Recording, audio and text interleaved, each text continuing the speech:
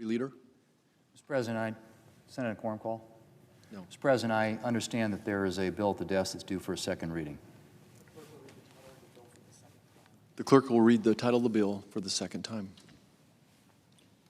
S3168, a bill to appropriate funds for pay and allowances of federal employees and so forth and for other purposes. Mr. President, in order to place the bill on the calendar under the provisions of Rule 14, I would object to further proceeding. The objection is heard. The bill will be placed on the calendar. Mr. President, I'm glad to be able to say that 8 Democrats joined Republicans last night to take the first step to reopen the government.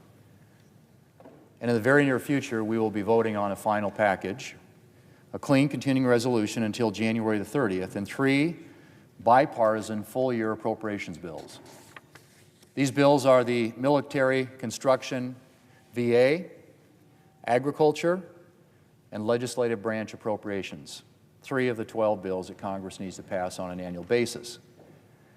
And what that means, Mr. President, is that year-long funding for SNAP, for WIC, for veterans, for essential farm programs, and for a number of other critical priorities will be met. Mr. President, I said that we will be voting on the final package in the very near future, and I'm hoping that will be hours and not days. We're on the 41st day of this shutdown. Nutrition benefits are in jeopardy. Air travel is an extremely precarious situation. Our staffs and many other government workers have been working for nearly 6 weeks without pay. I could spend an hour talking about all the problems we've seen, which have snowballed the longer this shutdown has gone on. But all of us, Democrat and Republican, who voted for last night's bill are well aware of the facts. And I'm grateful that the end is in sight. But I would encourage every member of this body, Democrat or Republican, pro-bill or anti-bill, not to stand in the way of our being able to deliver the coming relief quickly. The American people have suffered for long enough. Let's not pointlessly drag this bill out. Let's get it done, get it over to the House so that we can get this government open. Mr. President, as I have emphasized since being elected Majority Leader last November, I remain deeply committed to advancing full-year appropriations bills through regular order. And we've drafted this continuing resolution to extend to January 30th specifically to give us more time to get this bipartisan work done. I look forward to taking up additional appropriations bills on the floor in the near future. Mr. President, after 41 days, I'm grateful to be able to say that we are close to getting the government reopened. And again, I ask all of my colleagues on both sides of the aisle, of both parties, to make it possible for us to quickly pass this bill. Mr. President, I yield the floor. I suggest the absence of a quorum. The clerk will call the roll. Ms. Alsop-Brooks.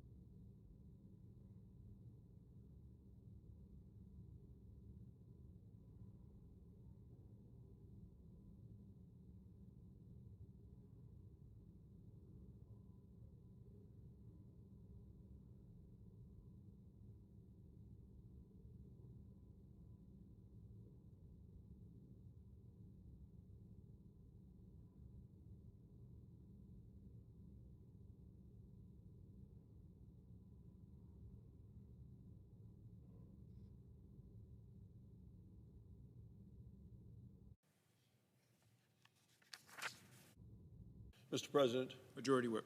Thank you, Mr. President. Mr. President, I ask unanimous consent that the quorum call be vitiated. Without objection.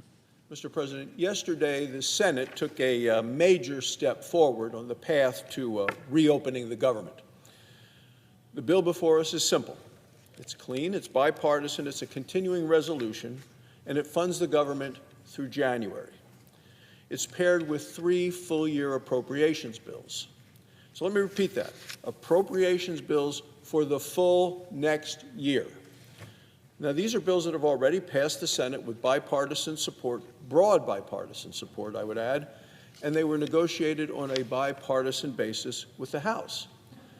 They're fully funded in terms of veterans care, and look, this is critical. Tomorrow is Veterans Day. Our veterans need to know that we stand behind them.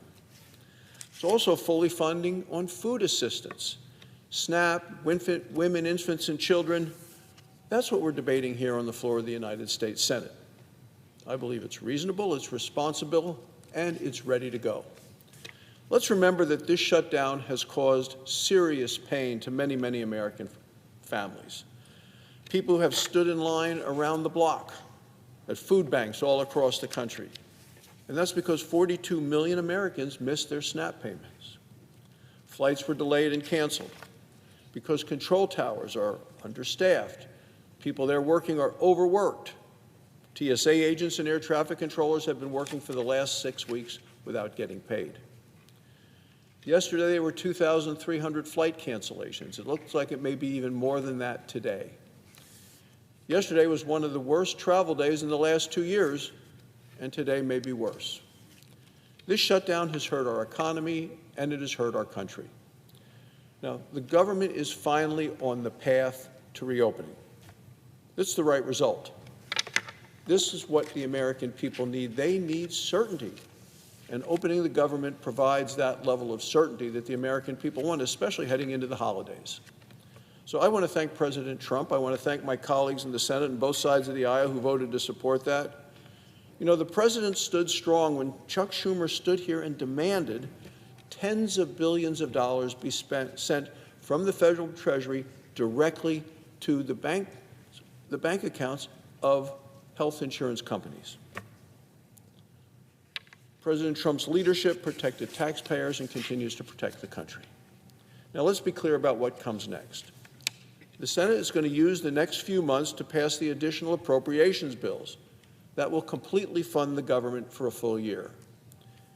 There is a pressing need to strengthen our economy, to secure our border, to invest in our military, to promote fiscal responsibility, and we have to do that after 4 years of high prices and an open border. That's what Republicans in this body and across the hall are fighting for. And let's be clear, Republicans are making the appropriations process work again. Last year, Senator Schumer refused to bring a single appropriations bill to the floor, even though the appropriations committees passed out bipartisan, many times unanimous appropriations bill, but yet the minority leader refused to bring them to the floor. It's no way to run the government. That's no way to run the Senate. It's not leadership. The debate ahead is also about the many failures of the Obama health care law known as Obamacare. This is a debate that Republicans welcome. Mr. President, health care in America is broken and is unaffordable, and it broke the day that they passed Obamacare. Costs have exploded. Obamacare premiums have gone up 221%. That's what happened since the law passed. And recall President Obama at the time said premiums for families would go down by $2,500. It was all wrong. Democrats have no answer for that other than more direct subsidies directly from the federal government, directly into the bank accounts of the insurance companies. Republicans believe Americans deserve high-quality, affordable health care. Americans haven't gotten that since the day Obamacare became law. It's time, Mr. President, to reopen the government because Americans have waited and suffered too long. Thank you, Mr. President. I yield the floor. Suggest the absence of a quorum. Clerk will call the roll. Ms. Also Brooks.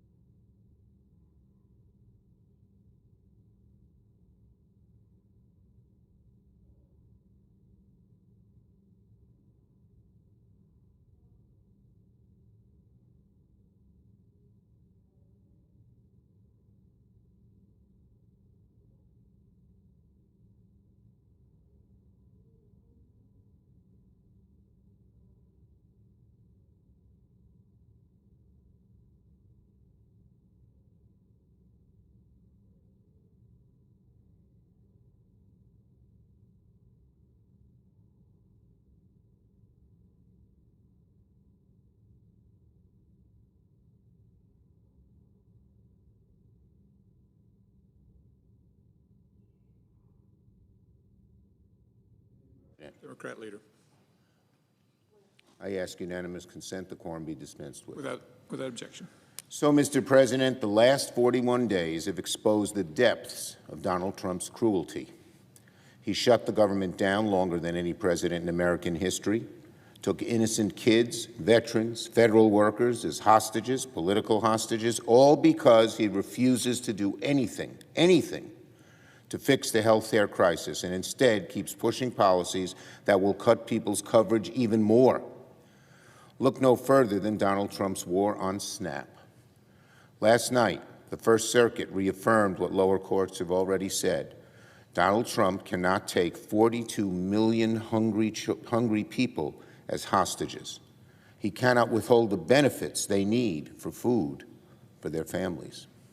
Even now, Donald Trump isn't satisfied. Today, even more cruel, he appealed to the Supreme Court yet again to try and get out of paying full SNAP benefits. The president's done a lot of cruel, nasty, mean things over the years. But going all the way up to the Supreme Court not once but twice to ensure kids go hungry is about as cruel a thing as he's ever done.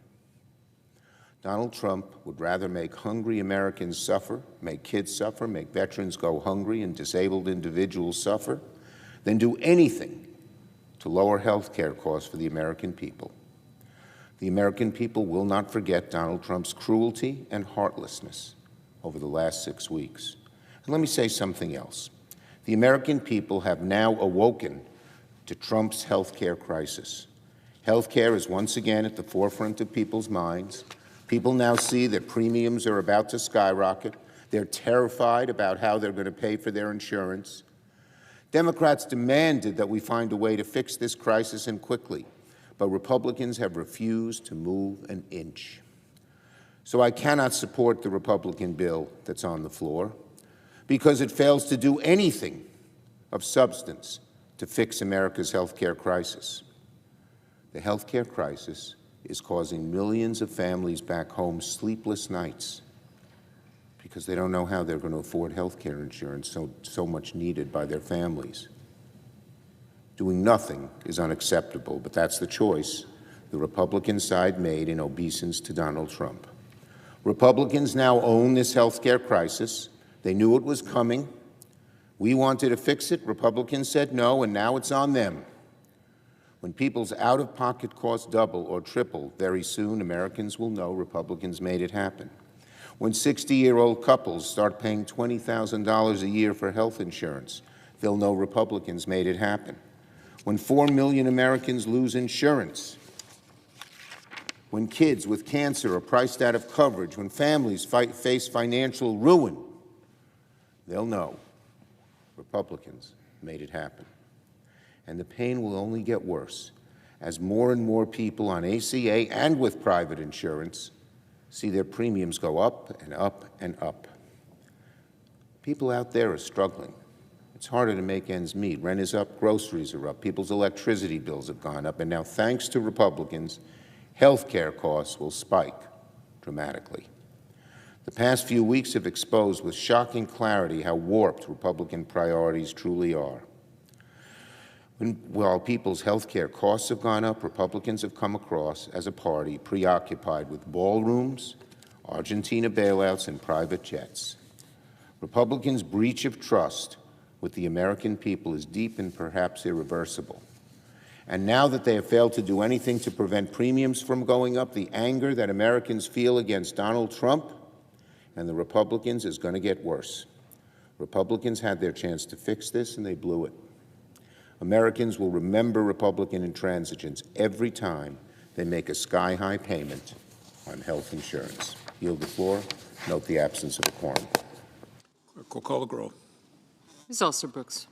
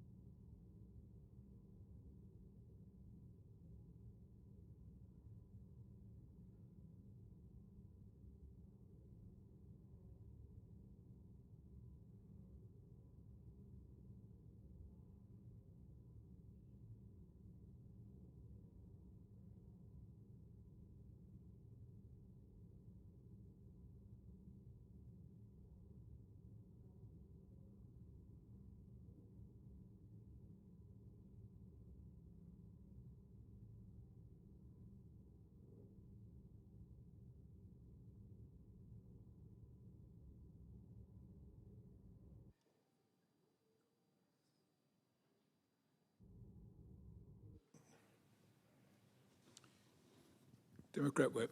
Are we in a quorum call? Yes. I ask unanimous consent the quorum call be suspended. Without objection. Mr. President, after a record government shutdown of 41 days and 14 roll calls failing to reopen it, the situation was clear.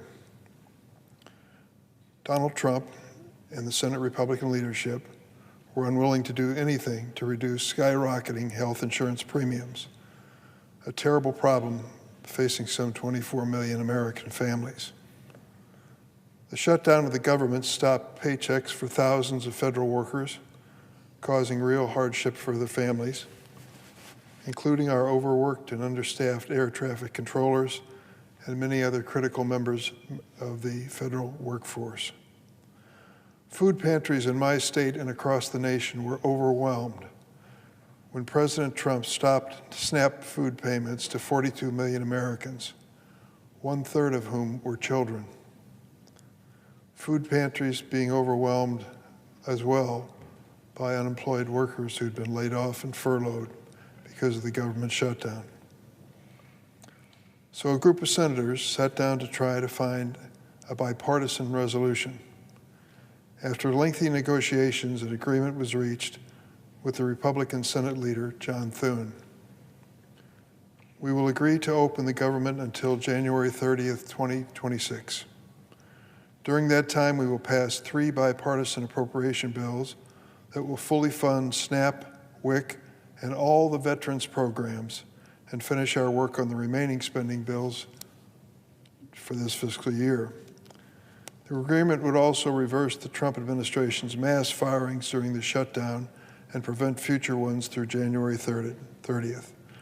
We credit Senator Kaine of Virginia for this provision. Leader Thune has also promised the Democrats an opportunity before mid-December to present a Democratic bill on the floor with proposals to change the law and protect American families from dramatic health care premium increases. It is my fervent hope that this ends up being a bipartisan effort. It would be such an achievement of the Senate to finally return to that status. I've served in the Senate for 29 years, and I've never seen that kind of offer from a Senate majority. During the historic roll call last night, I walked across the aisle and met with Senator John Thune, the Republican leader. I told him that I was counting on him to keep his word on this agreement. He assured me he would. The fate of this effort depends on both the Senate and the House of Representatives.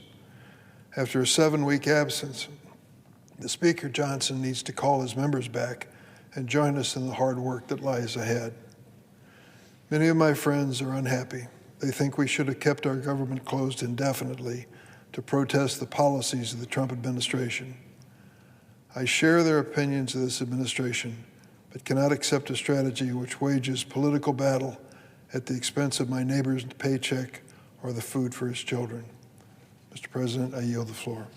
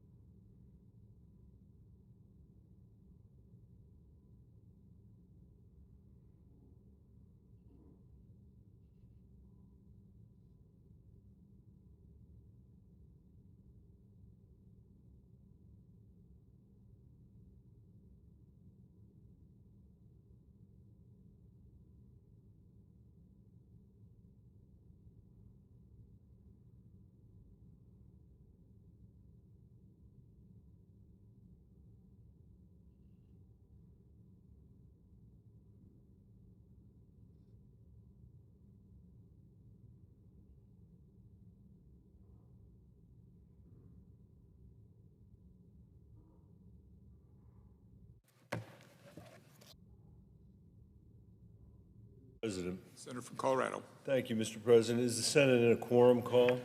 No. Thank you, Mr. President. I appreciate the opportunity to come to address my colleagues today in the Senate, Mr. President. During the course of this shutdown, what has now become the longest shutdown in American history, there are a lot of people around the country wondering about what has been at stake in this debate and in this argument. And I think with every day that has gone by, it has become clearer and clearer what is at stake. I have heard my Republican colleagues, including the leader of the Republican Party in the Senate, come to the floor to say over and over and over again that not a single Republican in this chamber, not a single Republican in the United States Congress voted for the Affordable Care Act when we passed it in 2010. And for them, that's a badge of honor. That's a badge of honor that they recall from the last extensive debate we had around here about health care. And I deeply regret the fact that they are so proud of not having voted for the Affordable Care Act. It's true, there was not a single Republican in the Congress that voted for that bill. And that bill was far from perfect, I'll admit that. Even at the time, I was leading the fight for a public option to be included as part of the Affordable Care Act, Mr. President, because I thought it would be a very important part of constraining costs for the American people in our healthcare system. I'll say more about that in a minute. In the end, it was not included. In the end, we couldn't overcome the objections of the special interests who wanted to not deny the American people that choice, but it was an important case to be made, and we made that case. But I voted in the end for the Affordable Care Act, even though the public option was left out of it, because it did some really important things for the healthcare system in America. And most of those had to do with making sure that the insurance companies couldn't throw you off your insurance just because you got sick, that cancer and other conditions could no longer be a pre-existing condition, that you could still get health care even if you had the misfortune, as I have had, of having cancer, that there would be no lifetime cap that would prevent you from being able to provide health care or mental health care for your children or for your family just because things had gotten expensive over a period of time. And these were really critical decisions that were made as part of that bill, in addition to the expansion of Medicaid across the country, to be able to ensure that more working people had the chance to be able to afford health care. Which brings to mind one of the really unusual, the unusual context in which we have health care debates in America, which is that we are the only rich country in the world. We are the only industrialized country among all industrialized countries where health care is not a right of citizenship for everyone who lives in that country. And notwithstanding the fact that we have less access to health care than any other industrialized country in the world, it costs twice as much in the United States. It costs twice as much for the federal government. It costs twice as much for our society. And most important, it costs twice as much for the people that we represent in our various states, including in the state of Colorado. People in Colorado, as we meet here, are struggling with the cost of housing, the cost of food, the cost of President Trump's uncertain and unpredictable tariff policy. But they are also continuing to struggle with the cost of health care because we are spending twice what any other industrialized country is spending to get a worse result. I know the President knows this, the President of the Senate knows this, because he's a doctor. And I've heard him talk about the condition of our healthcare system Today in the United States, our life expectancy is 6 years shorter than it is in any of those industrialized countries. What greater indictment could there be of this system? In the 1970s, we had the same life expectancy as the rest of these countries. In fact, we were in the middle. And in the years since, we have fallen farther and farther and farther behind as we have spent more and more and more money. Because the system we have is so shot through with benefits for special interests, among other things, and a complete lack of transparency, which is a fancy way for saying that literally nobody has any idea what anything costs in our healthcare system.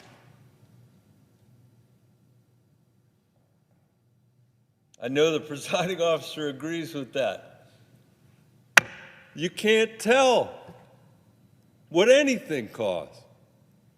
When you show up to fill a prescription,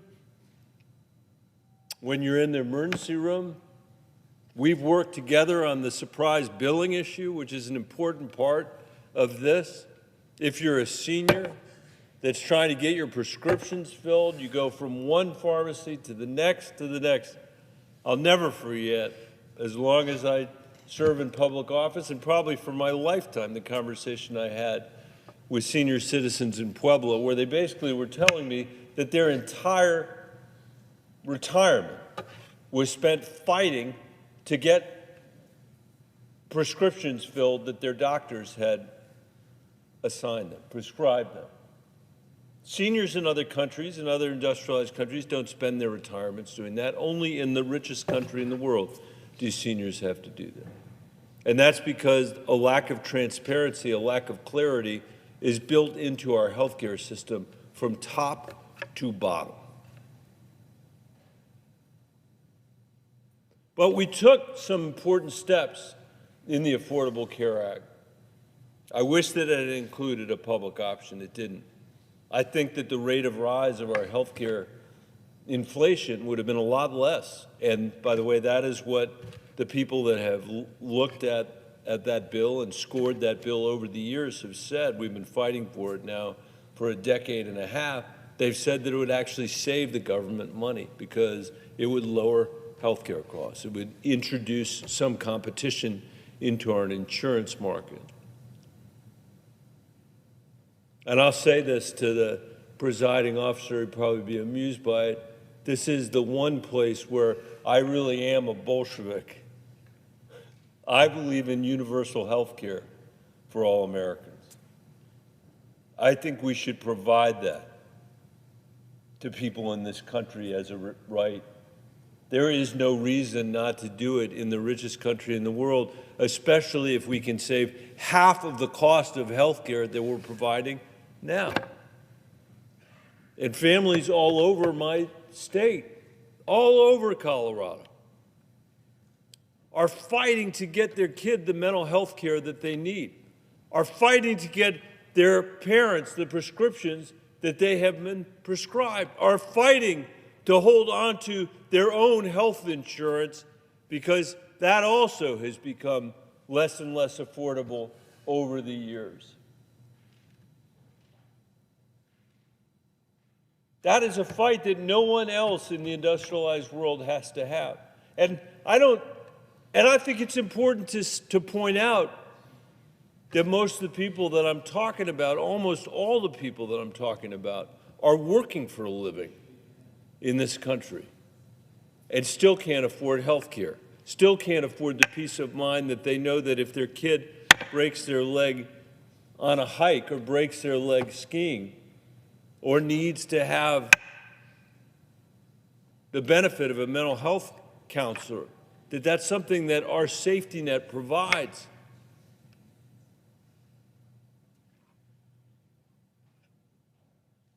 Because health care should be a right. It is a right. And whether you get it or not shouldn't be determined on how wealthy you are or where you live, Mr. President.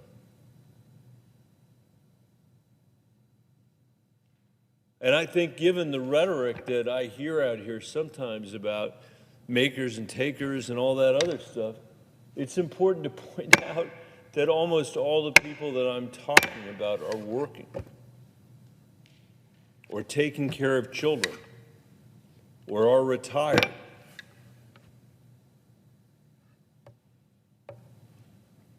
We should have a universal health care system in this country.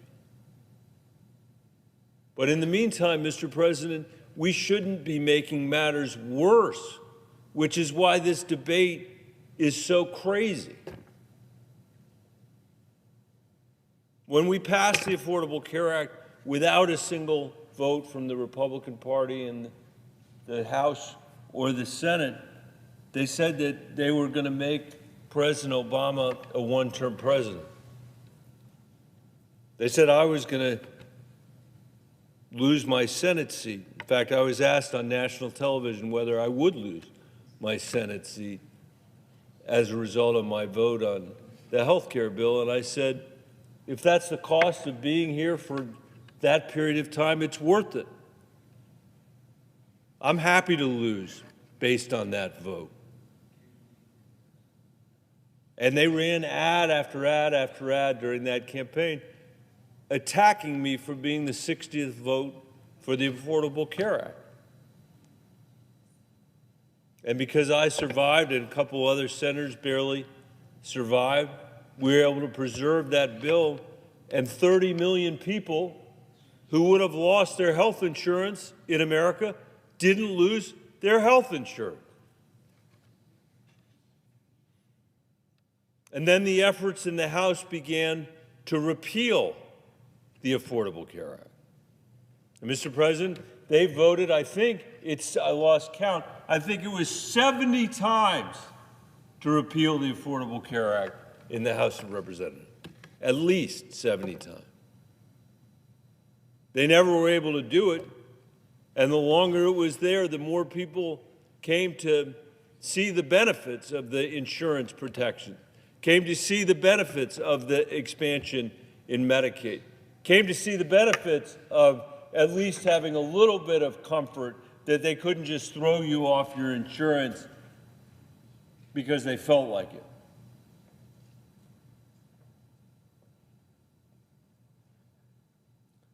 And now we have found ourselves in a debate related to the tax credits that so many Americans rely on to make the insurance just a little bit more affordable. I wouldn't say affordable. I'd say a little bit more affordable. I'd say barely affordable, but somewhat more affordable at a moment when grocery prices are what they are, at a moment when rent is what it is, at a moment when we're dealing with the incredible uncertainty that these tariffs are causing. It would seem the least we could do is not make matters worse. The least we could do is extend the benefit, the tax credit, so it's a little bit easier for people to buy insurance for themselves and for their families. But just like, Mr. President, with the passage of the Affordable Care Act, when not a single Republican supported it, just like when they voted 70 times in the House of Representatives, 70 times to repeal the Affordable Care Act, during this period, this episode, this shutdown, the longest in American history, the Republicans have voted 15 times to take away those benefits from the American people that they're relying on just to make insurance a little bit affordable. And we have taken the position that we shouldn't make matters worse. And, Mr. President, that's why I voted again against the budget that's been proposed by President Trump and the Republicans, because they refuse to extend the tax credits. They refuse to make things just a little bit better for the American people. I can't say I'm surprised by the position. Who could be surprised? After a vote on the Affordable Care Act where nobody joined it, all those years of voting to repeal it, running to make President Obama, they said, a one-term president. And now the vote, day after day after day, to not provide the American people the benefit of those tax credits. And before this debate closes, I just want to say again, Mr. President, that the current system is in dire need of help. The American people are hanging on to their fingertips when it comes to the cost and availability of health care. There is no rich country in the world that doesn't have a universal system of health care. There is no rich country in the world that doesn't routinely supply access to doctors and primary care, access to mental health care for families and for kids, prescription drugs that don't cost an arm and a leg. It is not a pain point for those people in the different phases of their lives, much less a pain point every single day, which it is for the people that I represent in Colorado.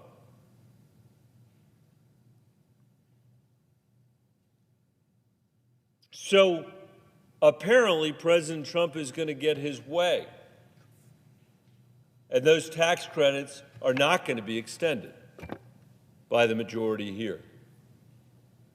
And the cost of health insurance in Colorado is going to increase by 200% for some people, 300% for some people, 400% for people that are living in rural areas in my state.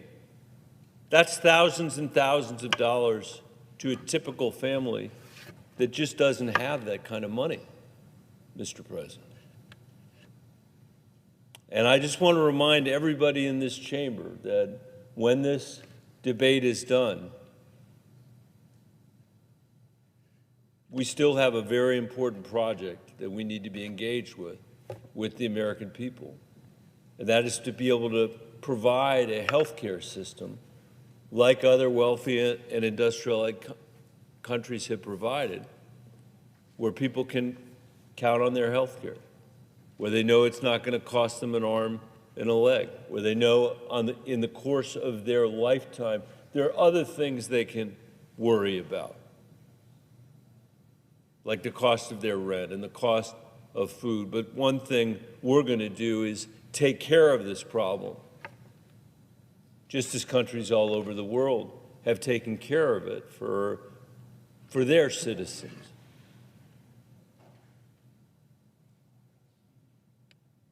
I wish I could say that the politics around health care have gotten better over the years that I've been here. They really haven't, Mr. President. But I think that the debate that we have had in this moment is going to serve to clarify who's fighting to try to make this system better for the American people and who's not.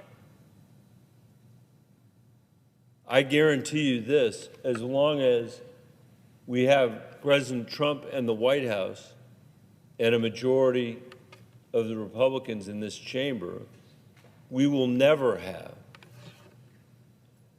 political leadership that's fighting for universal health care, that's fighting for a public option that can be available to every single family in America. By the way, that's my proposal. It relies on everybody in America to make the best choice for their family. It's not something that would be imposed from here. It'd be the chance for every family to say, you know what, I'll stay with the private insurance I have, or actually I'd rather be on a system that's run by Medicare, where I know I'm going to have access to mental health care and health care for my family in a predictable way. And I'll just close. I can see my colleague from Massachusetts. I'll close by saying my heart especially aches for young people across this country, the people the age of my own daughters. I had a young woman ask me the other day, a recent graduate of Western State in Gunnison, Colorado. She said, "I'm coming off my parents' insurance when after I'm 26. You'll remember we put that in the health care bill. Before that, there was no opportunity for people to stay on their parents' insurance. We did it. We said you get to stay until you're 26. But then she said to me, "Senator, what am I supposed to do? Take 2 or 3 jobs to pay for my health insurance when I have to come off my parents' insurance?" And I said, that is exactly the right question. That is a question that 26 and 27 and 28-year-olds are not having to ask in any other industrialized country in the world, only in the United States of America. Are we running a system where young people in their 20s have to decide between health insurance and their rent, or health insurance and food, or health insurance and the ability to put some money away to save for a house? And we should change that. I believe strongly that if we ever get to the point where we're expanding Medicare in this country, we should do it for the younger kids that are in their 20s first, because they've done absolutely nothing to design the system that they're inheriting. Mr. President, with that, I yield the floor.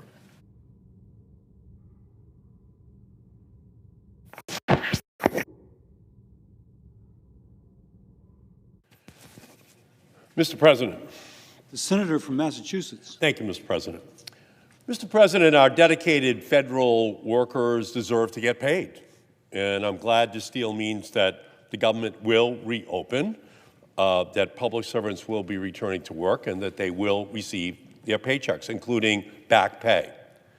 And I'm also pleased that this deal will prevent Donald Trump from further delaying SNAP benefits for hungry children, senior citizens, and families, using hungry people as political pawns, which is what Donald Trump has been doing, is disgusting.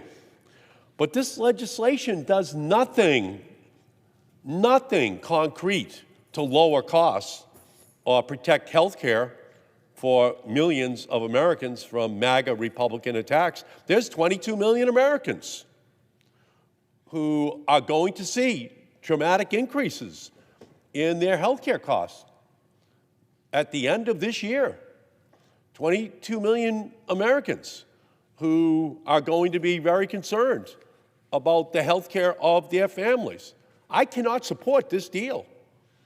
I cannot support a deal that does not say to those 22 million American families, including 337,000 of them in the state of Massachusetts, that we have not been able to reach an agreement here because Republicans refuse to come to the table to talk about their health care costs that are about to skyrocket, and for many of those 22 million families, skyrocket out of the ability of those families to even have health insurance. And this is on top of their housing bills, their grocery bills, their electricity bills, all of their day-to-day needs that are absolutely skyrocketing. And of course, if they can't already deal with all of those other bills, seeing those bills skyrocket thousands of dollars for their health care, or tens of thousands of dollars for their health care, because of the Republicans' decision to kill critical Affordable Care Act tax credits, are going to be devastating for those families. I have one constituent, Jeff from Natick, who right now, because of the health care tax credits, has a $30,000 bill for his stage 4 cancer drugs, lung cancer. If they expire, his bill is $300,000 a year. That's what we should be debating out here. And by the way, there are 22 million stories just like that that are about to hit American families. And this health insurance time bomb, coupled with deep cuts to Medicaid, will also be a brutal 1-2 punch which devastates community hospitals throughout the United States, leaving millions of Americans with reduced care or no care at all. So here's what we have right now. 22 million American families are starting to think about what's going to be on their table for Thanksgiving. Just coming up in 2-3 weeks. And for all of them, they're saying, we're losing the tax subsidies, the tax credits that help us to pay for our health care bills. 22 million Americans will have that as their primary conversation this Thanksgiving. The Republicans who serve in the House and Senate, they're not going to have that conversation because their health care coverage is going to continue. So what about those 22 million American families this Christmas, this Thanksgiving, who are losing their benefits? What are the Republicans saying to them? Because they're going to be scared. They're going to be angry that they will not be able to afford this holiday or any holiday in the future because their health care bills are just going to be going up by thousands, tens of thousands of dollars a year, which they don't have.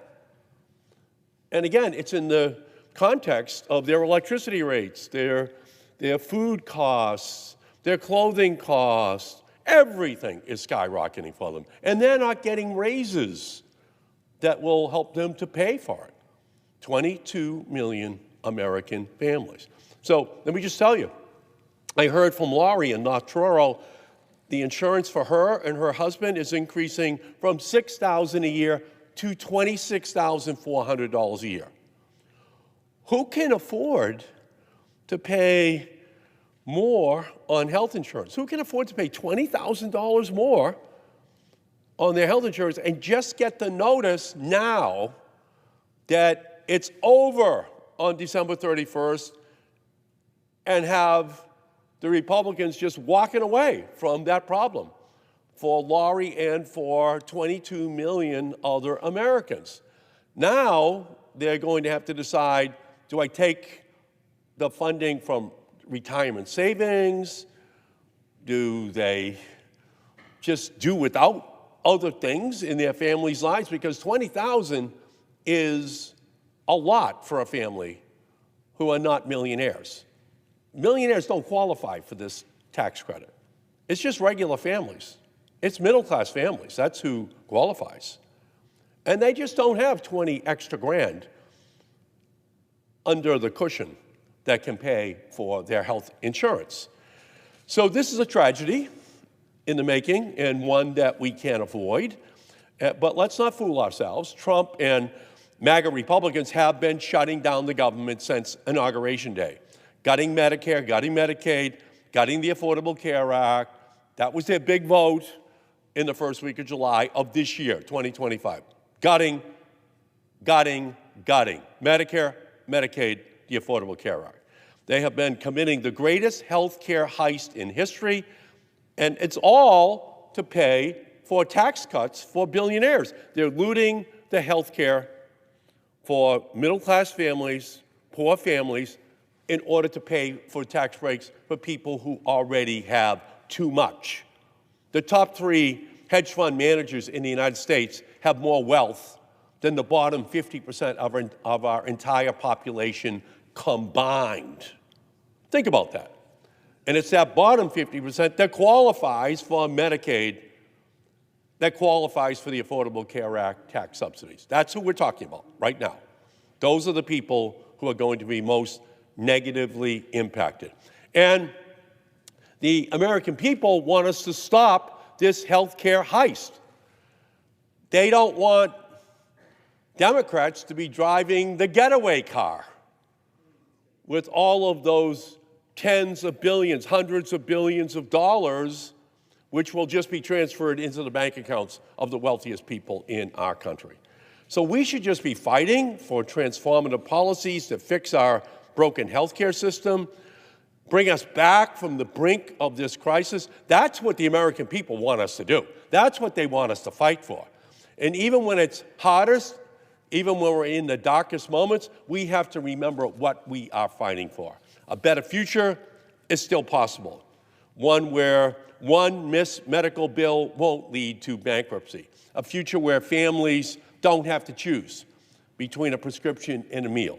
A future where malignant corporate greed in our healthcare system that shutters hospitals and endangers patients. A future where universal healthcare is taken for granted and not taken away. A future where families can afford their healthcare and their rent and their electricity bills and childcare and to save money for college or vacation or retirement. That is the future that we should be fighting for. But the American people did not see that from the United States Senate yesterday. So that's where we are right now. We're in the throes of a healthcare crisis. 22 million Americans this Thanksgiving will be at their tables, if they can even afford to celebrate Thanksgiving, looking at tens of thousands of additional dollars potentially on their health care bills. It's a catastrophe looming. The Republicans so far have refused to do anything about it. That's what we should be discussing. That's what we should be debating. How do we solve this problem? Instead, the Republicans are just punting this issue. They are absolutely ignoring the consequences for those 22 million American families. So I'll just say this. These families, they are scared.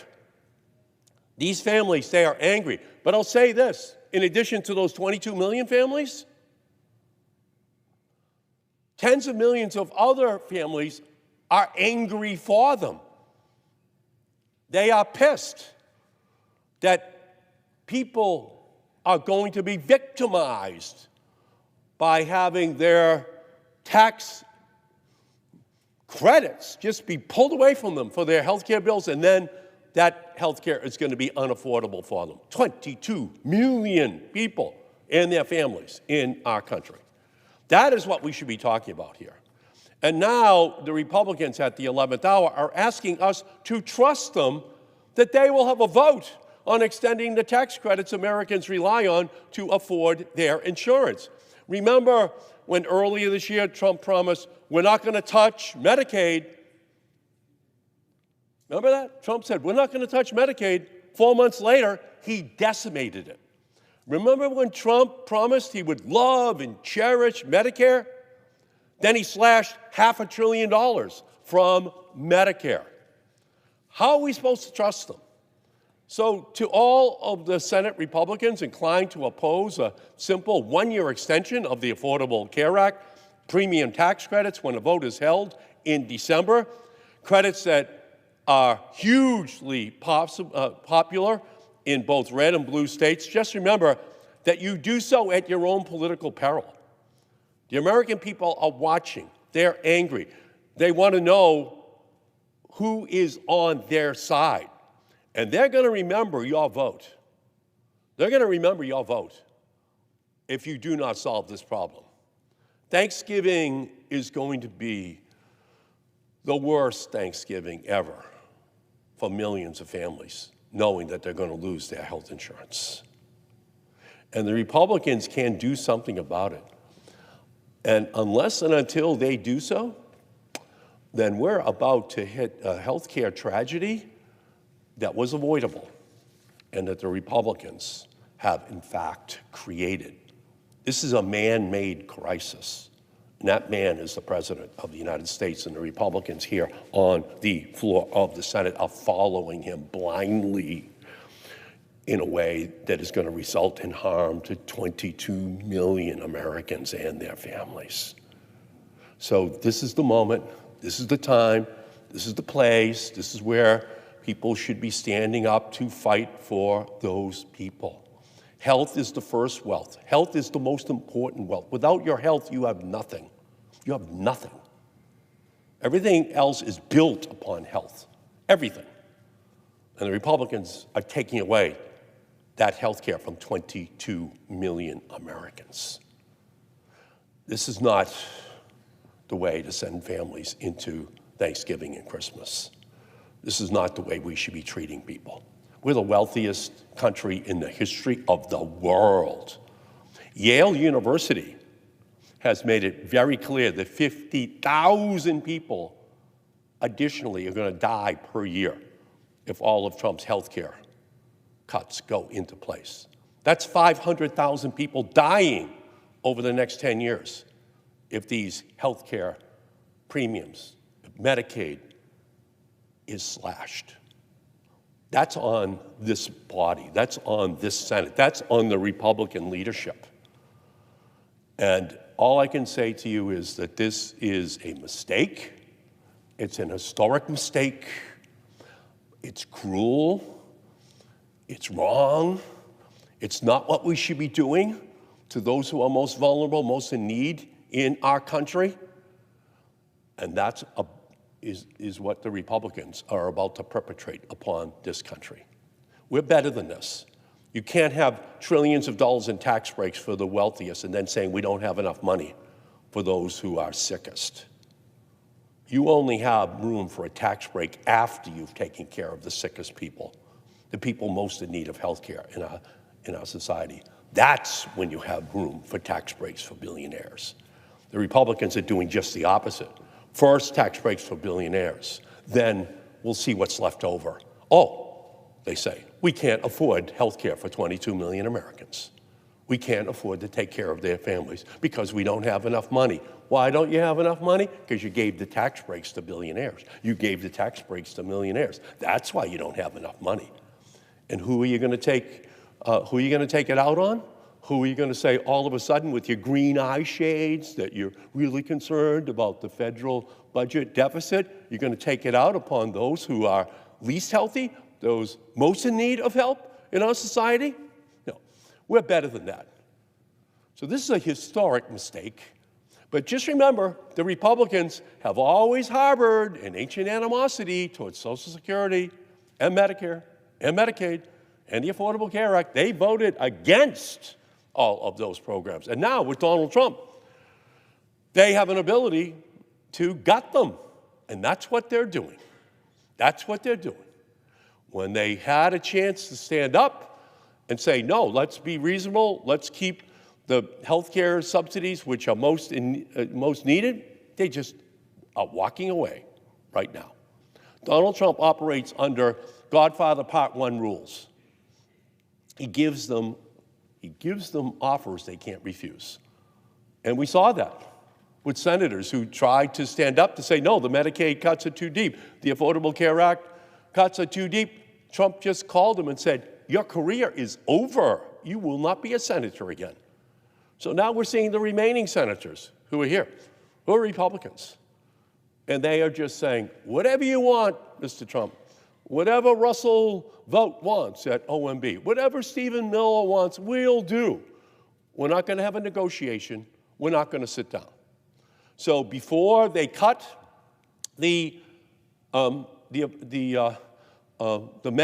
and the Medicare programs back in July, did they negotiate with us? No, they did not. They refused to negotiate with Democrats at all. That's who they are. They saw their one opportunity to slash it once and for all. So all I can say is that we're in an incredible moment. The Republican House members still are not back in Washington. They've been in a 6-week witness protection program. They refuse to come back to Washington. They refuse to sit down. They refuse to negotiate. So we're witnessing Robin Hood in reverse. We're seeing money taken from the poorest and given to the richest. That's what this is all about. And what they're taking from the poorest and the middle class are their health care. It's their protections. So from my perspective, this is a mistake. It's a historic mistake. And it is a mistake that will come back to haunt the Republican Party at the ballot box next year. With that, Mr. President, I yield back.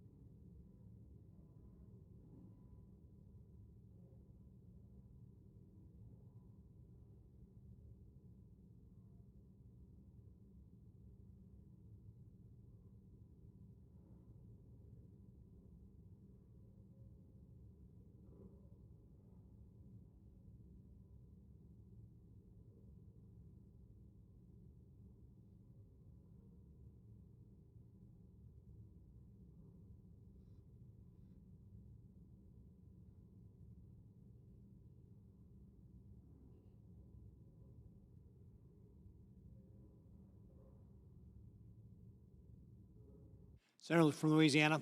Mr. President, I've been coming to the floor to speak about how can we go forward in a way which actually lowers lowers the cost of having health insurance for those who are on the exchanges and begin to build to a future where we lower the cost of health insurance and health care for everybody, whether you're on an Obamacare exchange or an employer-sponsored insurance or you name it.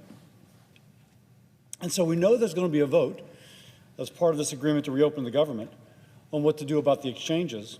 So we need to be thinking and talking about the solutions that are out there that benefit the American people. And of course, what the issue is underlying, people cannot afford their health insurance. They cannot afford their health care. Those are two different things, by the way. The cost of health care is what dictates, theoretically at least, the price of health insurance. If you lower the cost of health care, then you would lower the price of health insurance. I saw this as a physician practicing in a hospital for the uninsured for 20 years. I should say the uninsured and the poorly insured. There have been middle-income people who could not afford their insurance and or could not afford their health care. So how do we get out of it? Well, first, it's complicated. We've got to be creative, and we got to abandon set positions. Sometimes we're in this chamber, and all we do is stick to our guns, and if the other party suggests something, we automatically reject it. We've got to move beyond that, not as, oh my gosh, the other side proposes, I reject, but rather, wait a second, let's listen. Is there a solution here that can benefit the American people? Now, Obamacare tried to make, and has tried to make, health care affordable, health insurance affordable, by just throwing billions at it. And the problem with that doesn't make health care affordable.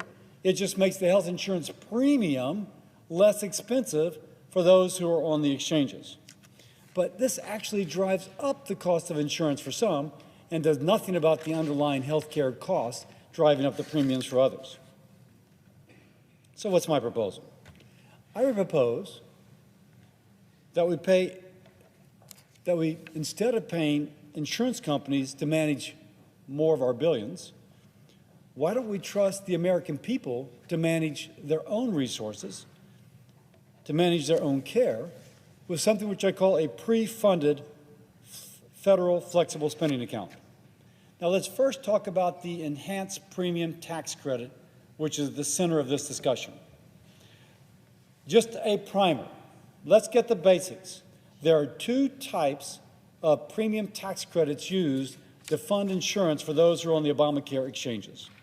One is the baseline tax credit in the original Obamacare law, which helps pay for the premiums for those who earn less than 400% of the federal poverty level. But that didn't control cost, and so during the COVID epidemic, the Biden administration put in something called the enhanced premium tax credit.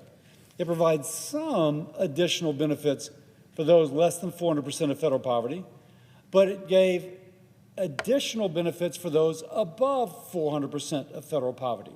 If you will, acknowledging that Obamacare had not controlled health care costs, and premiums on the exchanges for those above 400% have become unaffordable. So, let's be clear. The discussion we're having now is not about the baseline premium tax credits. It is about the enhanced premium tax credits, which started under the Biden administration. So it begs the question, why were enhanced premium tax credits necessary? Well, as we said, the cost of health care has continued to rise. And you can argue that if you're going to an insurance company and you're saying, we're going to give you more money if health care costs more, that they do not have the incentive to help control those health care costs. Now, I am not here to bash insurance companies. They are essential to our society. So just put that out there. But if you have the choice of giving the money to the patient for her to manage it or giving it to the insurance company, I think we should give it to the patient. So,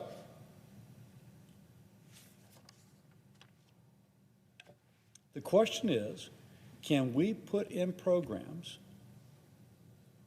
that lower the cost of health care? How long will they take effect? And what do we do in the interim? Well, it's too soon this coming year to put in programs to lower the cost of health care.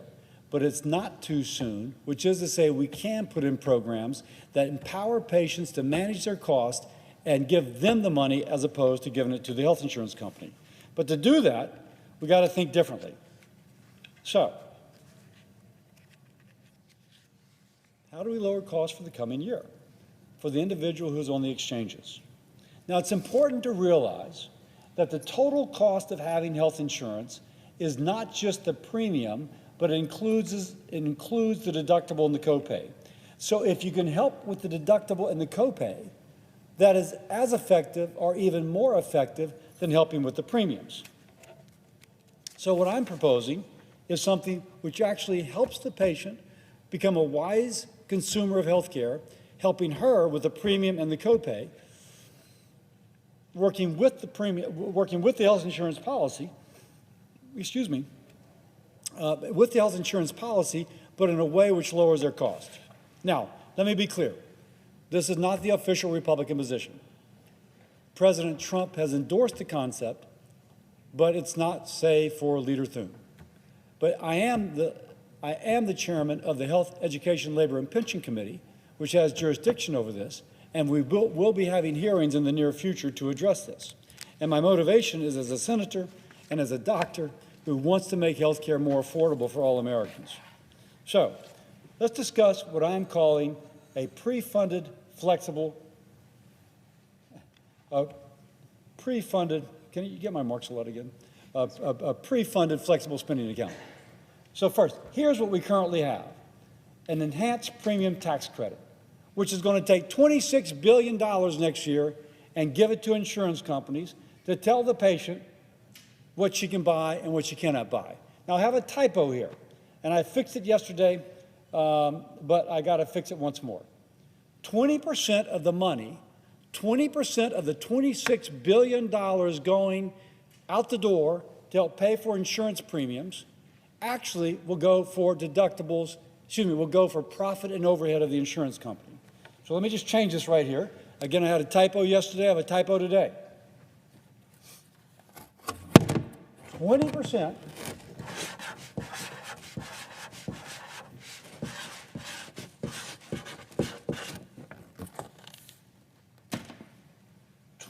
of the money we're giving to the insurance companies under the enhanced premium tax credits goes for profit and it goes for administrative overhead.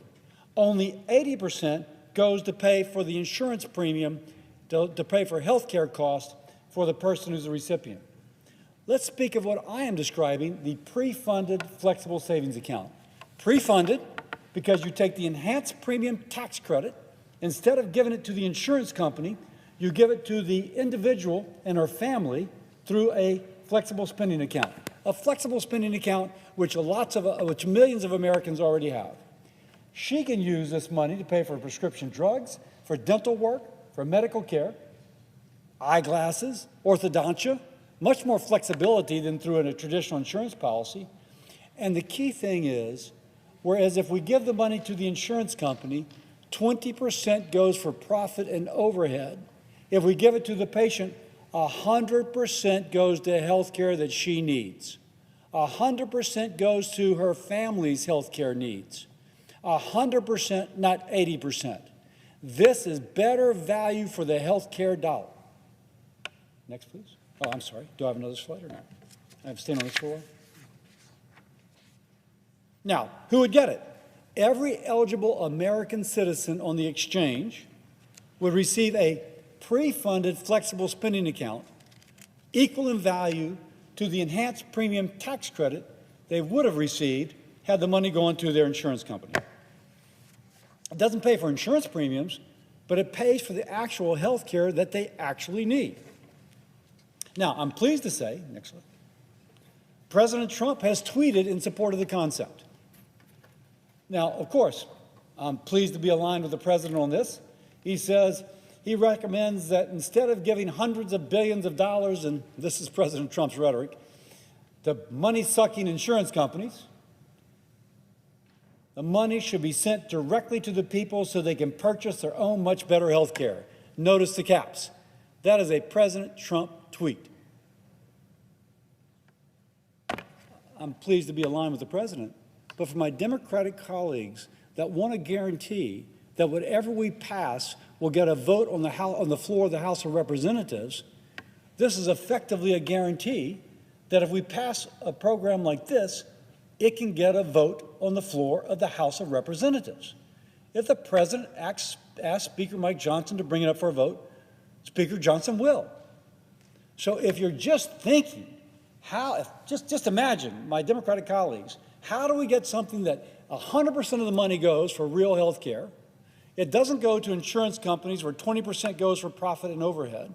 It's a system already used by millions of Americans. And may I say, it all but guarantees to get a vote on the floor of the House of Representatives. This tweet gives them that assurance. Now, some immediately began to criticize the president, assuming that he was going to take all the money going for health insurance premiums and put it in one of these flexible spending accounts. That's not true. Go back to what I said earlier. We only are talking about the enhanced premium tax credits, which would pre-fund this flexible spending account. We are not talking about the baseline premium tax credits that are part of the original Obamacare article. By the way, Republicans want people to have coverage. This doctor who used to take care of the uninsured wants people to have coverage. Now, the more I've discussed this, and this is the fourth or fifth time I've given this talk, I'm pleased to say that some of my Democratic colleagues are saying, hey, we can talk about this. Not quite there yet, but I see the wisdom of it. I'm willing to move forward with it, and I thank them for that. I want everybody in the Senate to put aside their prejudice, which sometimes is that if one side proposes it, it must be wrong. And I'll say to my Democratic colleagues, what I am proposing with the pre-funded flexible spending account is actually more closely aligned with how the original authors of the Affordable Care Act wanted that legislation to be implemented. I find it ironic that some of my Democratic colleagues are rejecting something which is closer to the original bill. But I think they're rejecting it in part because of misunderstanding, lack of knowledge, and maybe for some because a Republican is proposing. Put that trench warfare mentality behind you. Think about it. Could this be better for the American people? Can this accomplish the goal of making the possession of health insurance and paying for my family's health care more affordable?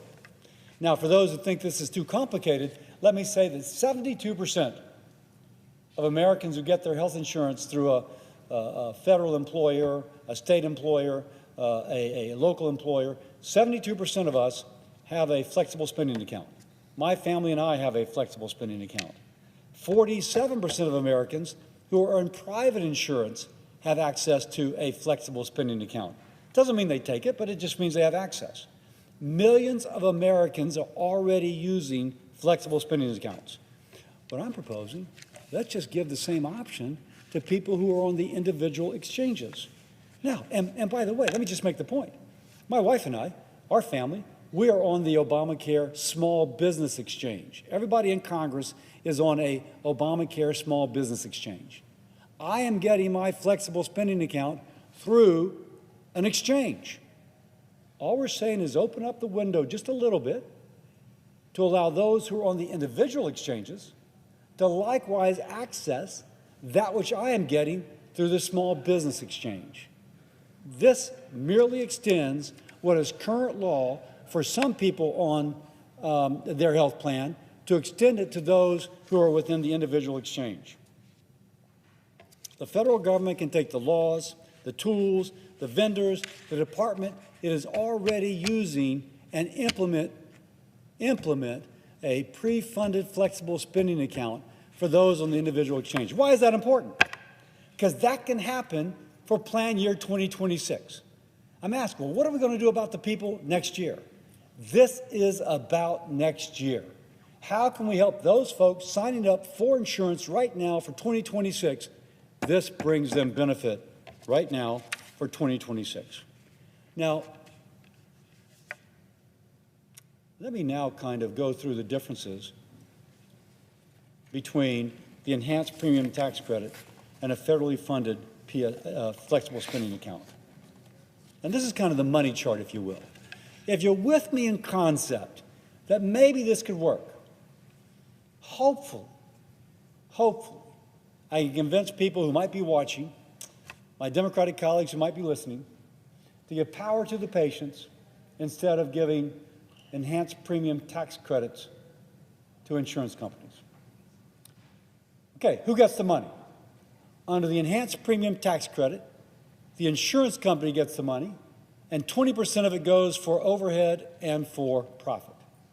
Under the pre-funded flexible spending account, a patient and the family controls the money. What can it be used for? The enhanced premium tax credit, it can be used for insurance premiums. Under the pre-funded flexible spending account, it can be used for real care, if you will. Dental visits, physician visits, eyeglasses, prescriptions, orthodontia. It has more flexibility than the traditional insurance policy has. Who makes the decision? Well, the golden rule. He who has the gold makes the rule. Under the enhanced premium tax credit going to insurance companies, the insurance company makes the decision. They decide what care you have, where you get it, and how much you are charged. When you have a pre-funded flexible spending account, the patient makes the difference. The patient makes the decision. She decides where the dollars go. I always use the feminine because women make 95% of healthcare decisions for themselves, their family, for their spouse, for their boyfriend. I always chuckle. Guys are the stupidest thing in the world when it comes to their healthcare. Maybe a couple other things. But the people that care about this are typically women, and so I speak to her. And does it lower cost? Under the enhanced premium tax credit, there's really minimal incentive for the insurance company to attempt to lower cost. So therefore, as costs go up, so do premiums. On the other hand, under a pre-funded flexible spending account, you empower patients to shop, which drives competition. One example, I was once stopped on the street by someone who had seen one of my talks, and she goes, "You talked about using cash or using my flexible spending account or using my health savings account to buy something." There was a MRI order for my son's shoulder. My deductible was $5,000. The MRI was going to cost $2,000.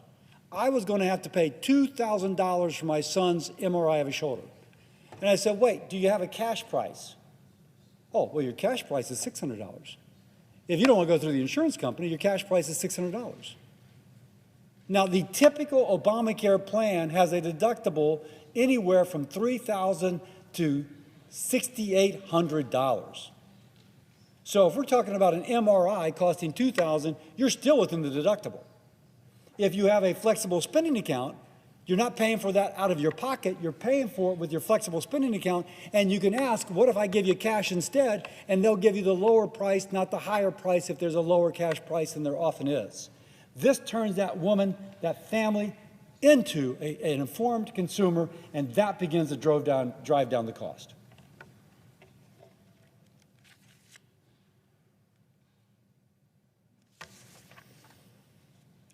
This is the essence of giving power to a patient.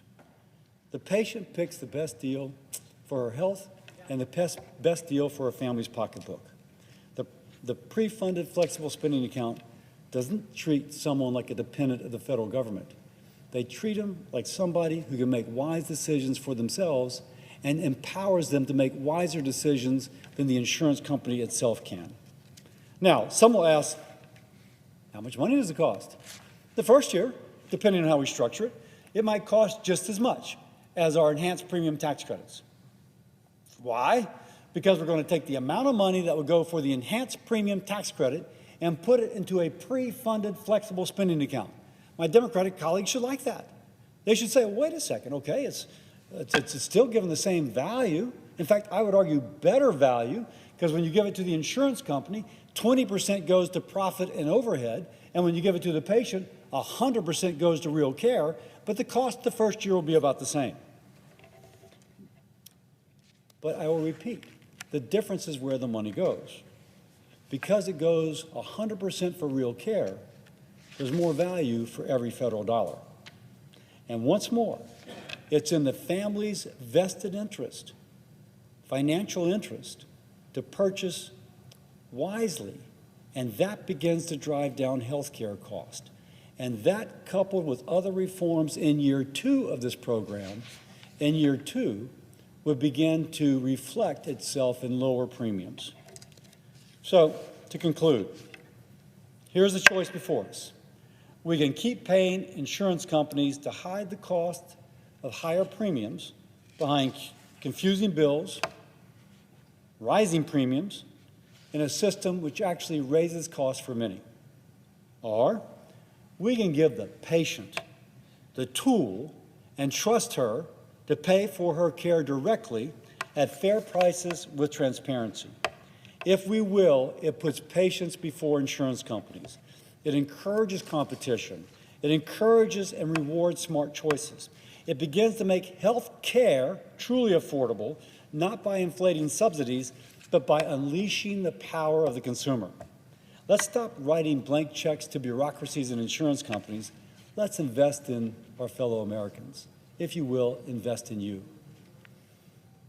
This is going to be a little risky. We're doing something different. We'll be saying, oh, I'm not just going to be a Democrat, I'm not just going to be a Republican, I'm actually going to try and come together to find a solution to benefit all Americans. Imagine that. Congress putting partisan politics behind us to come up with a creative solution that actually benefits Americans a little bit out of our comfort zone. It's what we should be doing every day. I call upon us to do that today.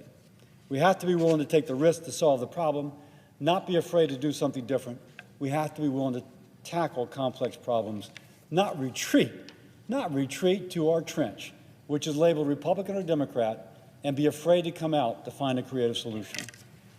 I'm a Republican, but more than that, I'm a doctor who for 20 years tried to care for those who could not afford their health care or their health insurance. I invite my 99 colleagues to join me trying to find affordable health care and affordable insurance for fellow Americans. Let's be creative. Let's do it. And let's not just reject a proposal because maybe my side or your side proposed it. Let's fix health care. Let's give patients the power. And with that, I yield.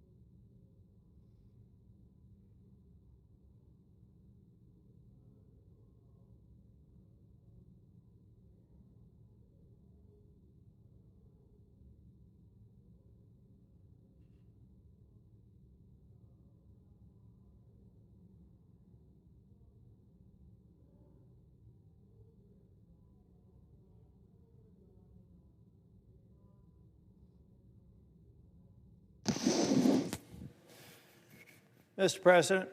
Senator from North Carolina. Thank you, Mr. President. Mr. President, I'll be brief. We're getting encouraging signs that maybe we may be making or having some votes tonight. I hope that that proves to be true and that the Senate does its part to get out of this shutdown. I was thinking, Mr. President, though, I've been telling a lot of the staff around here and everybody else, I apologize for us not getting our work done. I think a lot of people, excuse me, don't realize how many people around here haven't been paid for 41 days. You know who they are? Everybody you can see in this room. And every one of your staff members, everybody else that's been doing the hard work, showing up. I was thinking yesterday with all the cars in the driveway, those young people that are coming in to pick up their members and take them back to their apartments, condos, wherever they live here. Those kids are doing that on a weekend and not getting paid either. I also think that getting out of the shutdown and getting the tens of millions of people that are hanging in the lurch across the country is just a good thing.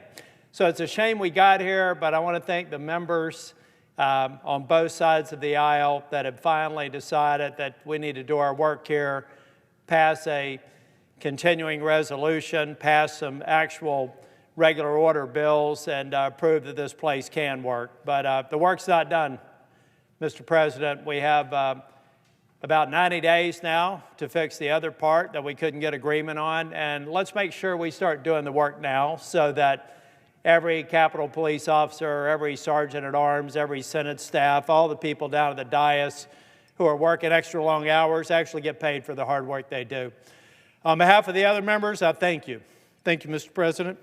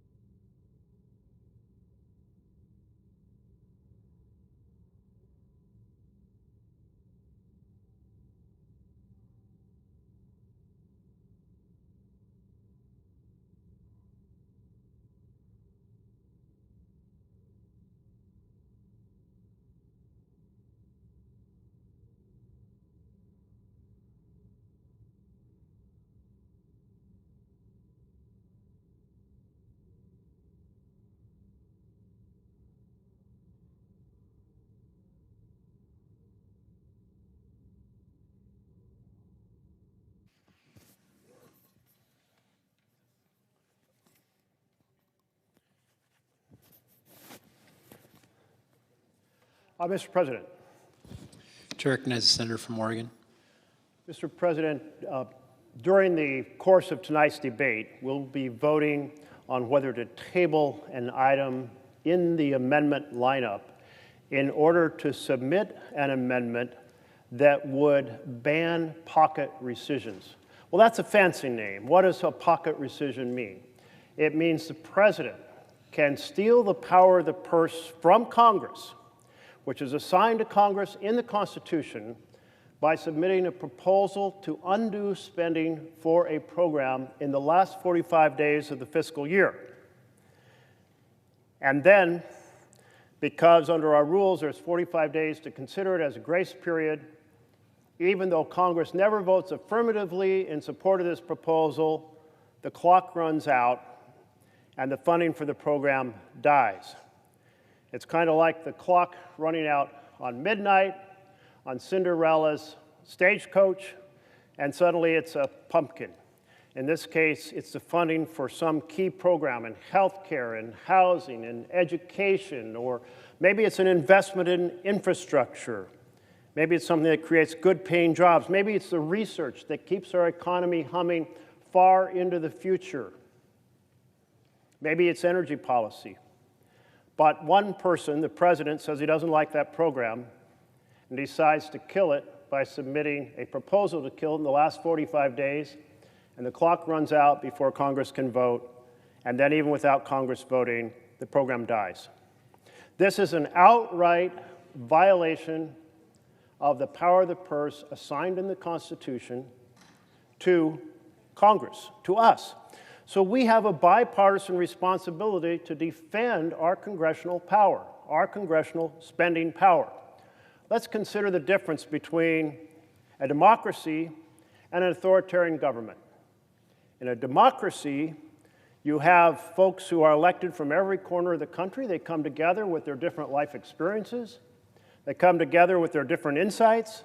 They come together understanding that the needs in one part of the country are different than another, and they create spending programs and spending levels appropriate to address the challenges in every corner of the nation. That's called a democracy. Well, what about an authoritarian government? What does that look like? That is one person, a chief executive, who issues fiats and kills programs, says things like, I'm ending that grant program because it's not in alignment with my priorities. I'm killing that program because it's not in alignment with my priorities. That's an authoritarian government, and that's what a, quote, pocket rescission, unquote, is. An authoritarian killing programs when the Constitution gives that power to Congress, not the executive. So later I will ask all of us to stand up and defend our Constitution. I do hope that members on both sides of the aisle will actually proceed to give that defense to the vision of a democracy rather than granting authoritarian power to an authoritarian tyrant named Donald Trump. Thank you, Mr. President.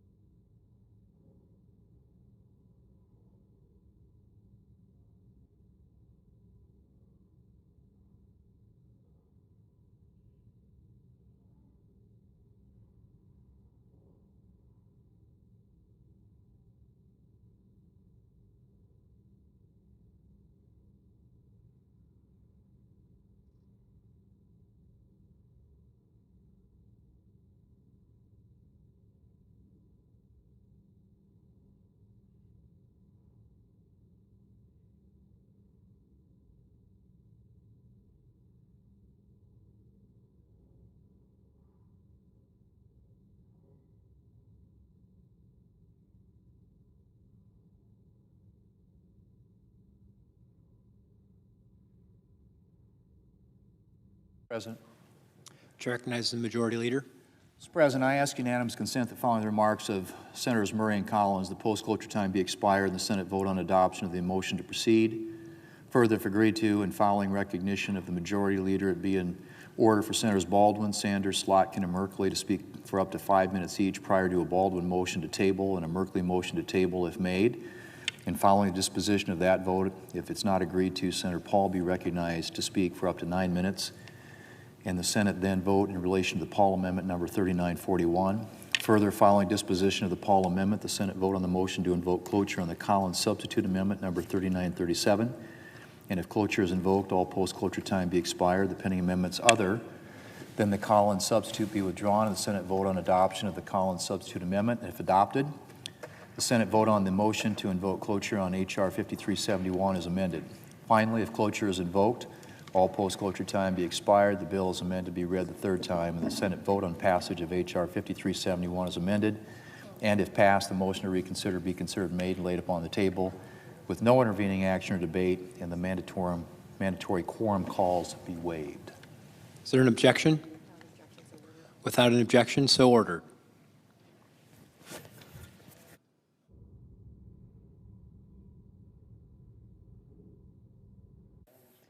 Mr. President. To recognize the Senator from Washington. Thank you, Mr. President. Mr. President, like so many people in this country, I am so outraged by the fact that Republicans have refused to lift a finger to save so many families from the skyrocketing health care premiums all year long. I voted no on last night's vote because I believe we do need to address health care costs before we move forward. There is simply no time left to kick the can down the road when it comes to saving the ACA tax credits. We are already 10 days into enrollment. Yet we have Republicans saying, why should we stop premiums from skyrocketing when we never really wanted lower premiums in the first place? We have Republicans talking about going back to the good old days of high-risk pools, which meant people with cancer could not get health insurance. We have Speaker Johnson bragging that Republicans strengthened health care by making the biggest cut to Medicaid in history. That's like saying you strengthened a ship by throwing the passengers overboard. And when Democrats offered a clean, one-year extension of the tax credit, which is truly the most straightforward and common sense thing we can do for people facing gigantic premiums hikes this year, Republicans said never, ever, ever, ever. They called it, quote, political terrorism. And to really put a fine point on it, they fired up the old bad ideas machine to try and find a new way to repeal the ACA.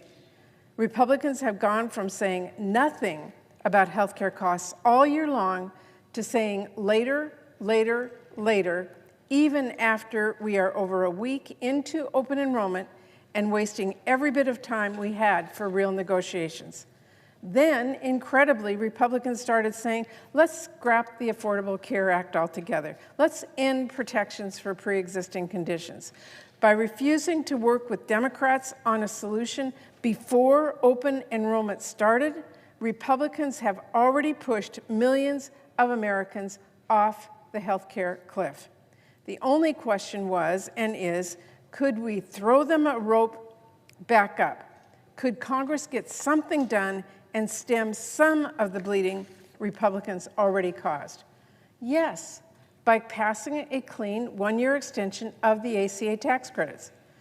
But right away, Republicans said they wouldn't even consider it. I believe that we should keep pressing on that fight, as time is of the essence and the clock has nearly run out. The reality is there is a point where it will be too late to make a meaningful difference on the health care premiums. And I don't believe there's some magical date set in stone, but Mr. President, that's coming up pretty fast. It's pretty much now or never, and Republicans are essentially saying never to stopping the worst of the mega health care hike. Now, here's the important thing. This fight is not over. Far from it, because I and many of us have no intention of letting Republicans off the hook.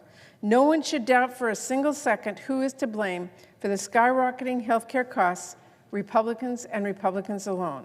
When families across America are paying the price that they will see for Republican inaction every month, I'll make sure every single one of them remembers the same Republicans who did everything in their power to make tax breaks for billionaires permanent, refused to even negotiate 1 year of health care tax credits for working families at a tiny fraction of the cost. Unfortunately, here we are, and it seems clear Republicans are feeling no urgency to act on health care before it's too late, even a quick, simple extension to help families. But, Mr. President, I want to be clear. While I cannot vote for this overall deal today, not when we still need to address health care, I do absolutely support the appropriation bills and CR that we will move forward, which do take meaningful steps to reject drastic cuts and extreme policies pushed by both Trump and House Republicans, and make sure that Congress, not Trump, is in charge of federal spending. It is important that Democrats were at the table on the CR and our first 3 funding bills, and used our spot at that table to fight for hardworking families in America. The difference is clear in the sharp contrast between the bills that were released yesterday and the bills written by the House Republicans and the budget put forward by President Trump. In our bills, Democrats were able to secure real wins for folks back home and fight off painless, senseless cuts and extreme policy. On the CR, we made sure to protect federal workers, both by ensuring that they receive back pay they are owed, something that has been debated extensively, and by reversing the punitive rifts done by this administration during the administration and blocking them from doing more this year. In the agricultural appropriations bill, while Trump and House Republicans fought to make steep cuts to WIC that would have seriously cut benefits for millions of women and kids, we successfully fought together to keep WIC fully funded. This bill ensures that 7 million moms and babies will get the full nutrition benefits they rely on. We also sustained key investments in our rural communities. Because we rejected a Trump funding takeover, we protected housing support in rural communities and vital agricultural research happening across the country, including in my home state of Washington at WSU. We stopped Trump from blowing a truly massive hole in FDA's budget, which would have slowed drug approvals and seriously endangered our food supply. None of this is inconsequential. All of this matters. And I want to thank Chair Hoeven and Ranking Member Shaheen for all of their good work on that vital bill for our communities. In the military construction and Veterans Affairs bills, we were able to secure funding to make sure we're taking care of our veterans and our service members, and ensure that this administration keeps its promises to our veterans by ensuring staffing of critical services such as the crisis hotline centers. I want to thank Chair Bozeman and Ranking Member Ossoff for all their good work on this critical bill for our veterans and service members. And lastly, on the legislative branch bill, which is the smallest bill, it covers the important needs of this institution, from protecting GAO and CBO, the architect of the Capitol, our Capitol Police and other agencies that actually make this place work, to make sure our offices have what they need to take care of our constituents and keep our campus safe. We should all appreciate the hard work that went into completing that bill, and I want to thank Chair Mullen and Ranking Member Heinrich for all their work on that important bill and the critical matters within it to every senator in this chamber. Now, obviously, those are not the bills I would have written on my own. I have concerns we were not able to address in these bills, and Republicans were not open to some of them. But I still want to do more, Mr. President, when it comes to delivering critical investments for our communities and our country. And I will, as always, keep pushing my colleagues every day. But we did secure real wins for folks back home when Democrats and Republicans were able to sit down at the table together on funding. And they are immeasurably better than Trump and vote holding the pen, which is what the slush fund CR that we have been operating on this year has allowed. I'm proud of what we have been able to negotiate to protect key programs families and communities rely on, and protect our authority as lawmakers who are here to be a voice for our constituents. I want to emphasize that I really appreciate the work of my counterpart, the senior senator from Maine, Susan Collins, who's done incredible work on all these bills. I want to thank our subcommittee chairs and ranking members and all of our staff who worked hard to put these bills together. And I want to make clear, I deeply appreciate the partnership of my colleagues on the Senate Appropriations Committee who've all worked in good faith during these very difficult times and these very difficult negotiations. No matter what, these bills need to get done. And our staff put in late nights, and our chairs and ranking members held countless conversations to compromise and work towards solutions. I hope to continue building on that progress and showing what it does look like when we come together and put families before politics. I look forward to getting our next minibus up on the floor to move multiple needed bills along that we have marked up in the committee and get those to conference. And I hope we can be on that package as soon as possible.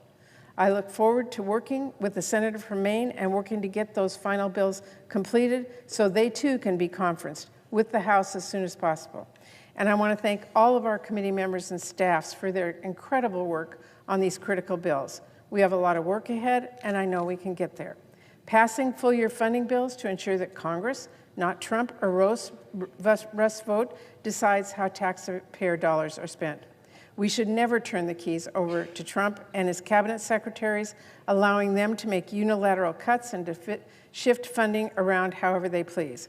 Every day, they prove in a new way how critical it is that Congress assert its authority and rein in their chaos, and I will continue to do that on the Appropriations Committee. But I also, Mr. President, need to continue fighting to stop the mega healthcare hike for as long as there is still time left on this clock to fix this. The reality is there is a point where it will be too late to make a meaningful difference. But until we reach that point of no return, we do have to fight tooth and nail to force Republicans to actually work with us on that issue. And because in this package, Republicans have yet to refuse to address the healthcare crisis families are facing right now, a crisis that gets work and harder to fix every single day, I will be voting no. Thank you, Mr. President. I yield the floor.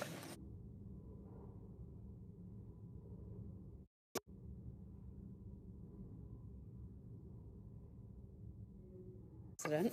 Chair recognizes the senator from Maine. Mr. President, this is the 41st day of an entirely unnecessary government shutdown, a shutdown that never should have occurred, a shutdown that has caused tremendous harm to the American people, to our national security, to our entire country, a shutdown that has resulted in federal employees being furloughed, laid off, or forced to work without compensation, a shutdown that is causing enormous uncertainty and stress for families that rely upon the SNAP program for the nutrition that they need, a shutdown that is causing families to wonder, are they going to be able to fly to see the grandparents on Thanksgiving, a shutdown that never should have occurred. Mr. President, we finally have the ability tonight to end this shutdown. We have put forth the Appropriations Committee working in a bipartisan way with members on both sides of the aisle and in both chambers, a package of bills that includes a continuing resolution that will reopen government immediately once it is passed by this Senate, the House, and signed into law by the President. It is legislation that, due to incredibly good work by Senators Jeanne Shaheen, Tim Kaine, Katie Britt, the White House, and many of us, will ensure that those federal employees who have been furloughed or laid off or forced to work without pay will receive their back pay, will be recalled to their jobs if they were laid off as a result of this shutdown. That will make a huge difference to these federal employees who have worked so hard to serve the people of our nation.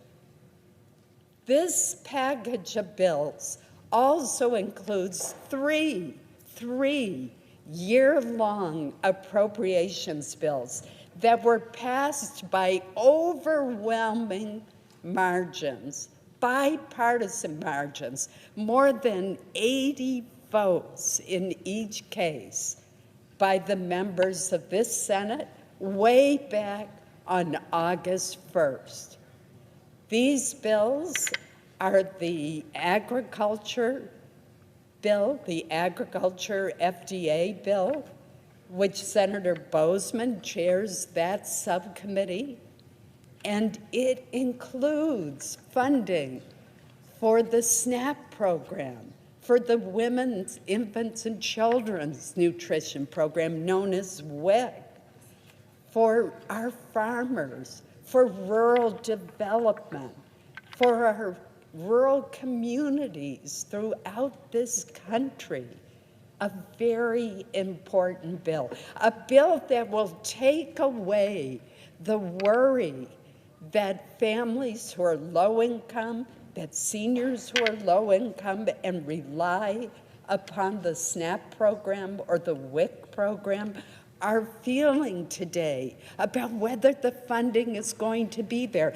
That concern goes away with the passage of this full year appropriations bill that extends until the end of September of next year.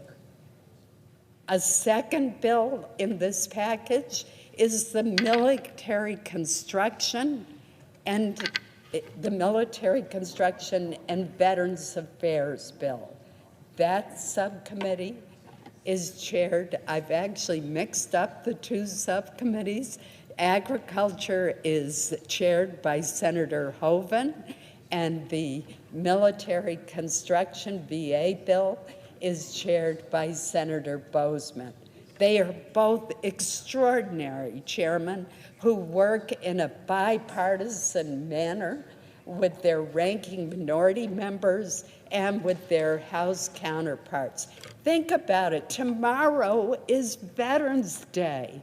Wouldn't it be wonderful if tonight the Senate passes the bill that provides year-long funding through the end of this fiscal year to September 30th of next year for our VA? What a way to tell our veterans how much we value their sacrifice and their service, a debt to them that we can never fully repay.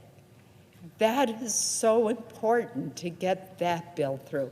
And military construction projects, what a difference that makes to our troops all over the world. There are two that matter a great deal to me in the state of Maine. One that will help the Portsmouth Naval Shipyard, which I worked with my fellow senator from Maine and our two senators from New Hampshire, and one that will benefit the Air National Guard base in Bangor, Maine, where I live. I am so proud of that base. It does more refuelings than any base on the East Coast during wartime, and it is extraordinarily skillful and filled with patriots. They will be taken care of, Mr. President. And the third bill is the legislative branch bill. That bill answers concerns that a lot of our members have about security in this increasingly polarized and difficult environment in which we live. But that's not all, Mr. President. And I want to correct any misimpression that has been given by some who have spoken today on the other side of the aisle. The Senate Majority Leader has given a public commitment that he will bring to the Senate floor bills that extend the Affordable Care Act, which unfortunately has turned out to be anything but affordable, but it will extend the premium tax credits that allow our lower income and middle income families to afford their much needed health insurance. In many cases, these are individuals who are self-employed, so they do not get health insurance through the workplace, or they're the employees of small businesses that are unable to provide health insurance, particularly in this time when we're seeing skyrocketing premiums. So as I've said from the beginning, I support an extension of the ACA tax credits, but they need reform. It is wrong that wealthy families qualify for taxpayers subsidized tax credits for their health insurance when they can afford their own health insurance. That was a change in Obamacare that was made during COVID. We should take a look at what the original income cap was under the Affordable Care Act. It was 400% of the poverty level. Now, we can decide what it should be, but surely we ought to be able to agree in a bipartisan way that there should be some cap on income so that very wealthy individuals are not able to receive taxpayer-funded tax credits. Let's limit that to those who are in middle income and lower income families. So there are other great ideas that have been raised by our colleagues on how we can reform the ACA to make health insurance more affordable. And I know that the chairs of both the Health Committee, Senator Cassidy, who is a medical doctor, as well as Chairman Mike Crapo from the Finance Committee, have promised to have hearings to take a hard look at this, and we have the commitment of the Majority Leader to bring these bills to the floor. So it's just not true that we're ignoring this issue. We do need to act by the end of the year, and that is exactly what the Majority Leader has promised. In addition, he has pledged to bring additional year-long appropriations bills to the Senate floor, and we will be doing that shortly, and that is the right thing to do.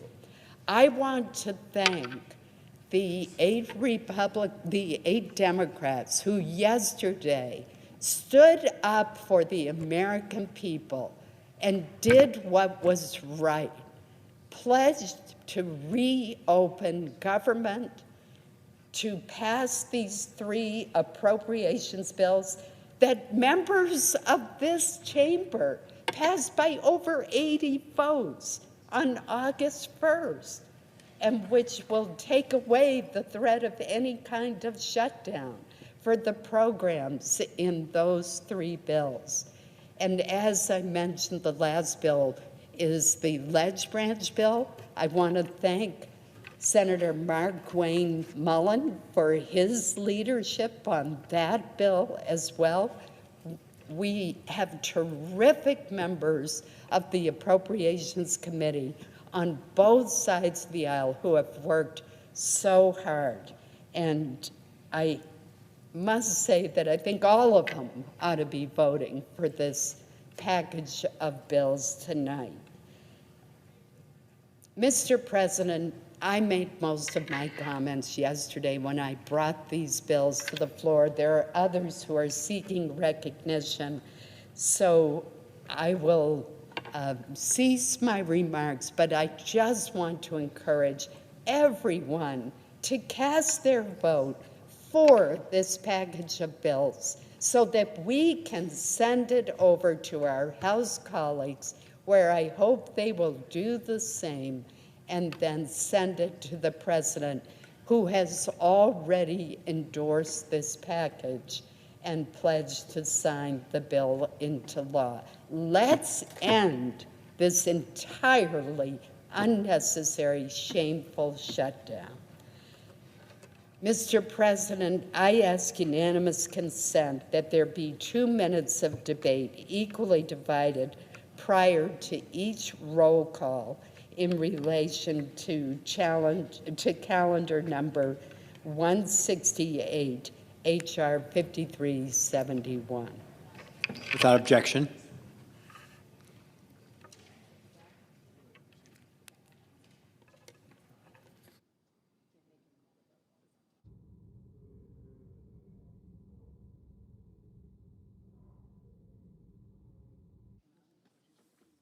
Under the previous order, all post-cloture time is expired. The question is on the motion.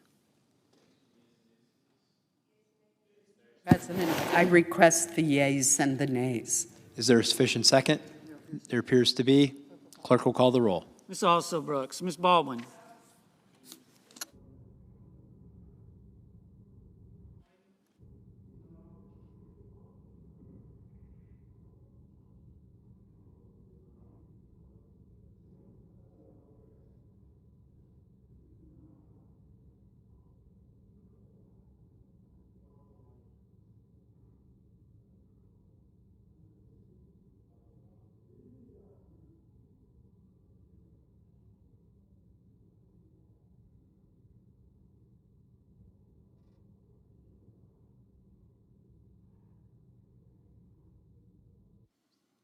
Mr. Banks, Mr. Barrasso, Mr. Bennett,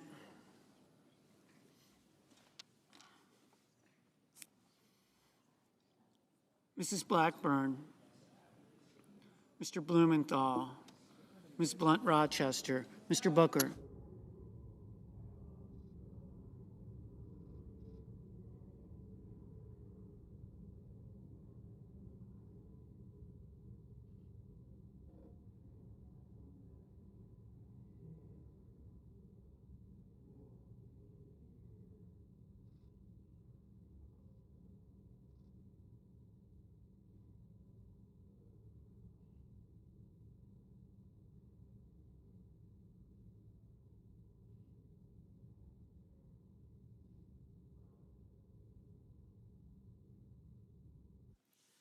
Mr. Booker, Mr. Bozeman, Mrs. Britt, Mr. Budd, Ms. Cantwell, Mrs. Capito, Mr. Cassidy, Ms. Collins, Mr. Coons, Mr. Cornyn, Ms. Cortez Masto, Mr. Cotton, Mr. Kramer, Mr. Crapo, Mr. Cruz, Mr. Curtis, Mr. Daines, Ms. Duckworth, Mr. Durbin, Ms. Ernst, Mr. Fetterman, Mrs. Fisher, Mr. Gallego, Mrs. Gillibrand, Mr. Graham, Mr. Grassley, Mr. Haggerty, Ms. Hassan, Mr. Hawley, Mr. Heinrich, Mr. Hickenlooper, Ms. Hirono, Mr. Hoven, Mr. Husted, Mrs. Hyde-Smith, Mr. Johnson, Mr. Justice, Mr. Kane, Mr. Kelly, Mr. Kennedy, Mr. Kim, Mr. King, Ms. Klobuchar,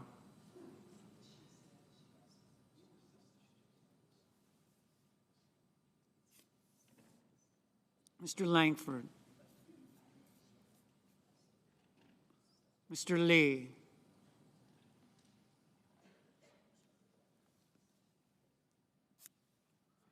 Mr. Lujan. Ms. Lummis.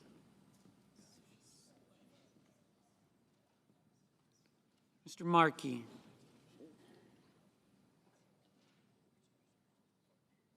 Mr. Marshall.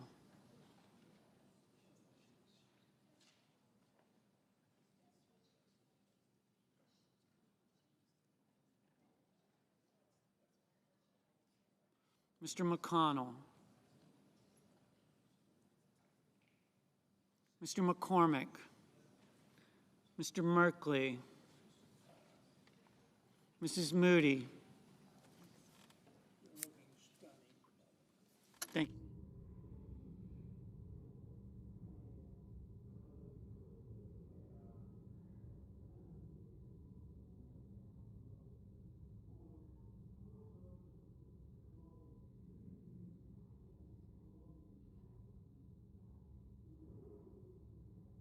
Mr. Moran, Mr. Moreno, Mr. Mullen, Ms. Murkowski,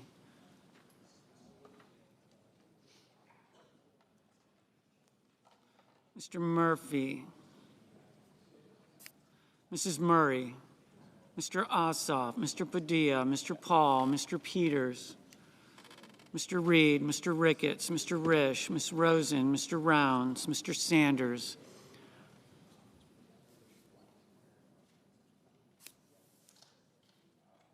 Mr. Schatz, Mr. Schiff, Mr. Schmidt, Mr. Schumer, Mr. Scott of Florida, Mr. Scott of South Carolina, Mrs. Shaheen,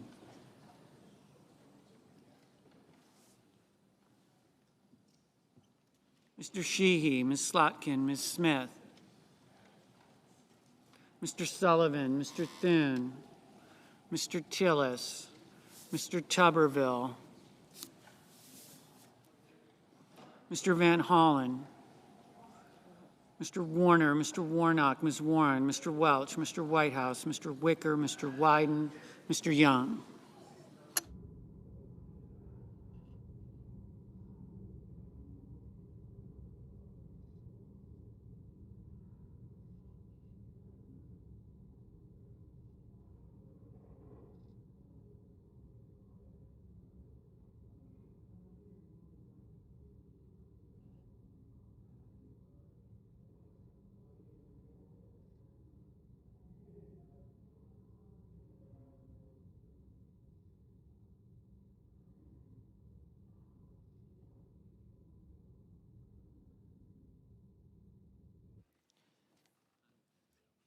Senators voting in the affirmative: Barrasso, Collins, Cornyn, Daines, Graham, Husted, Hyde-Smith, Kennedy, King, Lankford, Marshall, Moreno, Mullen, Rounds, Scott of Florida, Sheehy, Thune. Senators voting in the negative: Baldwin, Blunt Rochester, Duckworth, Ossoff, Paul, Wyden.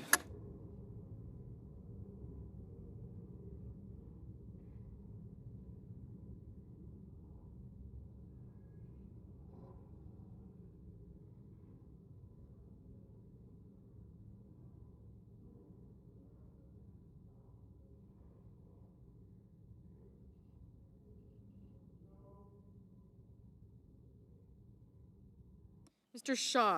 Schatz, no. Mrs. Fisher, aye. Mr. Cruz, aye.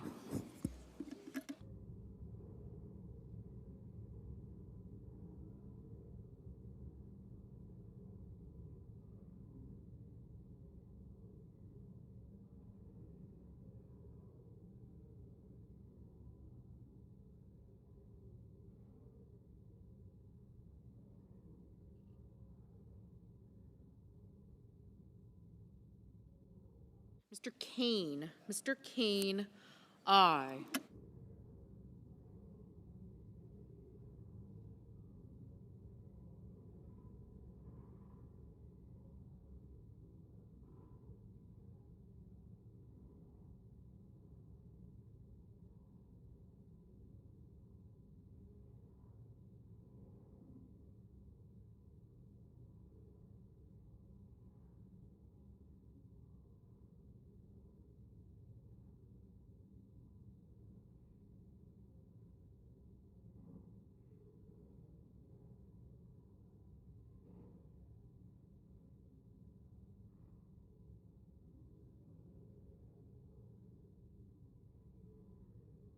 Ms.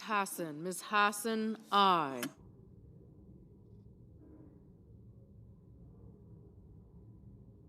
Mr. Tuberville, aye.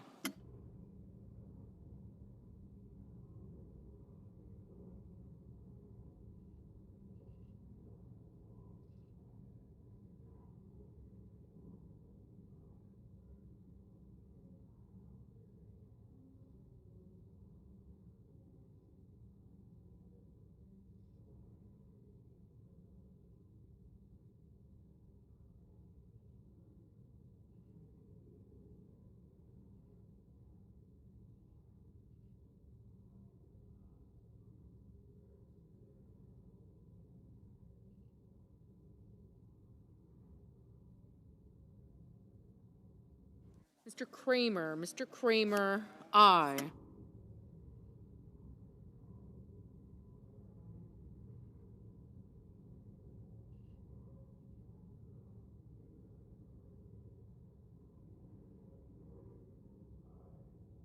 Mr. Scott of South Carolina, aye.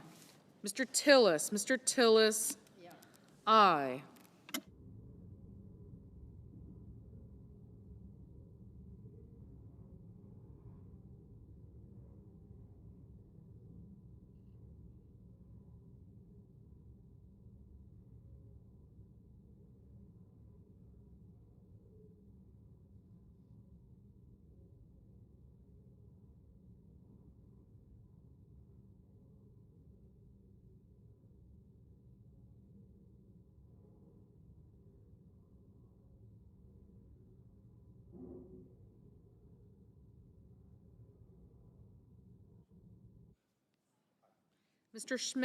Mr. Schmidt, aye.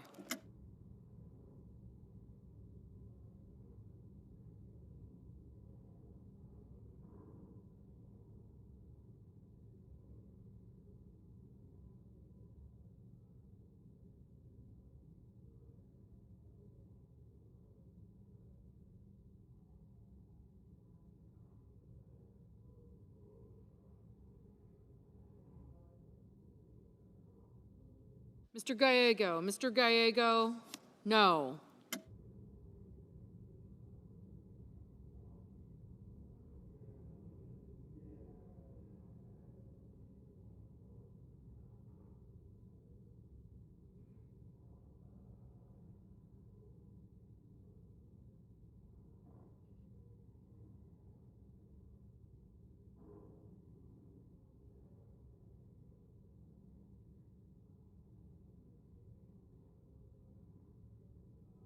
Mr. Crapo, aye.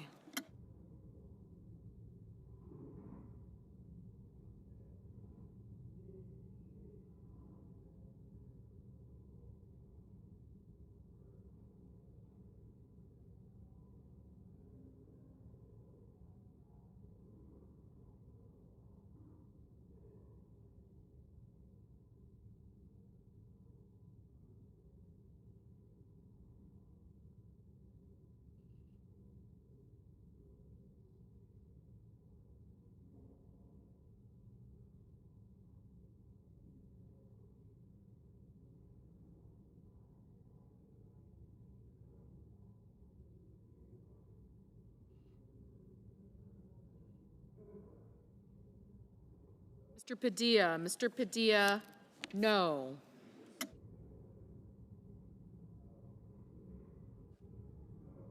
Mr. Lujan, no.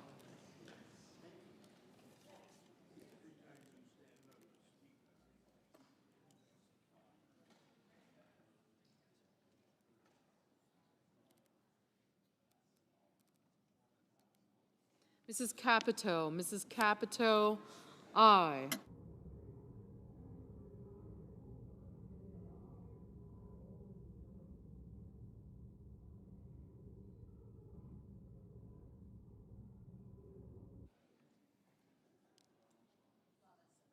Ms. Lummis, aye. Mr. Grassley, aye.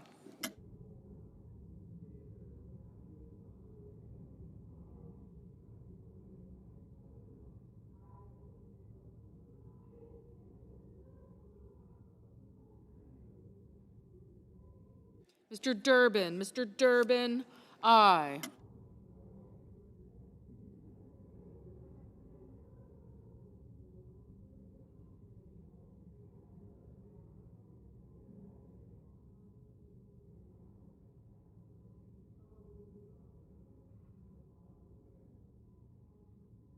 Mr. Johnson, aye.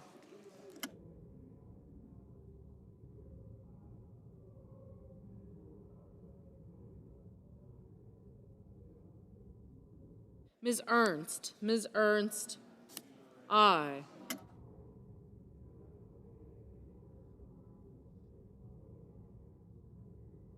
Mr. Budd, aye.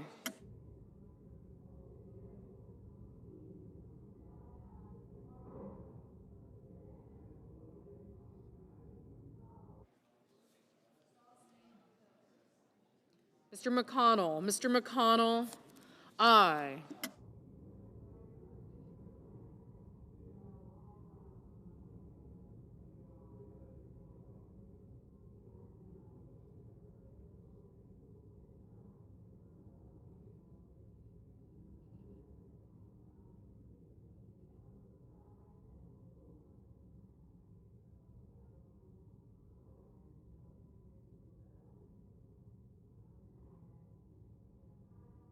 Mrs. Blackburn, aye.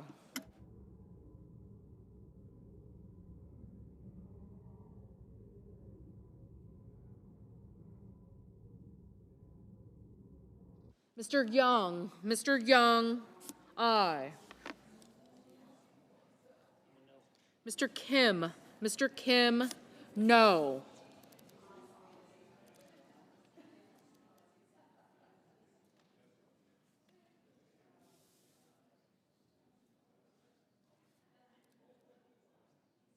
Mr. Heinrich, no.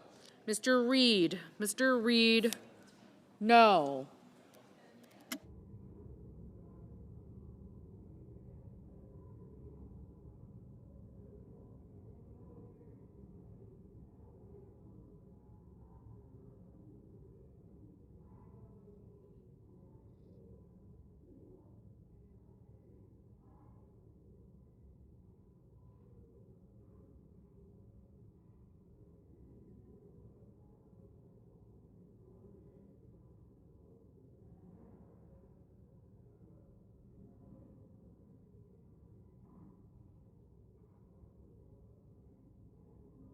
Mr. Ricketts, aye.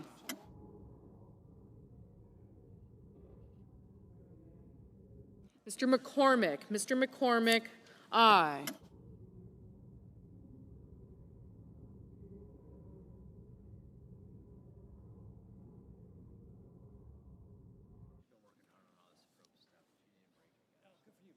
Mr. Van Hollen, no. Mr. Welch, no.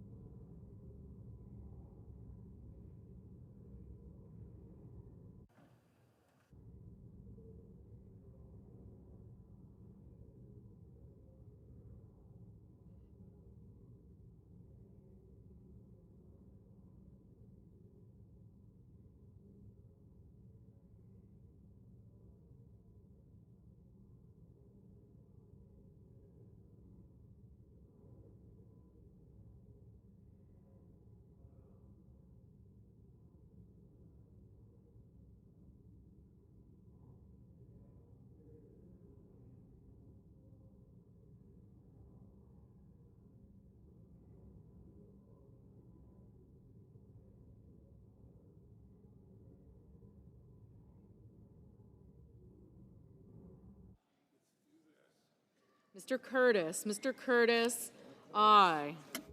Mr. Wicker, aye.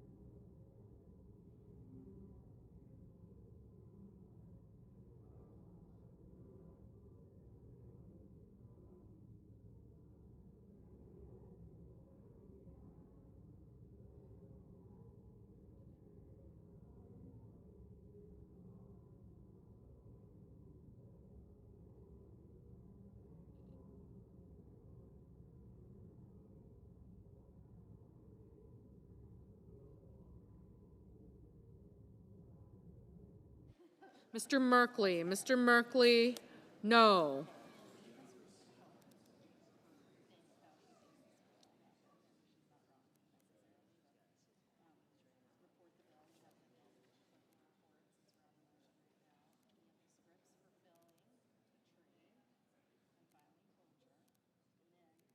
Mr. Peters. Mr. Peters, no. Ms. Warren. Ms. Warren, no. Mr. Hoven. Mr. Hoven, aye.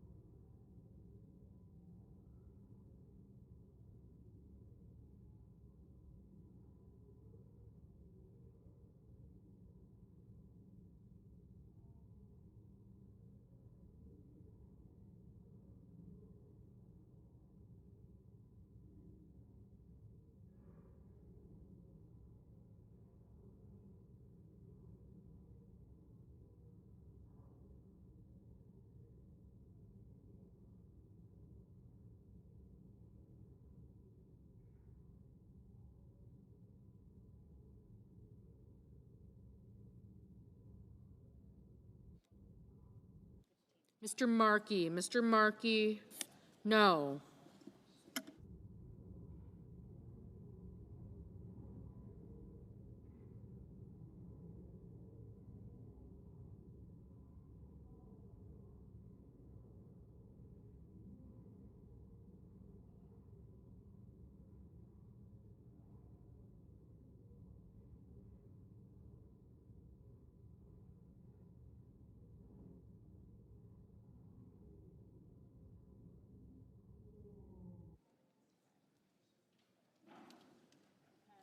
Ms. Hirono. Ms. Hirono, no.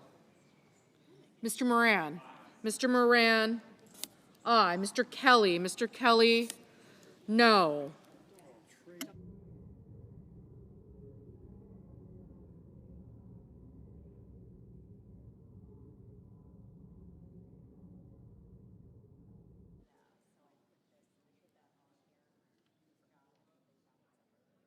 Mr. Whitehouse. Mr. Whitehouse, no.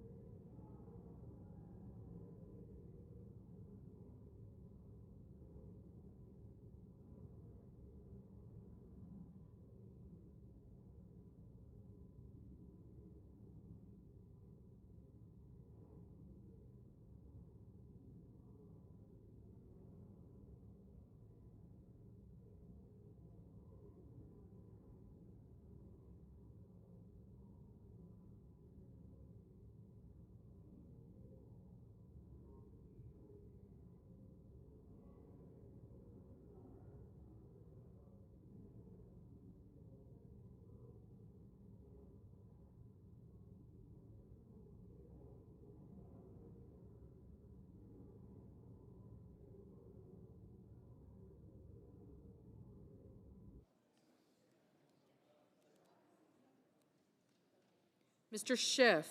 Mr. Schiff, no. Ms. Murkowski. Ms. Murkowski, aye.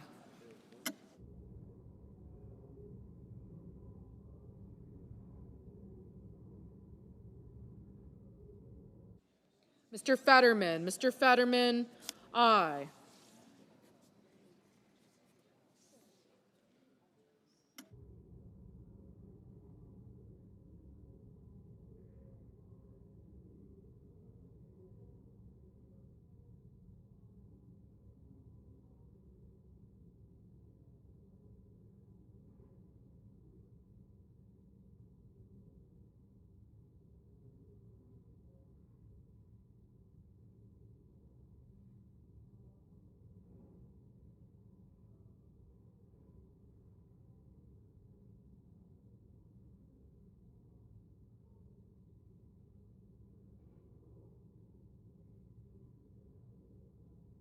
Mr. Murphy. Mr. Murphy, no.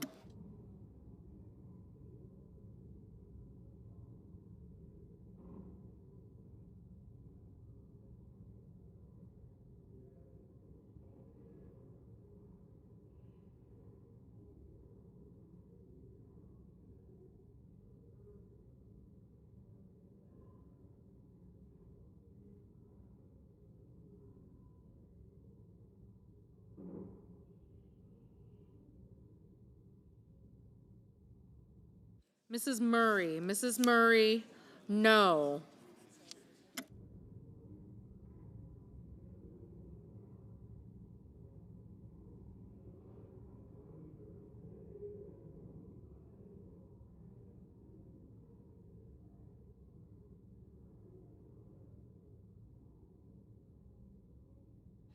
Mr. Cotton. Mr. Cotton, aye.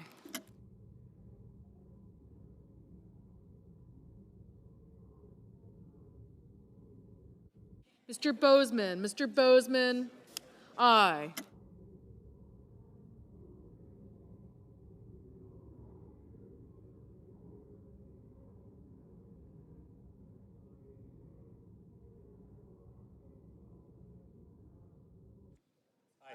Mr. Lee. Mr. Lee, aye. Mrs. Moody. Mrs. Moody, aye.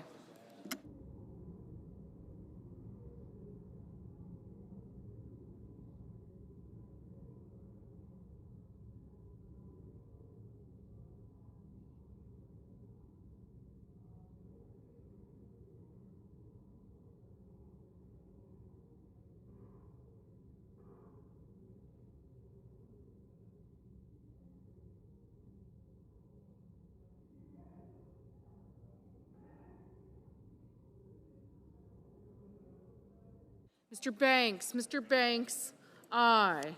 Mr. Cassidy. Mr. Cassidy, aye.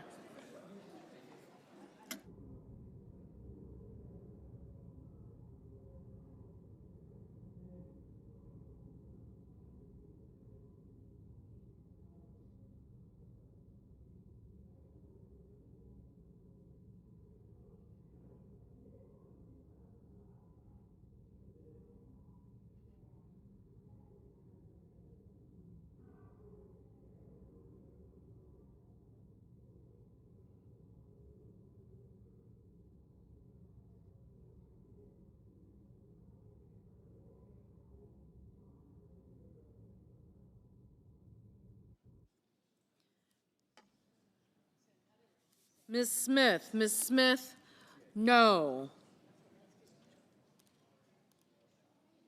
Mrs. Shaheen. Mrs. Shaheen, aye.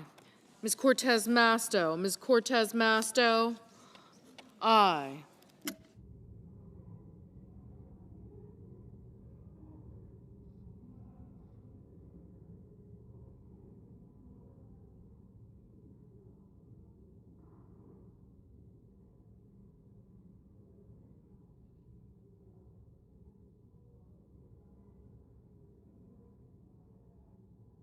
Mr. Hawley. Mr. Hawley, aye.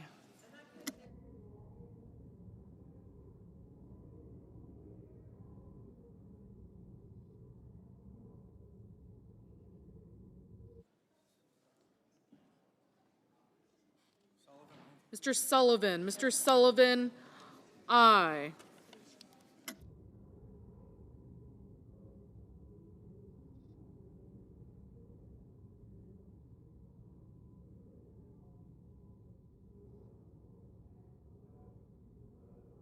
Mr. Bennett. Mr. Bennett, no.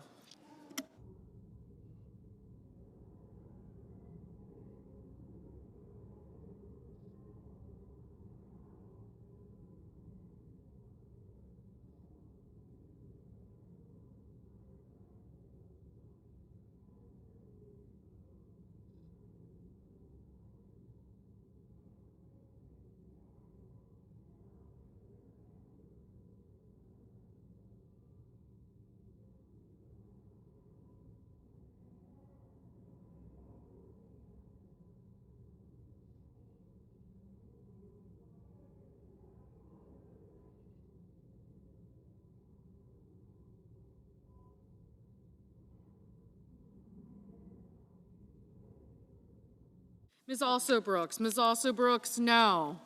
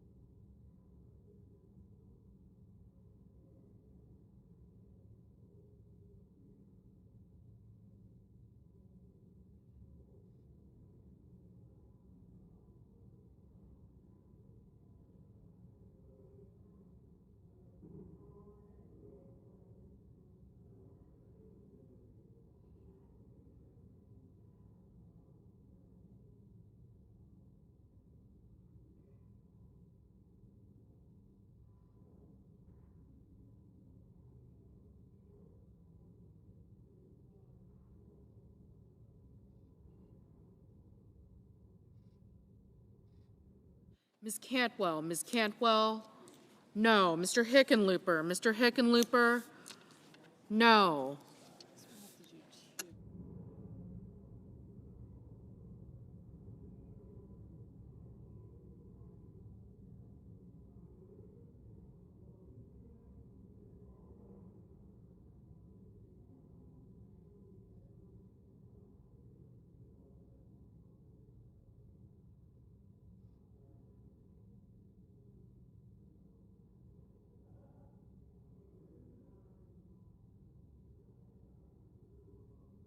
Mr. Booker, no.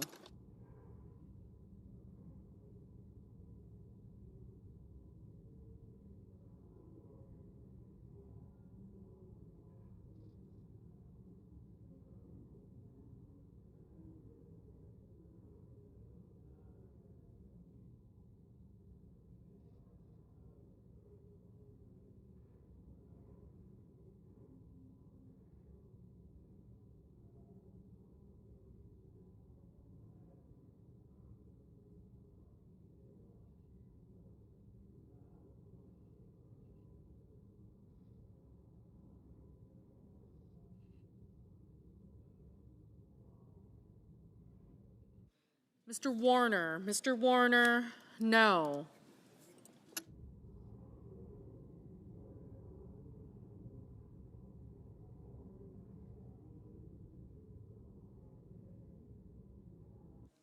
Mrs. Britt, aye.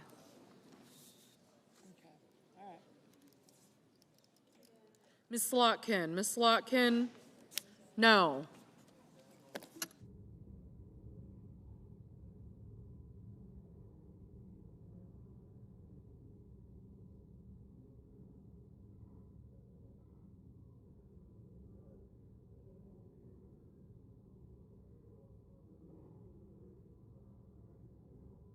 Mr. Risch, aye.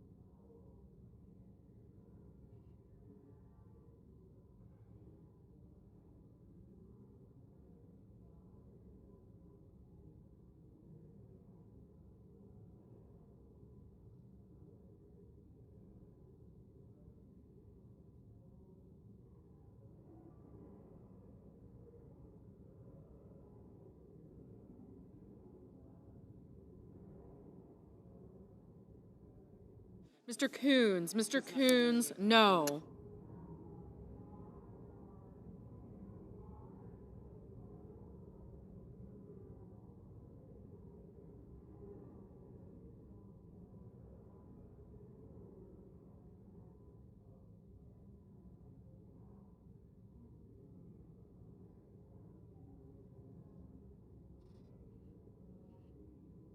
Mr. Justice. Mr. Justice, aye. Okay, so apparently.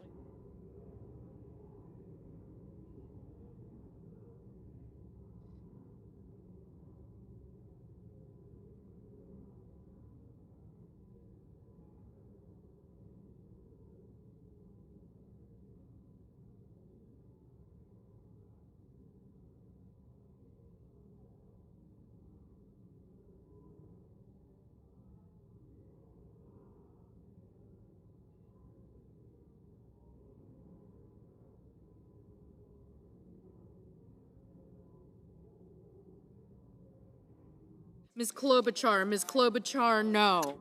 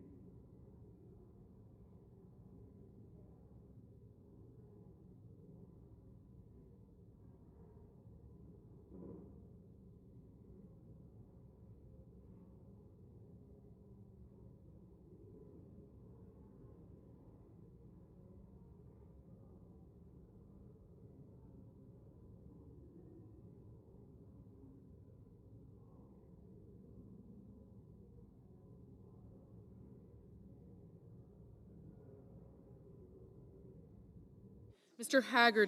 Haggerty, aye. Mrs. Gillibrand, no.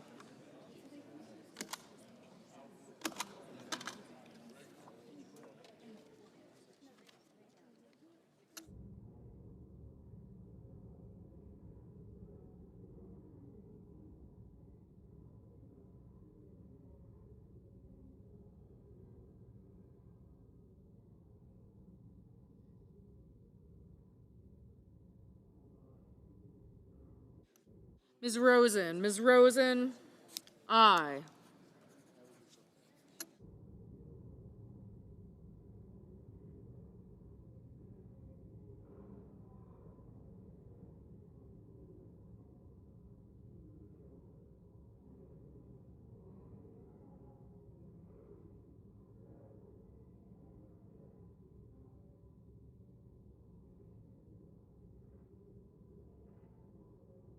Mr. Warnock, no.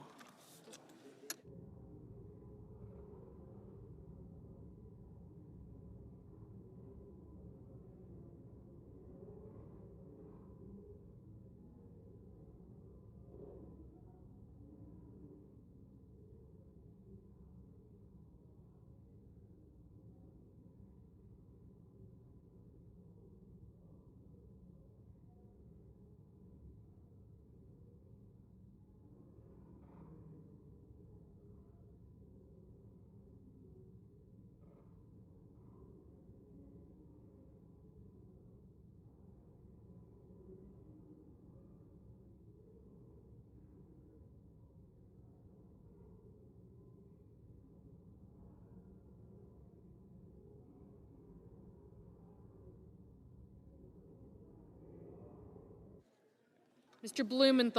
Blumenthal, no.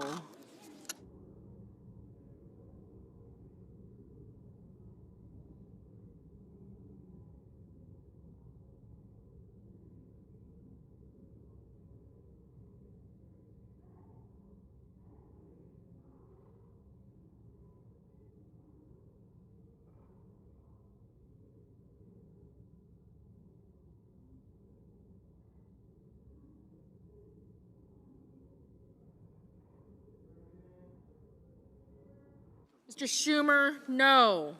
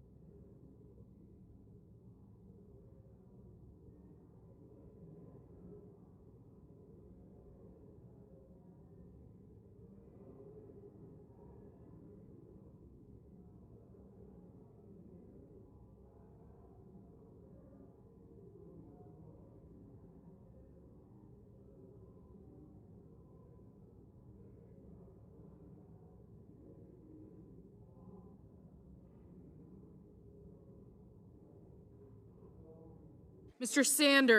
Sanders, no.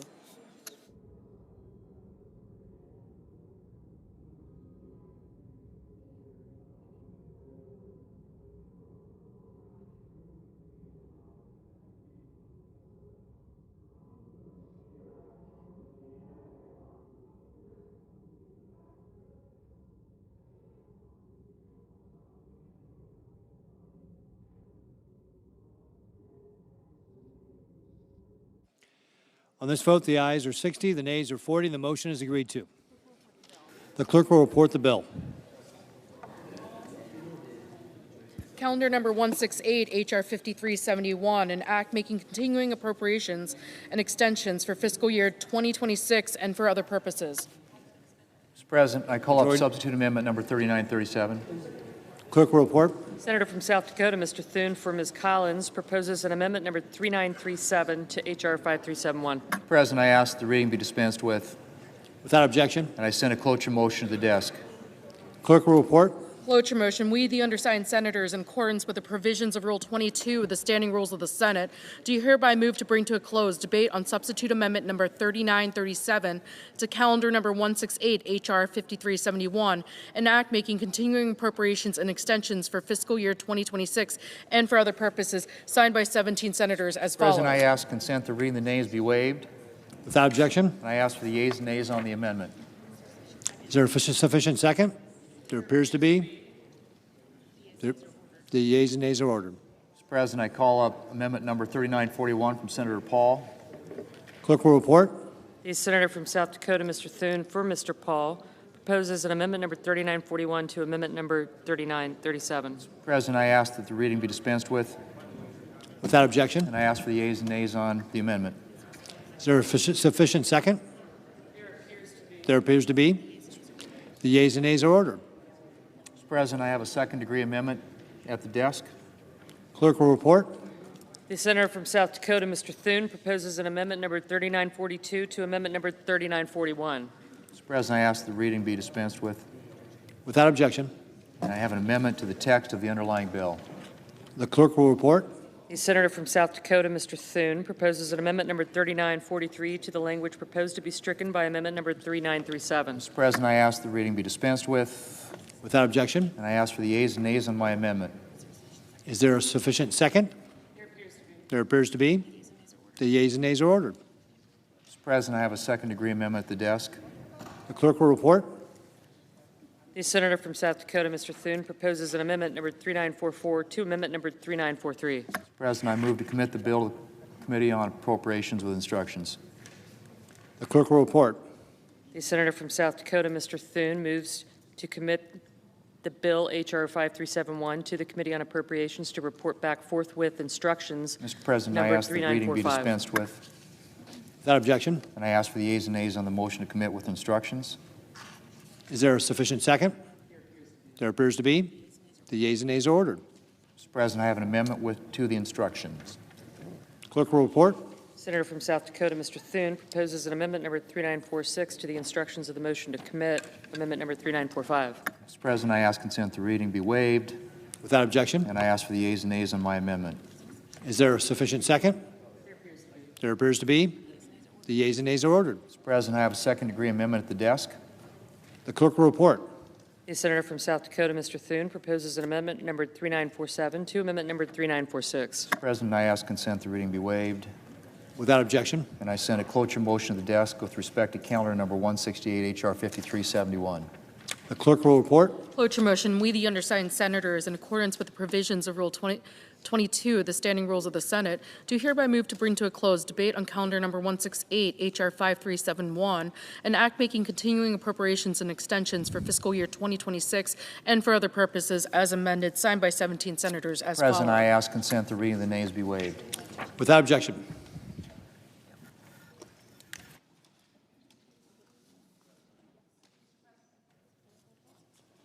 Senator from Wisconsin.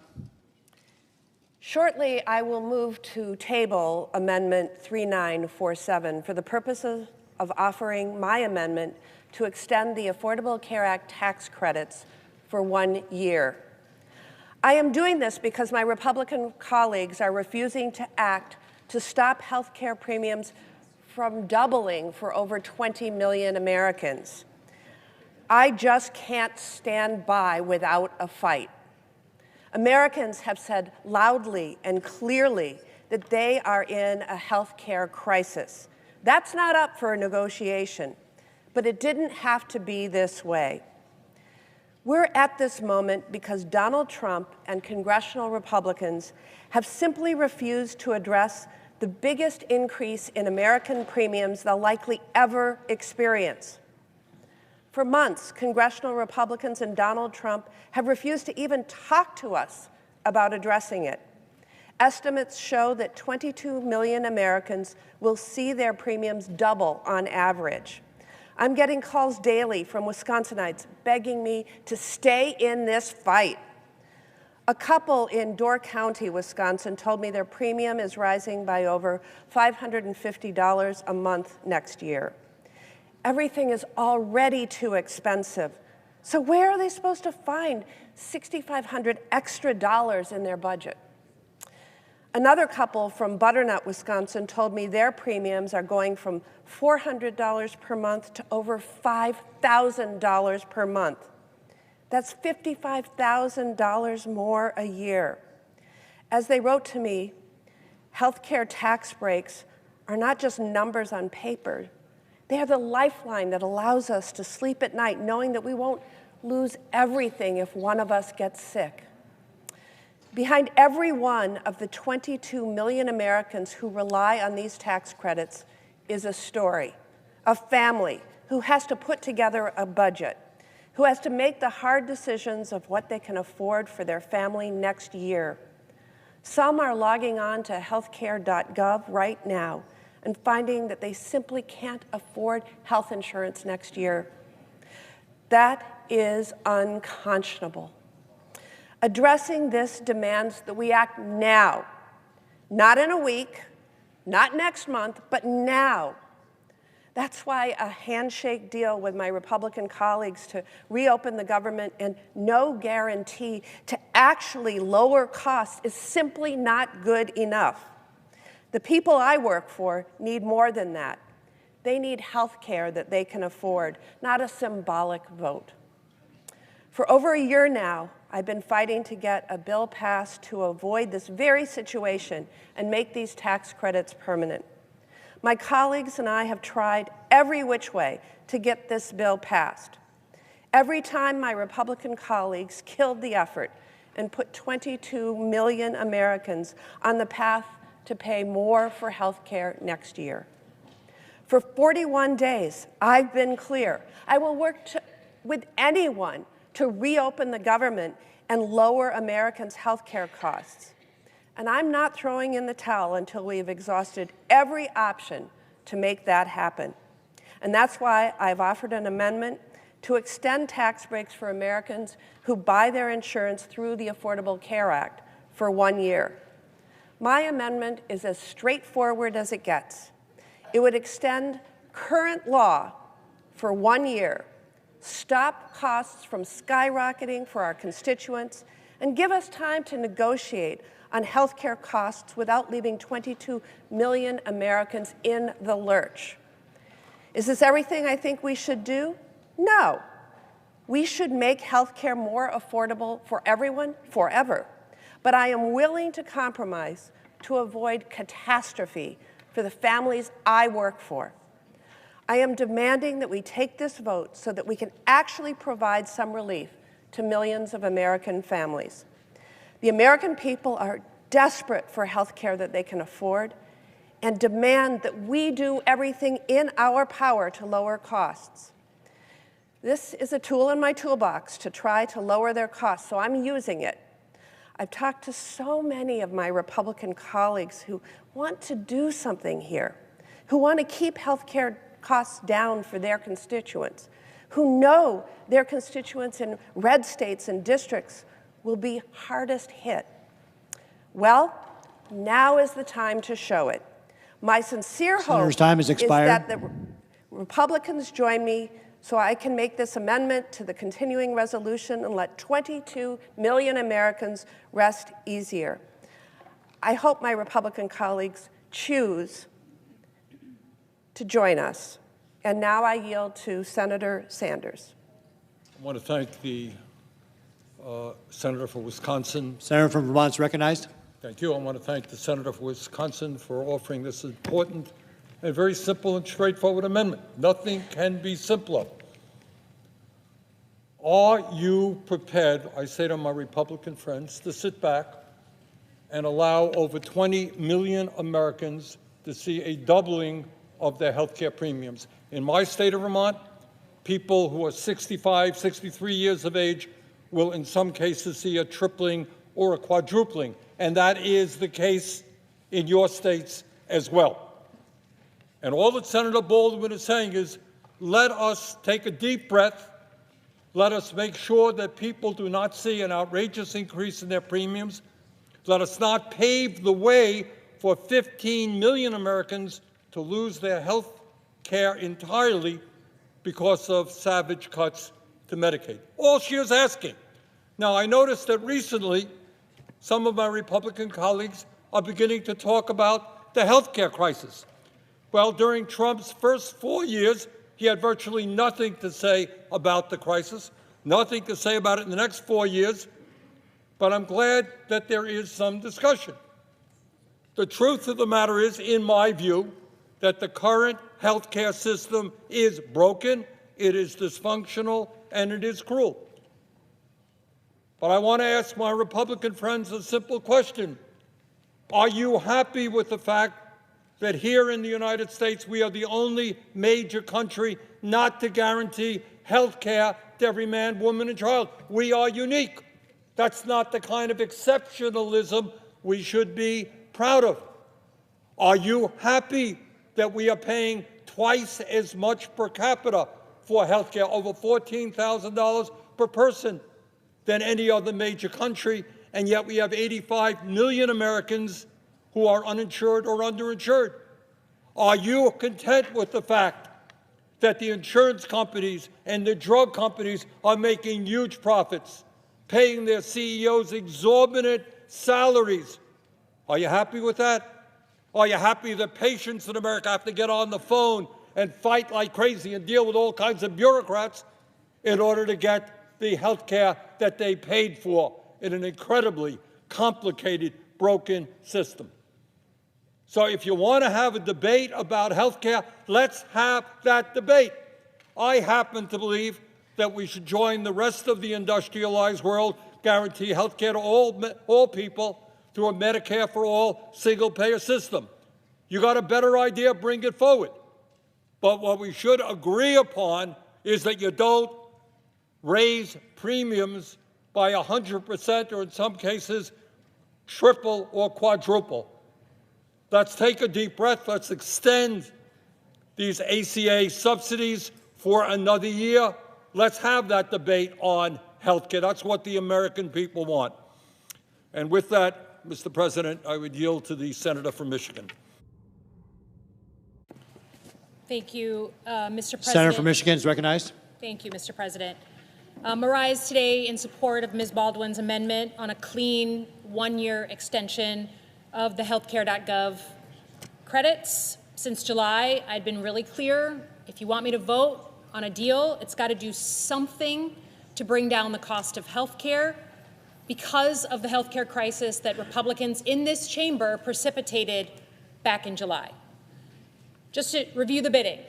In July, the big, beautiful bill, which all of you voted for, most of you voted for, slashed Medicaid and slashed coverage for people on healthcare.gov. Now, all our hospitals, all our healthcare systems, all our nursing homes, everybody accepted that and started to plan.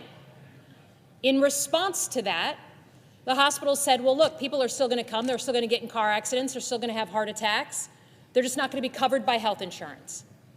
So we're going to have to charge the people with insurance even more money. So we are now at a point, this crisis that's been precipitated has led to the fact that every single American, everyone watching, everyone listening, is either facing losing their health insurance or paying more. And that includes people on private employer-provided insurance. When we take a step back and we look at all the people that are going to fall off health care, all the healthy young people who are not going to pay for health care anymore, it looks like across at least my state, every single person is looking at their prices doubling. Not just the people who are affected by the big, beautiful bill, but the bill payers, the people on private health insurance. Now, no one in this room would say that we are paying too little for health care right now. And I don't always agree with Senator Sanders, but I can say there is no more broken system in America than health care right now. It needs full rebuilding. We may disagree on some of the ways to do it, but the Republicans have offered zero plan, zero ideas. Hell, Marjorie Taylor Greene is talking about how Republicans don't have a plan. Never thought I'd be agreeing with her. So today, all we're asking for is a clean one-year extension. No one says Obamacare is perfect. No one says a clean extension is perfect, but you have pushed people back into a corner. You have said we're going to pay for our tax cuts on the backs of everyday Americans by using their health care as the bail payer. So can we do a one-year extension, please, so that we can have some kind of conversation, a real conversation that the American people expect people of our stature to be having? Can we have that conversation over the next year, but not, in some cases, have people's health insurance go up by 600%? That is what you have precipitated. So to every American watching, whether you're on healthcare.gov or you're on private insurance, if you're getting those letters, if you're getting those notifications of an increase of your bill of $200, $500, $800 starting January 1, my peers on the other side of the aisle are the ones you should lay it at their feet. Because they have put us in this place, and if they vote tonight against this, it's because they don't give a crap about the cost of your health care. They don't give one single crap about it. So I hope my colleagues find it in their hearts to say, let's fix the system, fine, but at least for now give us a one-year extension so we can have a real conversation. With that, I yield back. Mr. President. Senator from Wisconsin. I move to table Amendment 3947 for the purposes of offering my amendment to extend ACA tax credits for 1 year. That's Baldwin 3950, and I ask for the yeas and nays. Is there a sufficient second? There appears to be. Clerk will call the roll. Ms. Alsobrooks. Ms. Baldwin. Mr. Banks. Mr. Barrasso.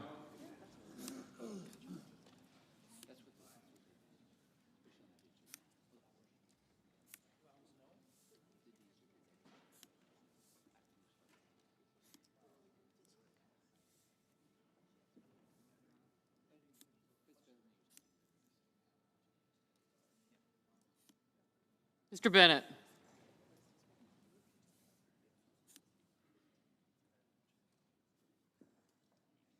Gotcha.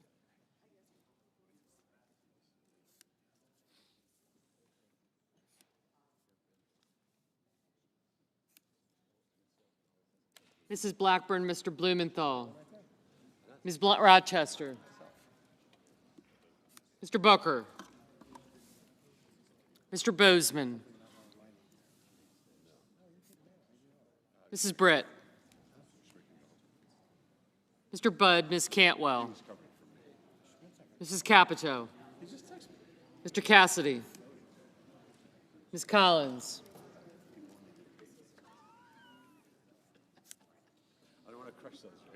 Mr. Coons.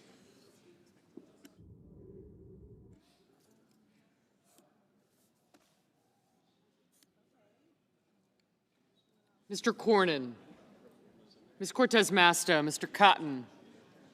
Mr. Kramer. Mr. Crapo.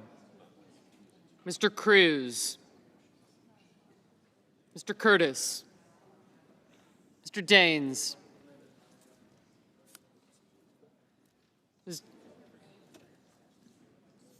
Ms. Duckworth. Mr. Durbin. Ms. Ernst. Mr. Fetterman. Mrs. Fisher. Mr. Gallego. Mrs. Gillibrand. Mr. Graham.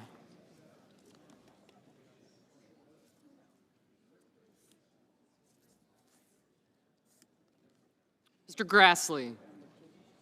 Mr. Haggerty. Ms. Hassan.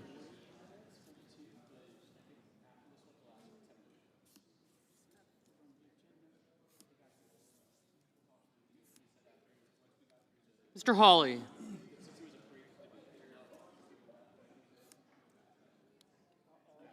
Mr. Heinrich. Mr. Hickenlooper. Ms. Hirono. Mr. Hoven. Mr. Husted. Mrs. Hyde-Smith.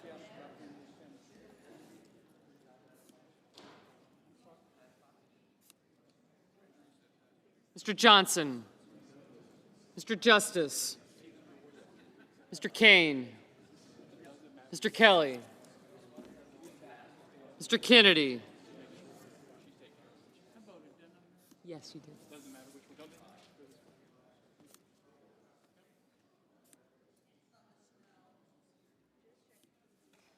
Mr. Kim.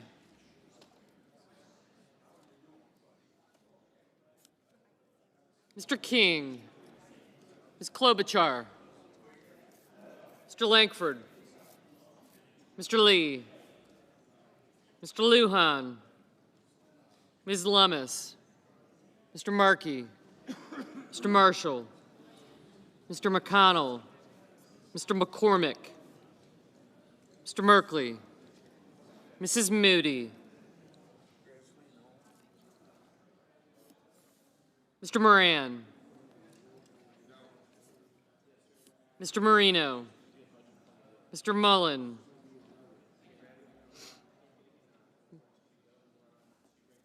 Ms. Murkowski. Mr. Murphy. Mrs. Murray.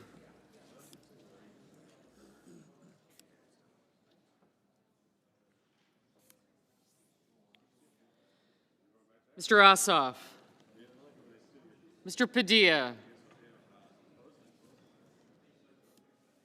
Mr. Paul. Mr. Peters.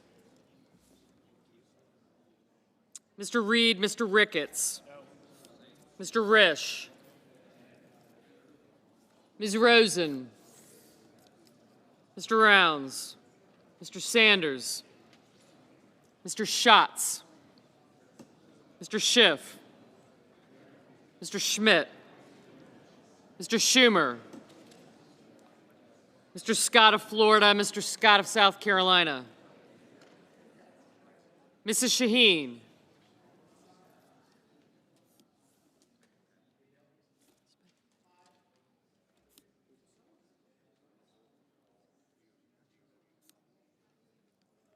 Mr. Sheehy, Ms. Slotkin, Ms. Smith, Mr. Sullivan, Mr. Thune, Mr. Tillis,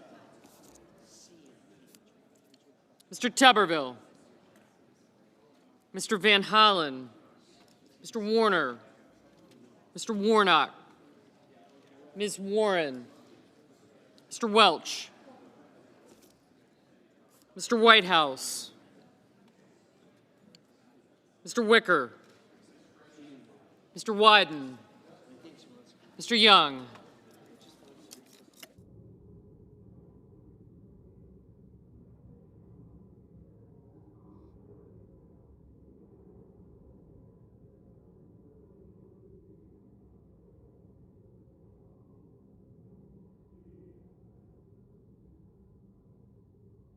Senators voting in the affirmative: Baldwin, Bennett, Blunt Rochester, Cantwell, Coons, Cortez Masto, Durbin, Gillibrand, Hassan, Hirono, King, Merkley, Murphy, Murray, Reed, Sanders, Schatz, Shaheen, Slotkin, Smith, and Welch. Mr. Blumenthal, aye. Mr. Ossoff, aye.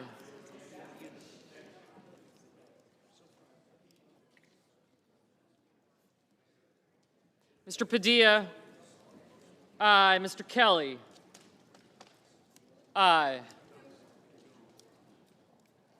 Ms. Duckworth, aye.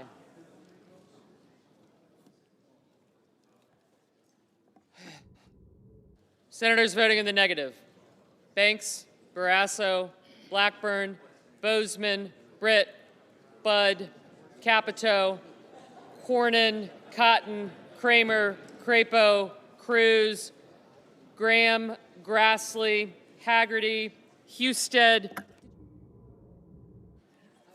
Okay. Justice, Kennedy, Lummis, Marshall, McCormick, Moody, Moran, Marino, Mullen, Paul, Ricketts, Risch, Rounds, Scott of Florida, Sheehy, Thune, Tillis, and Young.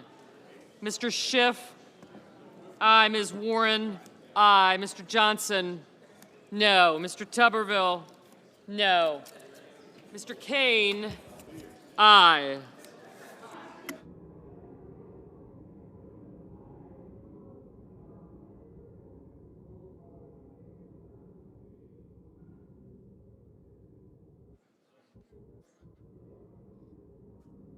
Ms. Alsobrooks, aye.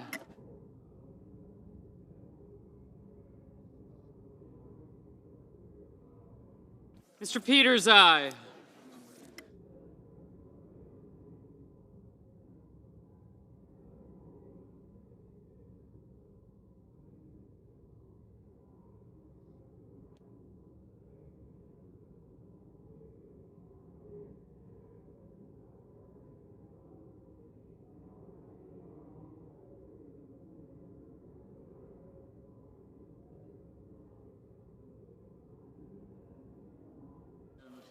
Ms. Ernst, no.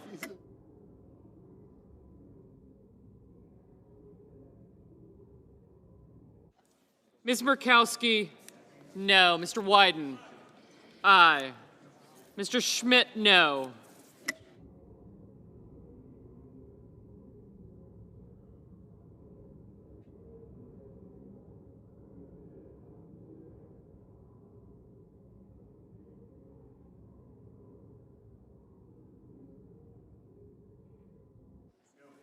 Mr. Lee, no.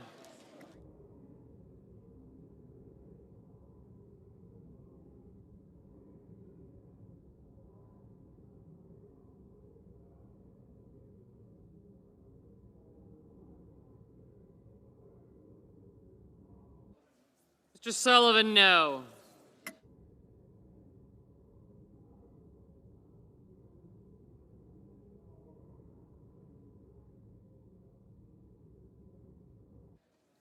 Mr. Heinrich, aye. Mr. Hickenlooper, aye.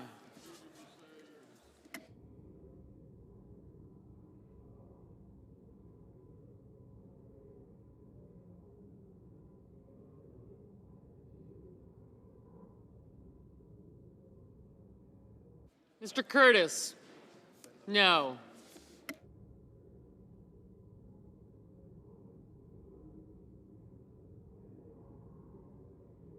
Mr. Kim, aye.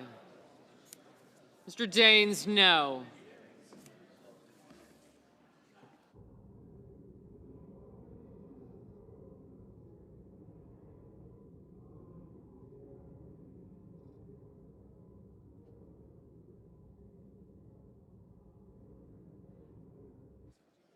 Mr. Whitehouse.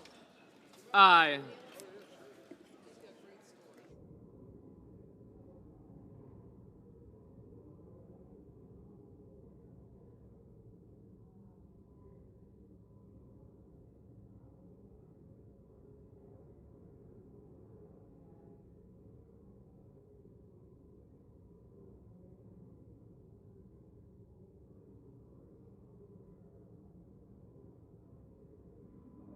Mr. Fetterman, aye.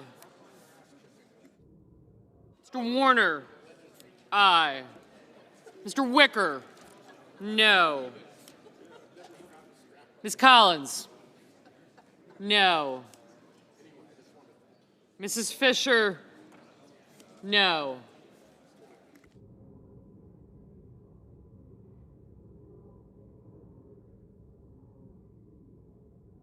Mr. Hoven, no.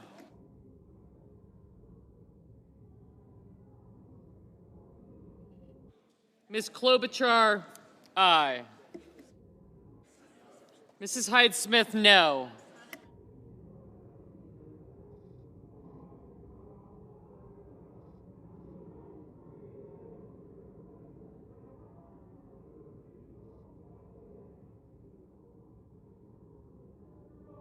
Mr. Booker, aye. Mr. Cassidy, no.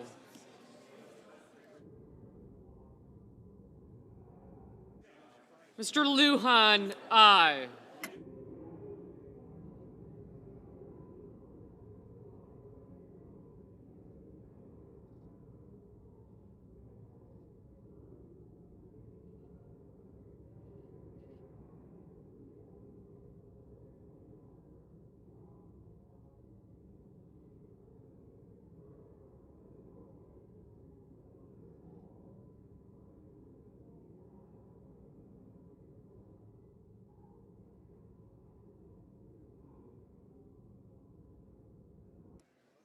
Mr. Langford, no.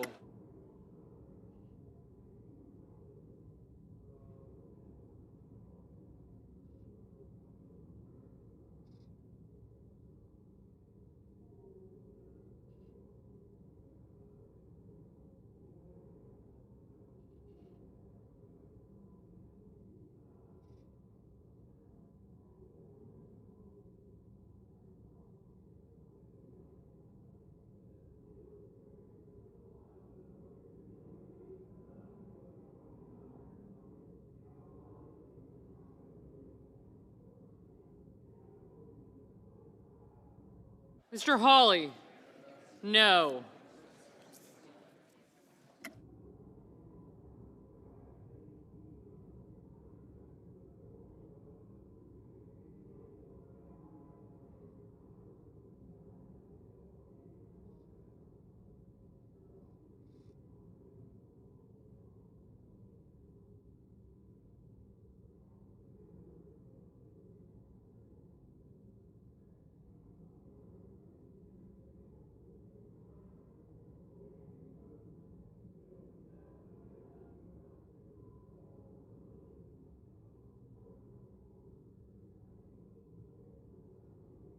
Mr. Gallego, aye. Happy birthday.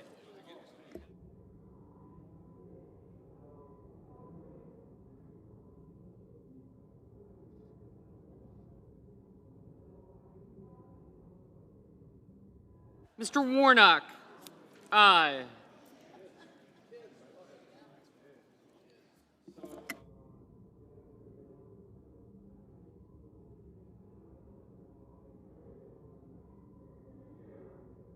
Mr. Schumer, aye.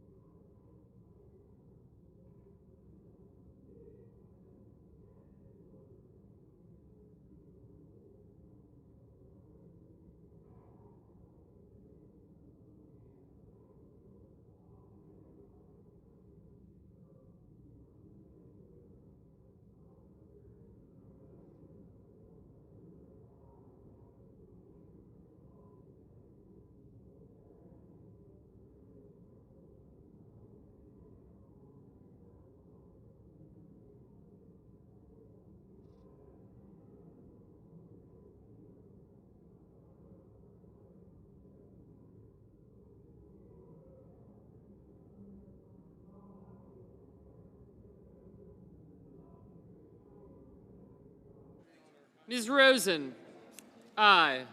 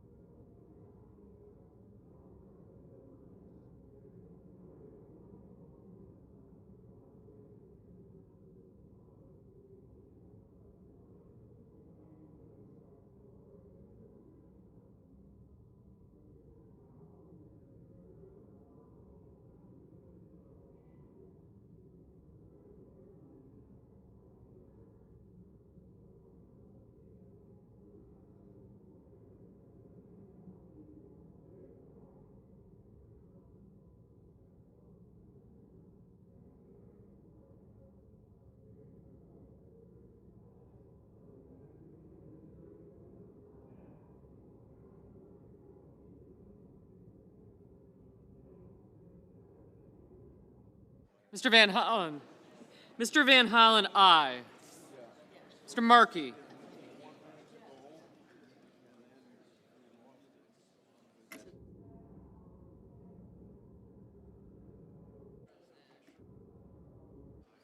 Mr. Markey, aye.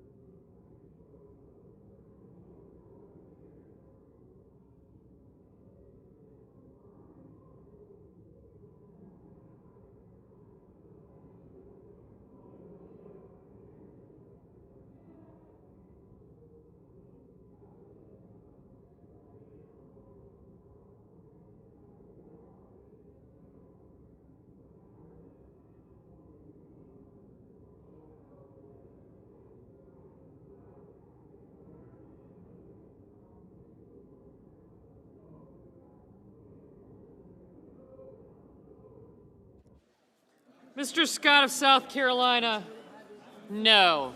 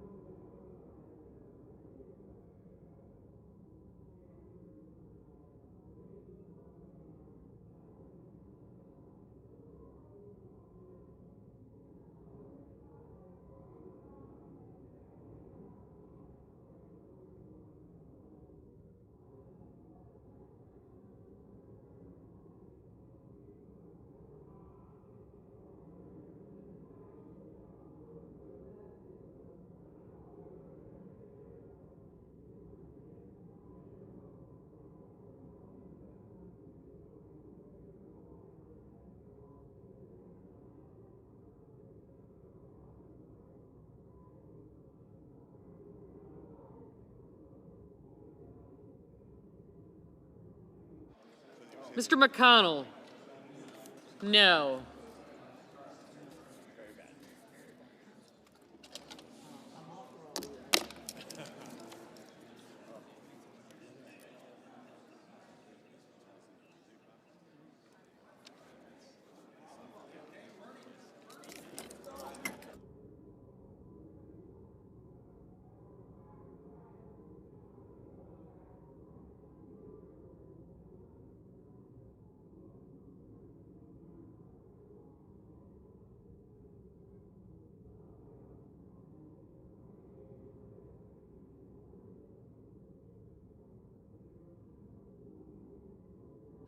On this vote, the yeas are 47, the nays are 53. The motion is not agreed to. Mr. President. I recognize the senator from Oregon. Mr. President, I want to provide an opportunity tonight for us all to stand up for the Constitution, one of the most important powers that we have here as a Congress, and that is the ability to design a program and to fund a program. And once that's been signed into law by a President of the United States, it's the law of the land.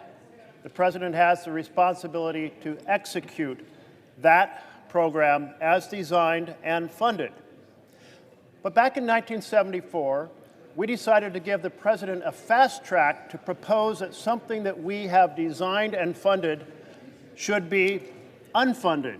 It's called a rescission, a fancy name for us acting to unfund a program we previously had put in place.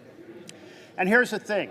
That law, the Budget Act of 1974, says that it takes an affirmative vote of the Senate and of the House of Representatives to unfund the program that's already in law. But an unexpected challenge has emerged.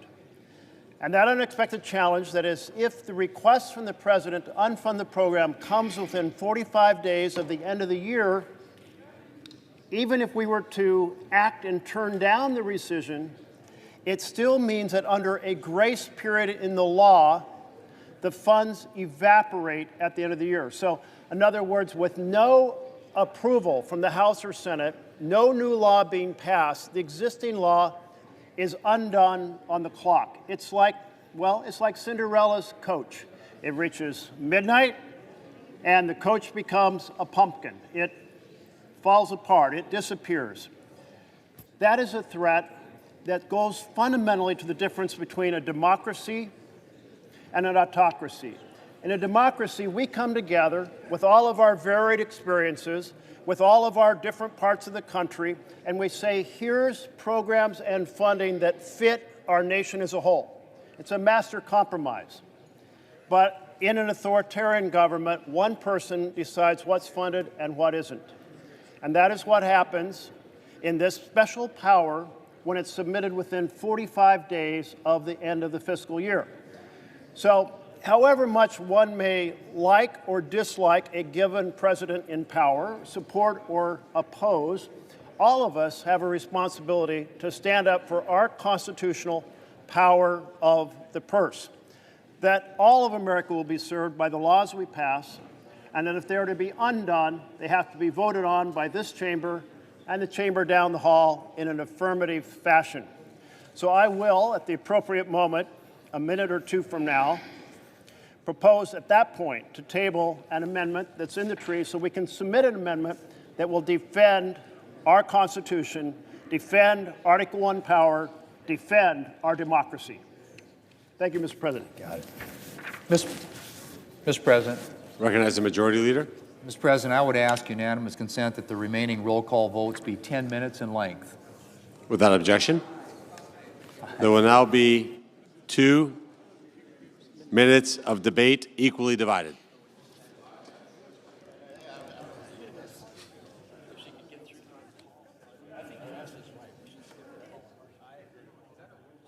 Mr. President, I'll be happy. Senator from Oregon. I'll happy to give a portion of that equally divided time by saying simply this: none of us are well served by. Can we have order in the chamber, please? None of us are well served by a situation where the president decides to cancel programs based on the president's preferences. That's not a democracy. And whether it's this president or a future president, we need to have these rescission requests submitted in time for us to take action as the law requires. So submitting them with enough time to spare in the end of the fiscal year for us to vote up or down is the right thing to do, protects our constitutional power to design and fund programs. Thank you, Mr. President. Is there further debate? Senator from Oregon. Table Amendment 3946 for the purpose of offering my Amendment 3948 to defend our constitutional power of the purse and the importance of our democracy in ensuring that what we put into law stays in law unless we choose to change it.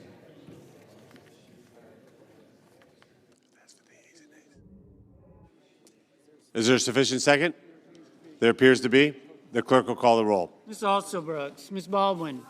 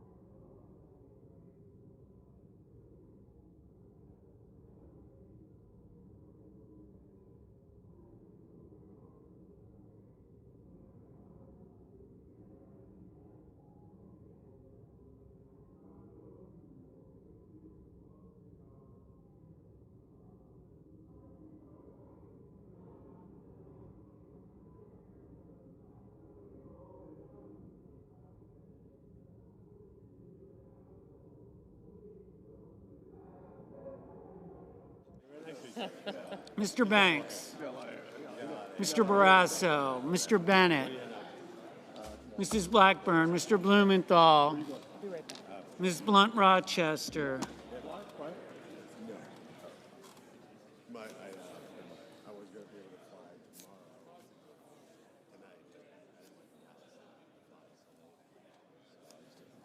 Mr. Booker, Mr. Bozeman, Mrs. Britt, Mr. Budd, Ms. Cantwell,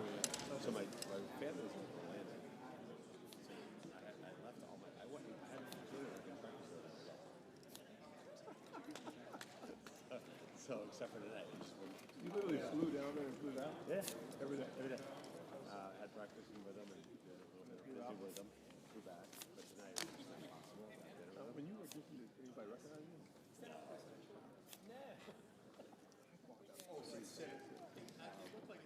Mrs. Capito, Mr. Cassidy, Ms. Collins, Mr. Coons, Mr. Cornyn, Ms. Cortez Masto, Mr. Cotton, Mr. Kramer, Mr. Crapo, Mr. Cruz, Mr. Curtis, I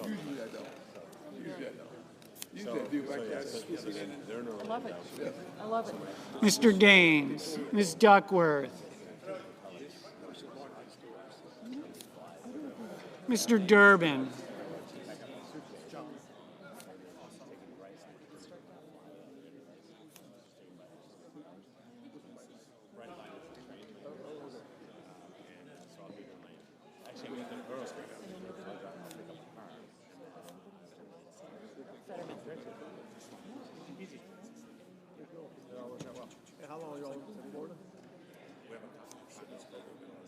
Ms. Ernst,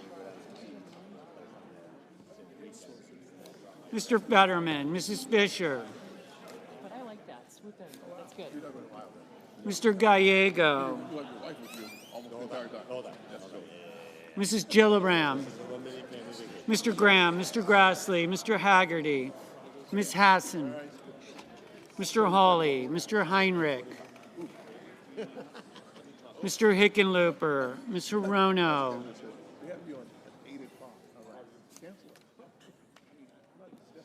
Mr. Hoven, Mr. Husted, Mrs. Hyde-Smith,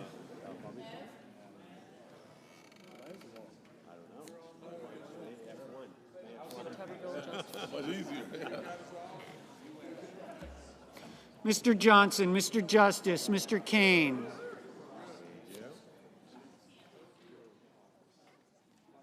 Mr. Kelly, Mr. Kennedy,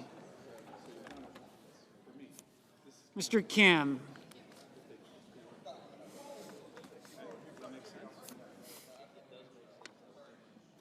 Mr. King,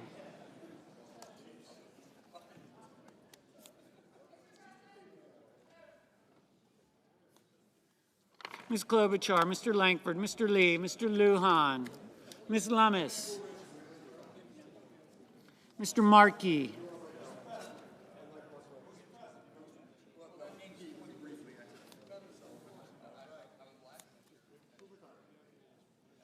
Mr. Marshall.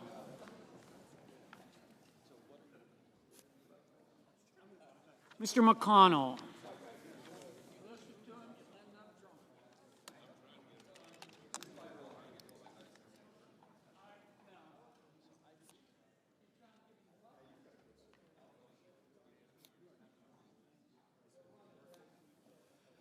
Mr. McCormick, Mr. Merkley, Mrs. Moody, Mr. Moran.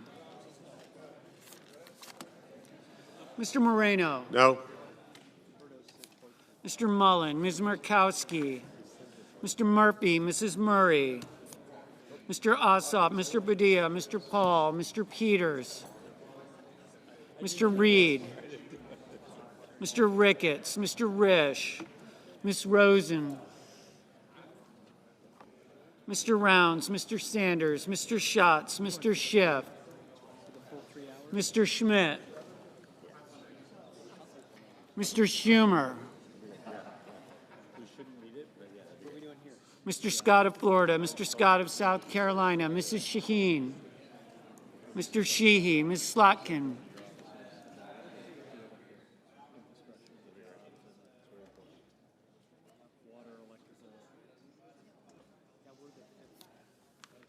Ms. Smith, Mr. Sullivan, Mr. Thune, Mr. Tillis, Mr. Tuberville, Mr. Van Hollen, Mr. Warner, Mr. Warnock,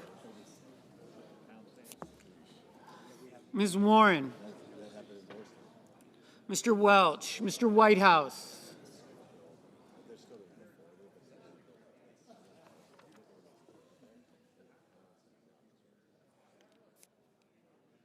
Mr. Wicker, Mr. Wyden, Mr. Young.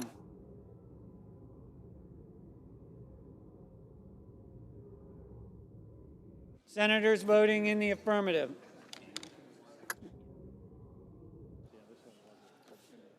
Baldwin, Blumenthal, Blunt Rochester, Cantwell, Coons, Fetterman, Gallego, Hickenlooper, Kane, Kelly, Kim, King, Klobuchar, Lujan, Markey, Merkley, Murphy, Murray, Ossoff, Padilla, Reed, Rosen, Sanders, Smith, Van Hollen, Warner, Welch, Whitehouse, Wyden. Mr. Bennett, aye. Mr. Durbin, aye. Senators voting in the negative.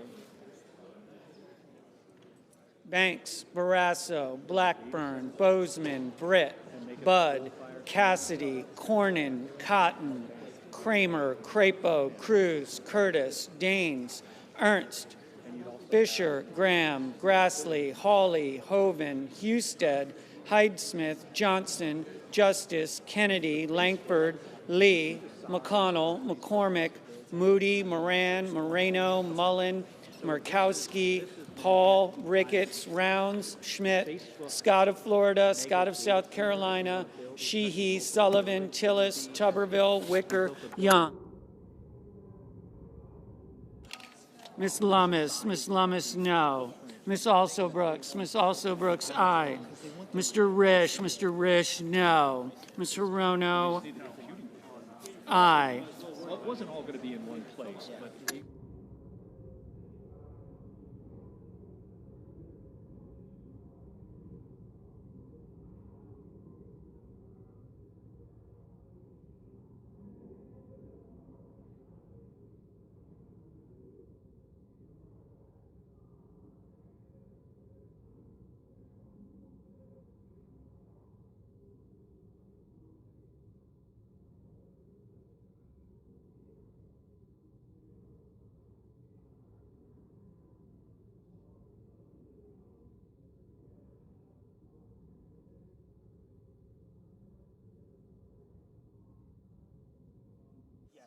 Mr. Thune, no.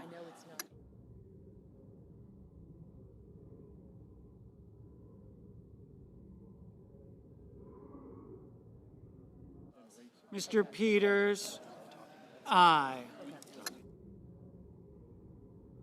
Mr. Booker, aye. Mr. Schumer, Aye. Mr. Heinrich. Mr. Heinrich. Aye. Mr. Schiff. Mr. Schiff. Aye.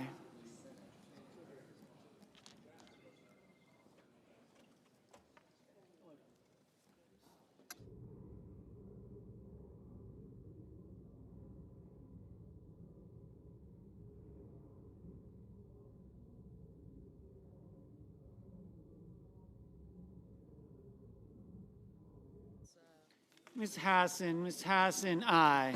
Mrs. Shaheen, Mrs. Shaheen, aye. It was the original.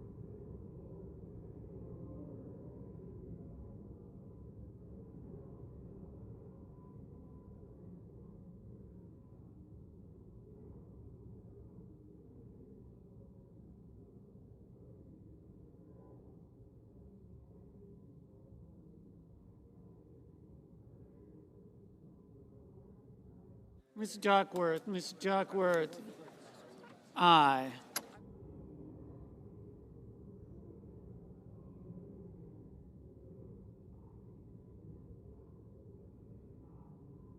Mr. Schatz, aye.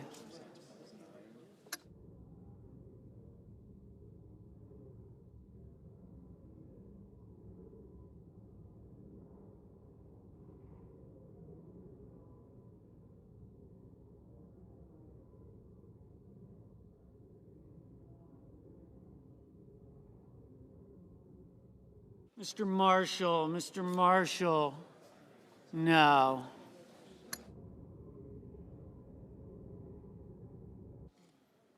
Ms. Collins, no.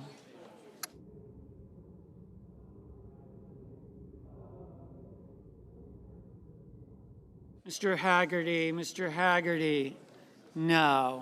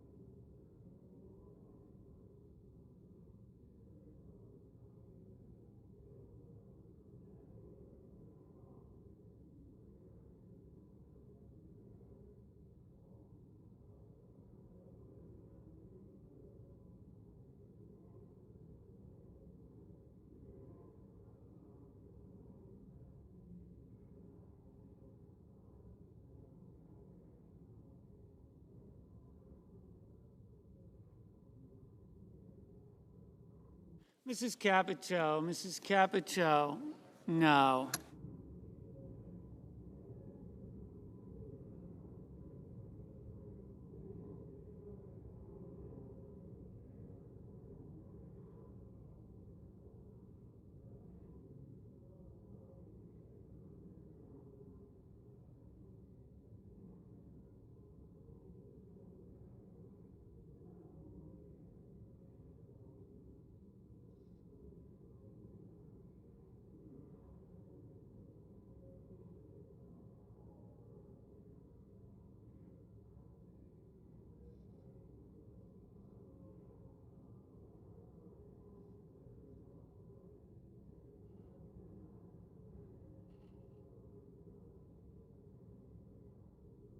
Ms. Cortez Masto,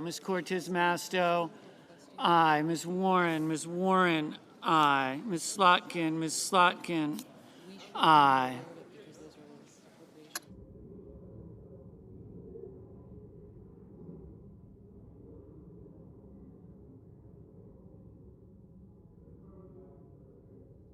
Mr. Warnock, aye. Mrs. Gillibrand, aye.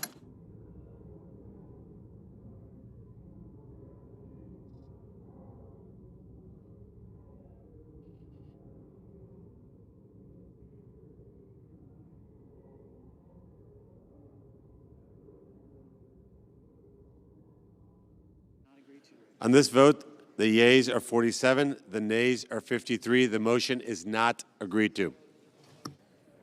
Mr. President, I recognize the senator from Kentucky. And I ask order in the chamber while the senator is speaking, please.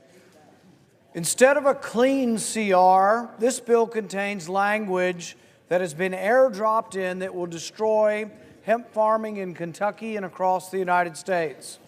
Tucked away on page 163, Title 7, Division B of this spending package is a provision that will shut down the hemp industry across the United States. My amendment would strip the provision designed to regulate the hemp industry to death. The bill as it now stands overrides the regulatory frameworks of several states, cancels the collective decisions of hemp consumers, and destroys the livelihoods of hemp farmers. And it couldn't come at a worse time for America's farmers. Times are tough for our farmers. Farmers' costs have increased as the price of fertilizer and machinery have jumped, while prices for their crops like soybean, corn, and wheat have declined. For many farmers, hemp has proved to be a lifeline, a new cash crop. Farmers turn to growing hemp to mitigate the losses they've endured during this season of hardship. But that lifeline may soon be extinguished by this very legislation. The effective hemp ban included in this spending package is a result, we are told, of bad actors skirting the legal limits by overly enhancing the concentration of THC in their products. The hemp industry, myself and others, have come together and we have been willing to negotiate to get rid of the bad actors. And yet, instead, we are met with legislation that would be prohibition. Members of the industry, myself and others who are advocates of this, have been willing to get rid of synthetic cannabinoids. We have been willing to compromise at every turn, but we're met with the numbers in this bill which will eradicate the hemp industry. For the last several weeks, we've offered proposals with the goal of creating an environment in which the hemp industry could thrive and sell products. And we've been met with those who want to prohibit the industry from continuing. This bill's per-serving THC content limit would make illegal any hemp product that contains more than 0.4 milligrams.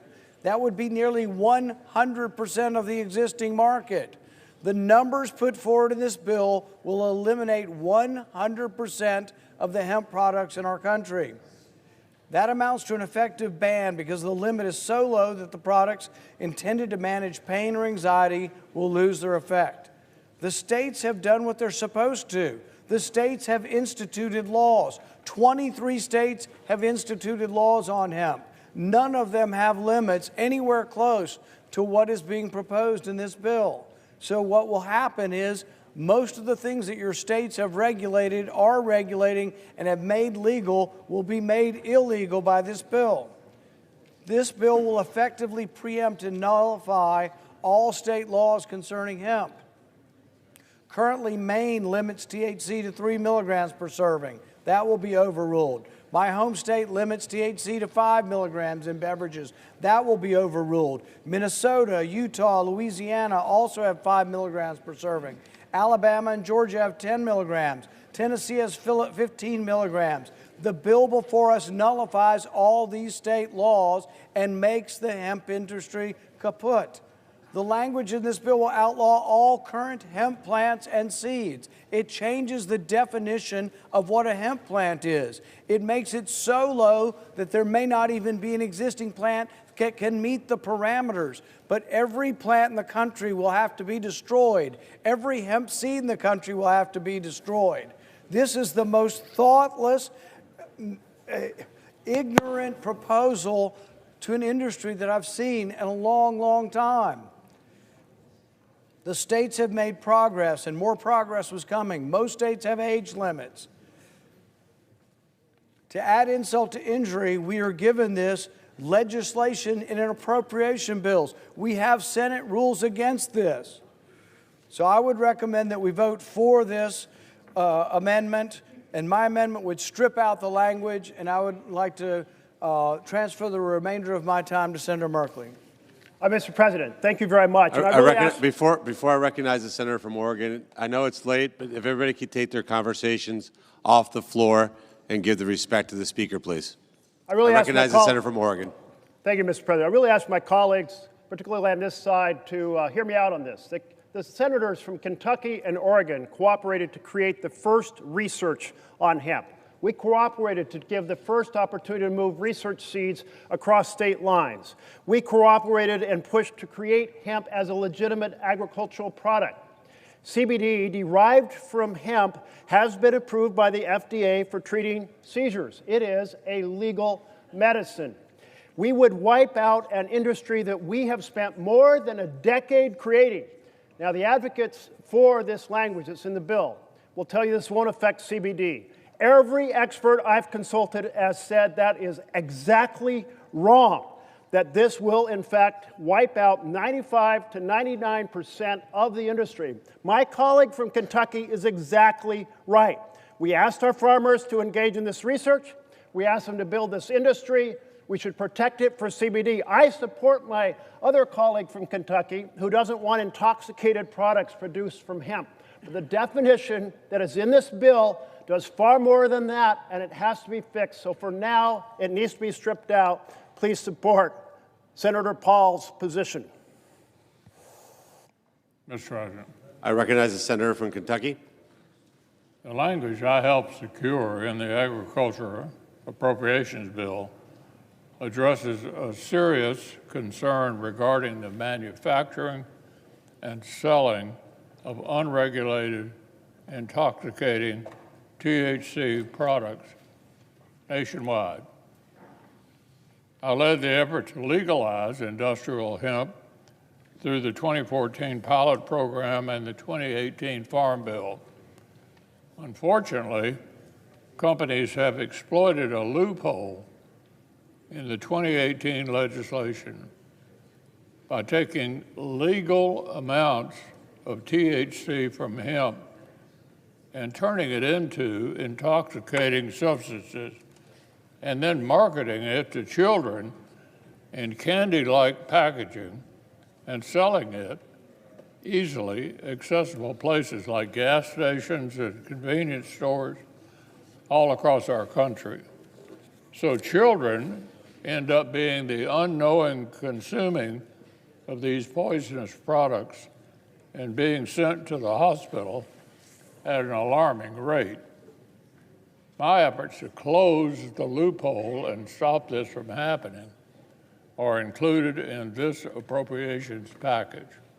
It will keep these dangerous products out of the hands of children while preserving the hemp industry for farmers.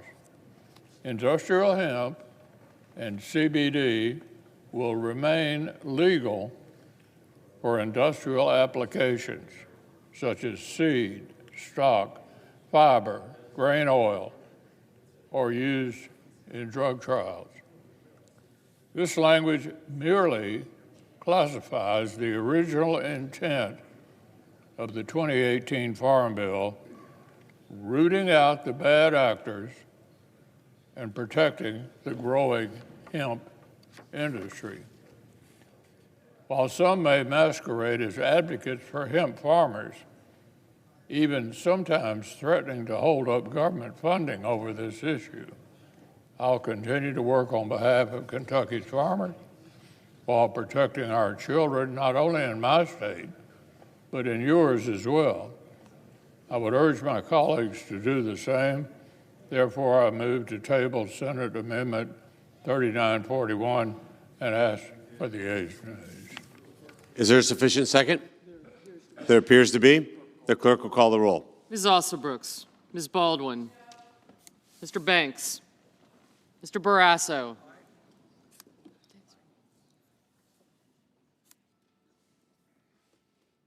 Mr. Bennett. No.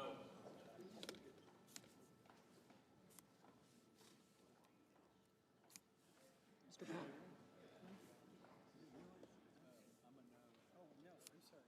You're a no.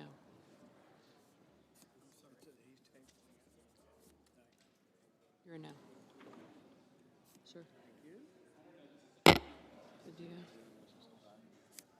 This Rand Paul's amendment. It's a motion.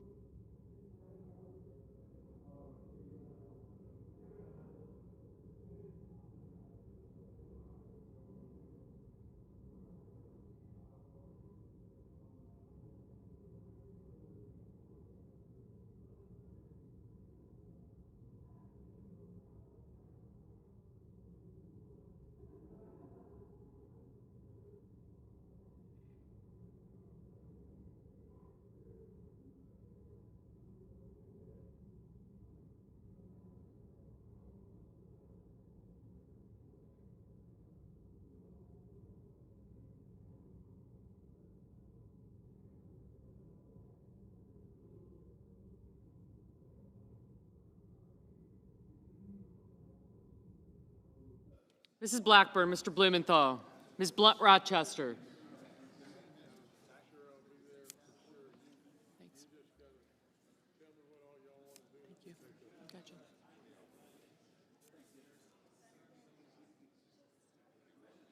You're an aye. Mr. Booker.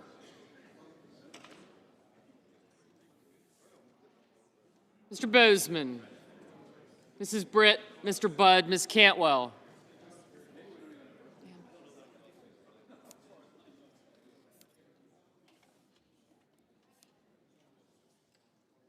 Mrs. Capito. Mr. Cassidy.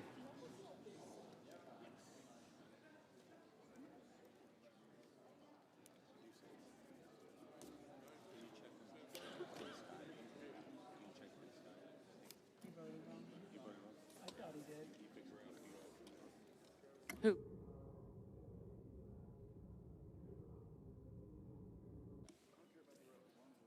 Yeah.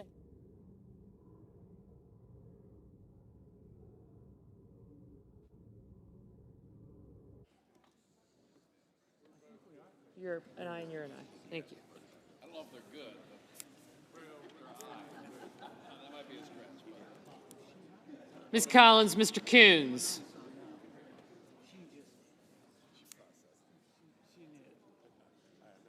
Mr. Cornyn. Ms. Cortez Masto. Mr. Cotton.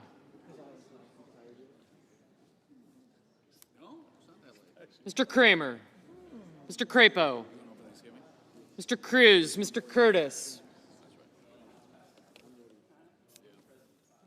Mr. Daines. Ms. Duckworth.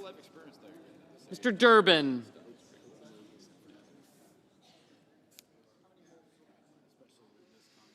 Ms. Ernst, Mr. Fetterman, Mrs. Fisher.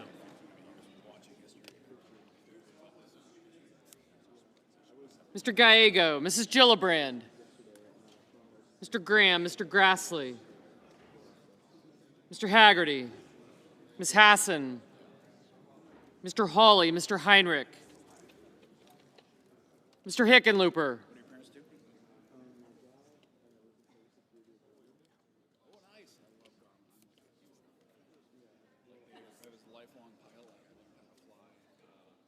Ms. Hirono.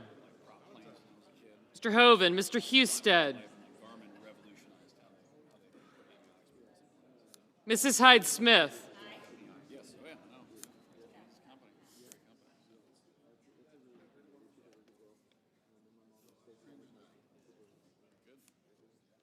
Mr. Johnson, Mr. Justice, Mr. Kane, Mr. Kelly, Mr. Kennedy, Mr. Kim, Mr. King, Ms. Klobuchar, Mr. Langford, Mr. Lee, Mr. Lujan, Ms. Lummis, Mr. Markey, Mr. Marshall, Mr. McConnell, Mr. McCormick, Mr. Merkley, Mrs. Moody, Mr. Moran.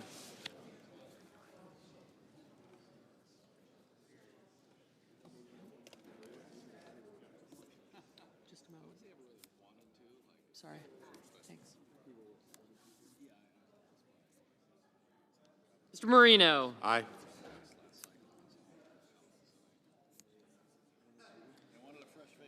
Mr. Mullen, Ms. Murkowski.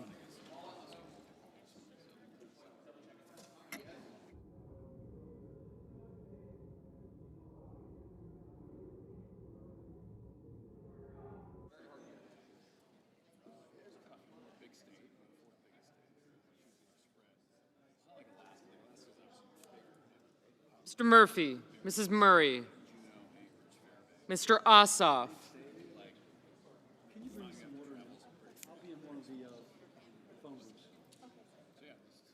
Mr. Padilla, Mr. Paul, Mr. Peters, Mr. Reed. Thank you.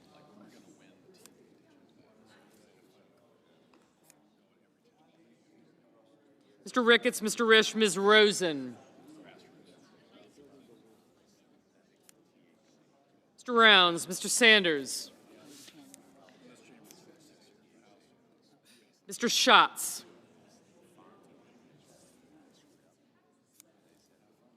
Mr. Schiff, Mr. Schmidt, Mr. Schumer.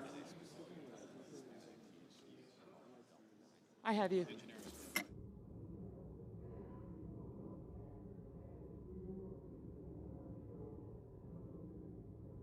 Mr. Scott of Florida, Mr. Scott of South Carolina, Mrs. Shaheen, Mr. Sheehy, Ms. Slotkin, Ms. Smith, Mr. Sullivan, Mr. Thune, Mr. Tillis, Mr. Tuberville. You haven't voted.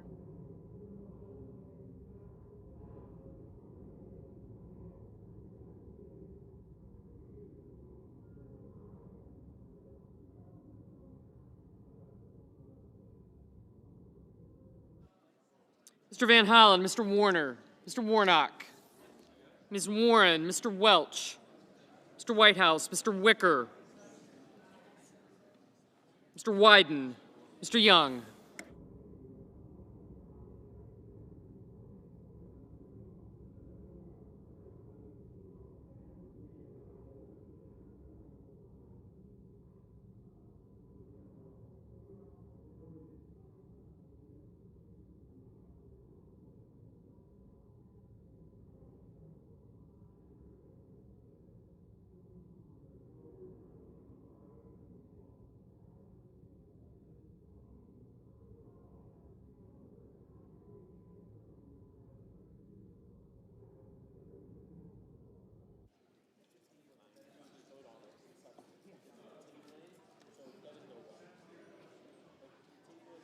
Senators voting in the affirmative: Alsobrooks, Banks, Barrasso, Blackburn, Blunt-Rochester, Britt, Budd, Cantwell, Capito, Cassidy, Collins, Cornyn, Kramer, Curtis, Daines, Ernst, Fetterman, Graham, Grassley, Hassan, Heinrich, Hirono, Husted, Hyde-Smith, Johnson, Justice, Kennedy, Kim, Klobuchar, Lankford, Lujan, Lummis, Marshall, McConnell, McCormick, Moody, Marino, Mullen, Murkowski, Murray, Padilla, Reed, Ricketts, Rosen, Rounds, Schiff, Schmidt, Scott of Florida, Scott of South Carolina, Shaheen, Sheehy, Smith, Sullivan, Thune, Tillis, Tuberville, Van Hollen, Whitehouse, and Young. Mrs. Fisher. Aye. Mrs. Gillibrand. Aye. Mr. Hawley. Aye. Senators voting in the negative: Baldwin, Bennett, Blumenthal, Booker, Cruz, Gallego, Hickenlooper, Hoeven, Markey, Merkley, Paul, Peters, Sanders, Schumer, Welch, and Wyden. Mr. Moran. Aye. Mr. Kelly, no. Yes, I do. Mr. Booker, no. Mr. Ossoff, no. Mr. Durbin, aye.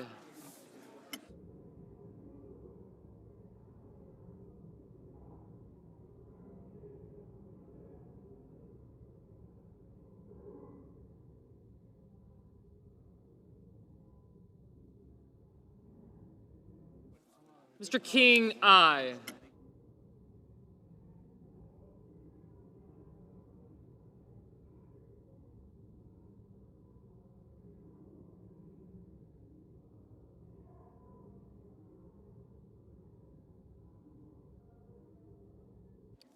Ms. Duckworth, no.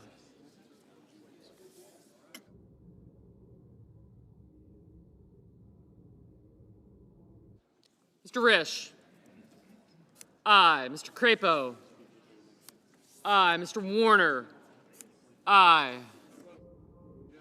Mr. Wicker, aye. Mr. Haggerty, aye.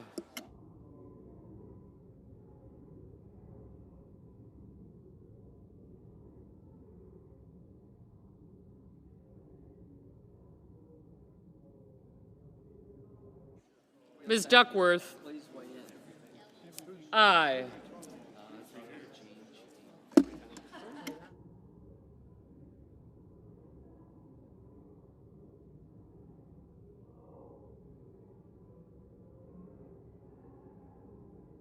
Mr. Hoven? Aye.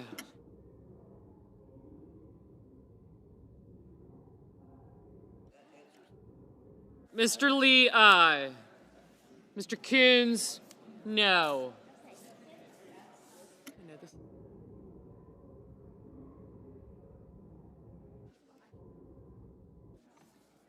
Mr. Coons, aye. Mr. Schatz, no.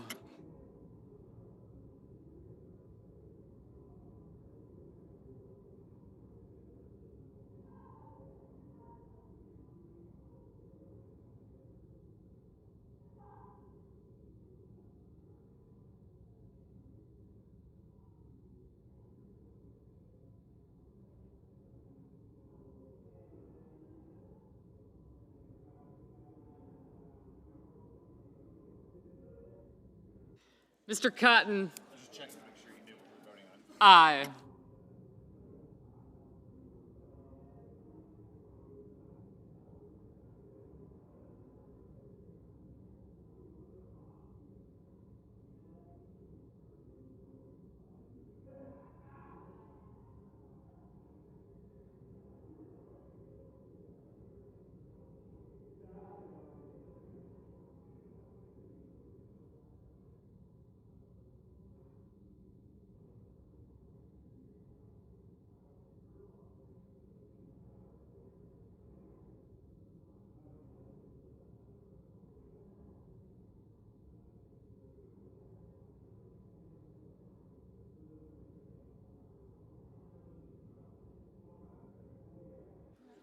Mr. Bozeman, aye.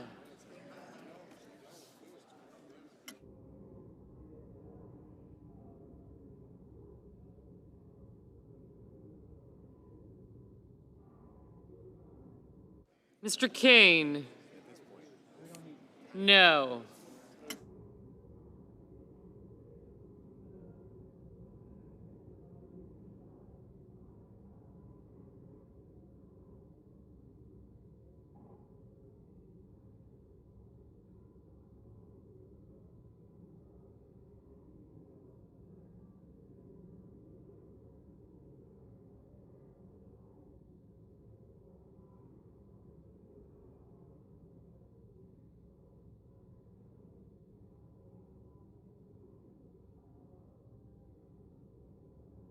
Ms. Slotkin, no.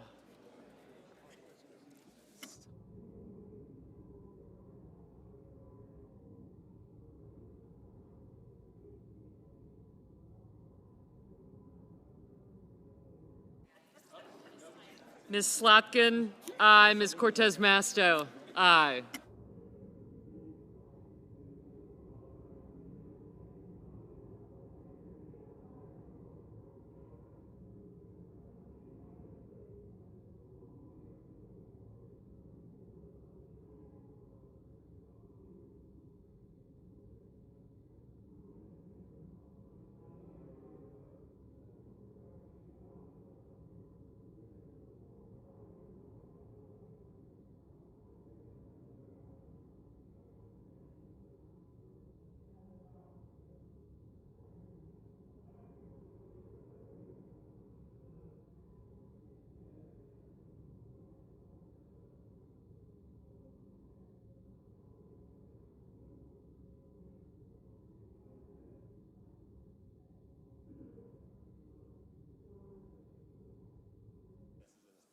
Ms. Warren, no.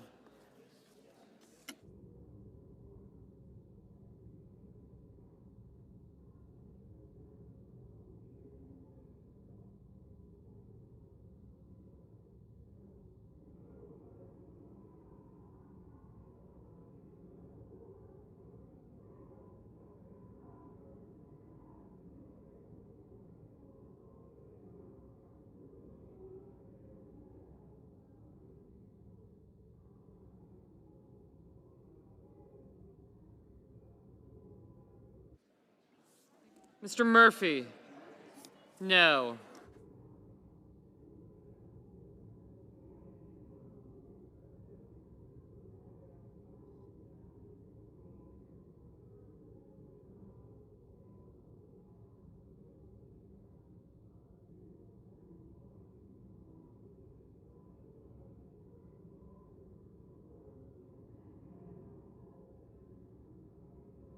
Mr. Warnock?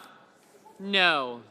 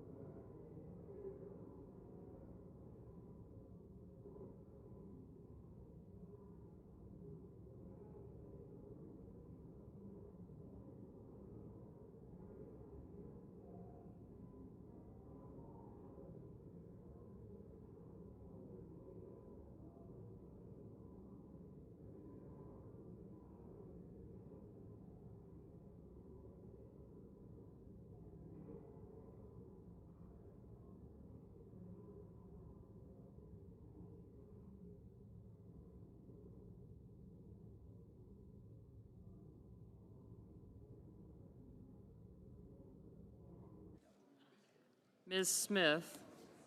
No. Ms. Klobuchar? No.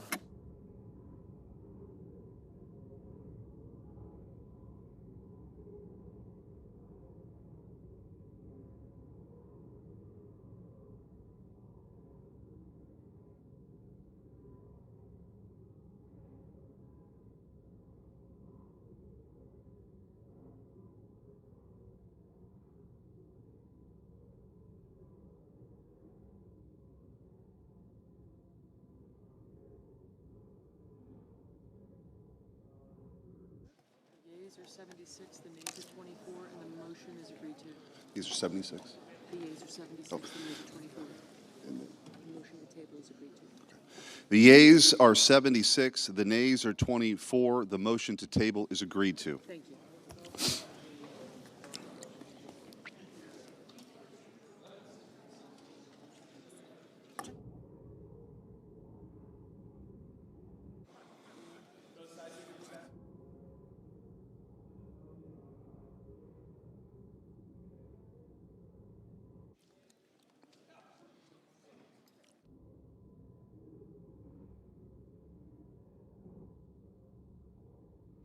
Mr. President, Senator from Maine, I yield back all remaining time. without objection.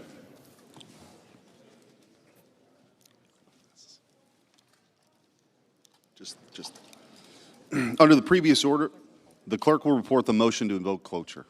Cloture motion. We, the undersigned senators, in accordance with the provisions of Rule 22 of the Standing Rules of the Senate, do hereby move to bring to a close debate on Substitute Amendment 3937 to Calendar 168, H.R. 5371, an act making continuing appropriations and extensions for fiscal year 2026 and for other purposes, signed by 17 senators.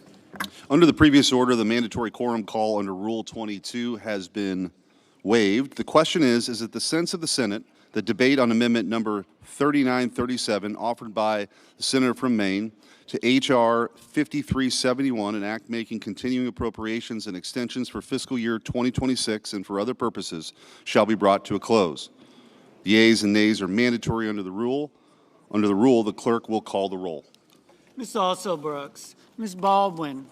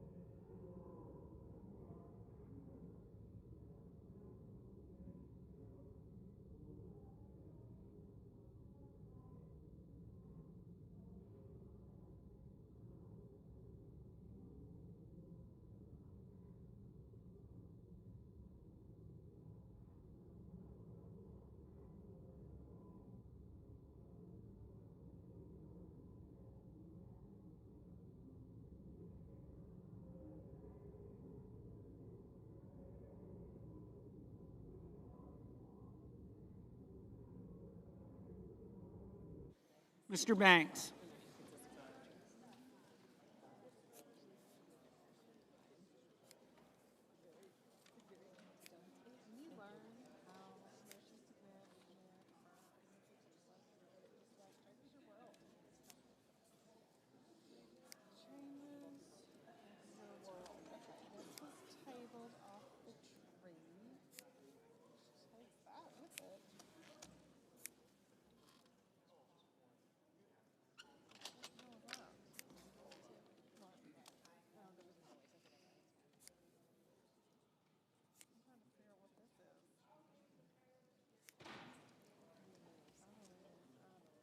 Mr. Barrasso, Mr. Bennett, Mrs. Blackburn,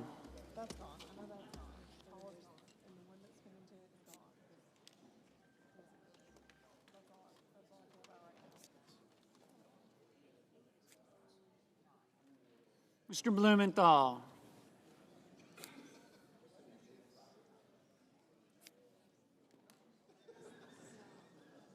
Ms. Blunt Rochester,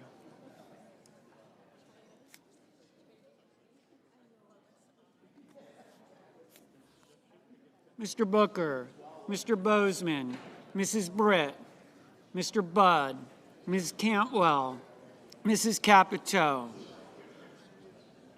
Mr. Cassidy, Ms. Collins, Mr. Coons, Mr. Cornyn, Ms. Cortez Masto,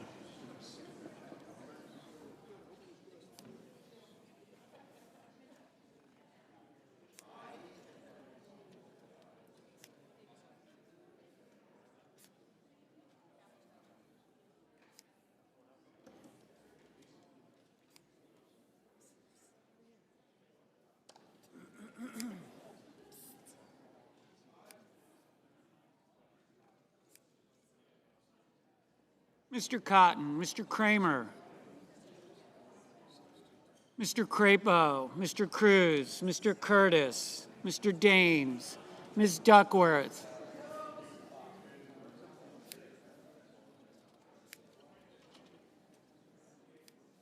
Mr. Durbin, Ms. Ernst,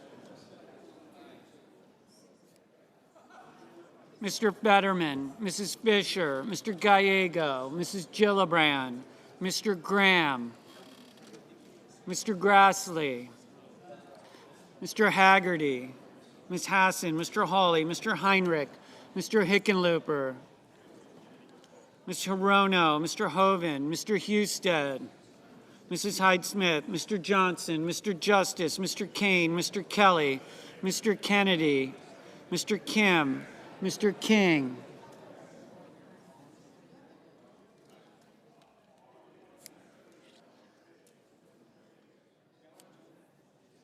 Ms. Klobuchar, Mr. Langford, Mr. Lee, Mr. Lujan, Ms. Lummis, Mr. Markey, Mr. Marshall, Mr. McConnell, Mr. McCormick, Mr. Merkley, Mrs. Moody, Mr. Moran,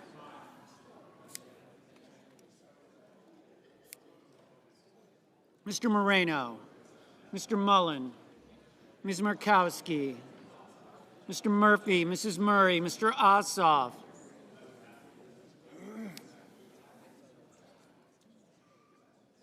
Mr. Padilla, Mr. Paul,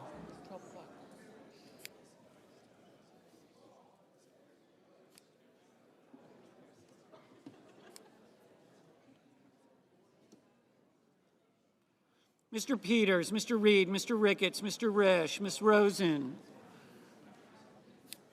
Mr. Rounds, Mr. Sanders, Mr. Schatz, Mr. Schiff, Mr. Schmidt, Mr. Schumer, Mr. Scott of Florida, Mr. Scott of South Carolina, Mrs. Shaheen, Mr. Sheehy, Ms. Slotkin, Ms. Smith, Mr. Sullivan, Mr. Thune, Mr. Tillis, Mr. Tuberville, Mr. Van Hollen,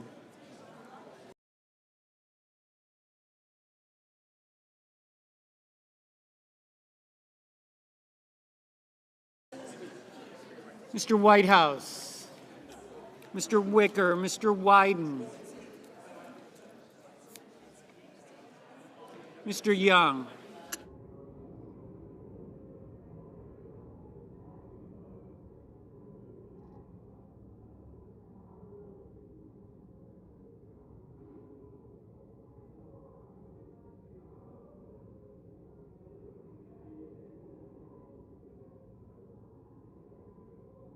Senators voting in the affirmative: Banks, Barrasso, Bozeman, Britt, Budd, Capito, Cassidy, Cornyn, Cortez Masto, Cotton, Crapo, Daines, Durbin, Ernst, Fetterman, Fisher, Graham, Grassley, Hassan, Hawley, Hoven, Hyde-Smith, Johnson, Kane, King, Langford, Lummis, Marshall, McCormick, Moody, Moran, Moreno, Ricketts, Risch, Rosen, Rounds, Schmidt, Scott of Florida, Scott of South Carolina, Shaheen, Sheehy, Tillis, Tuberville, Wicker, Young.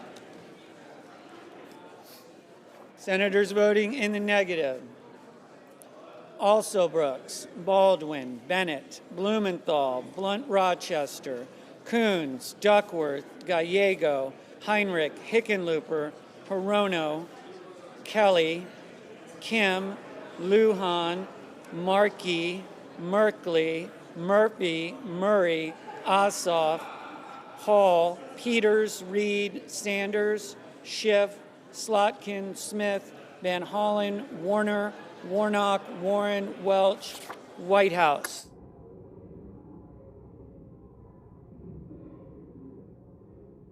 Mr. Curtis, aye. Ms. Collins, aye. Mr. Kennedy, aye.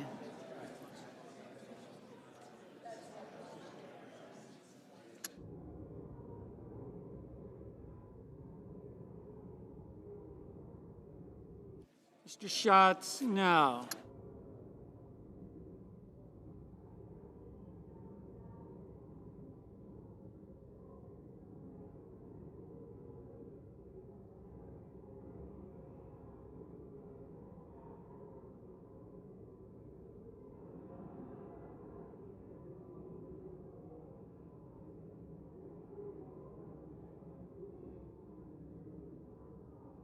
Mrs. Blackburn, aye. Ms. Cantwell, no. But I don't have 3947.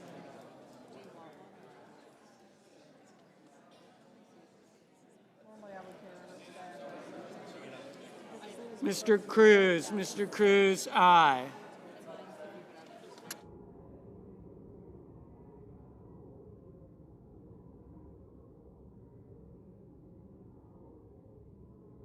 Mr. Booker, no.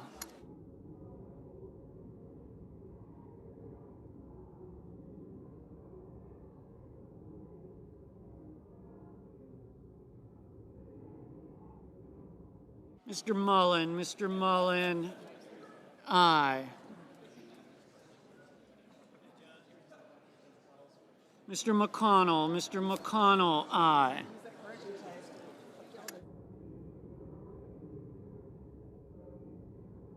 Mr. Husted, aye.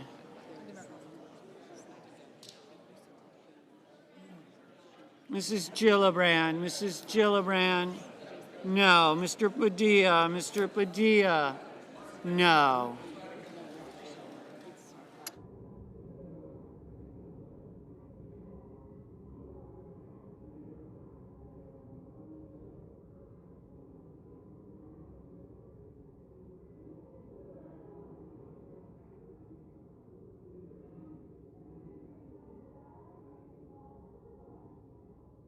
Mr. Thune, aye. Mr. Lee, aye.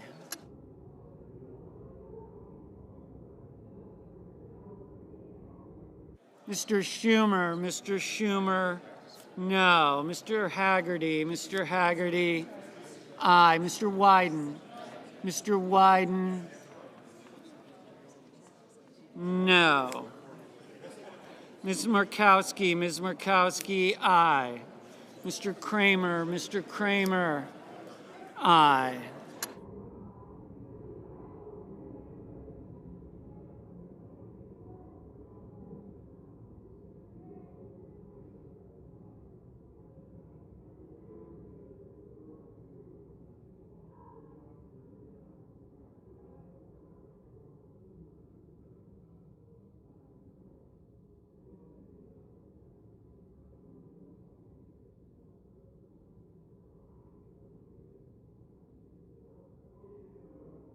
Ms. Klobuchar, no.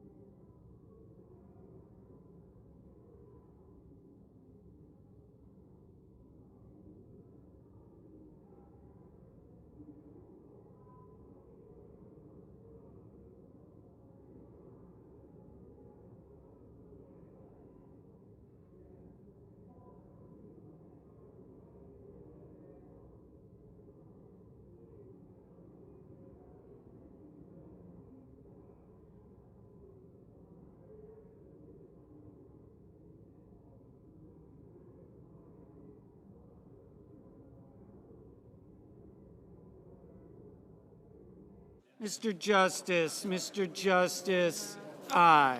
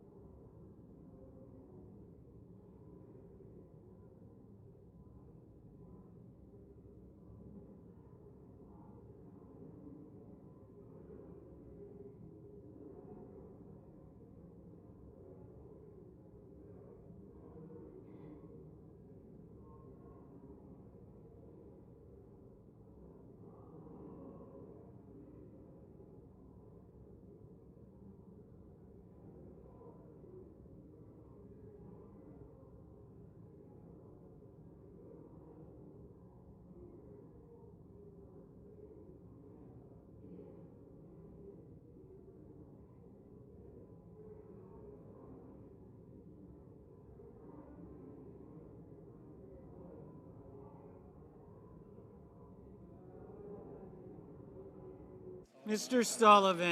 Sullivan, aye.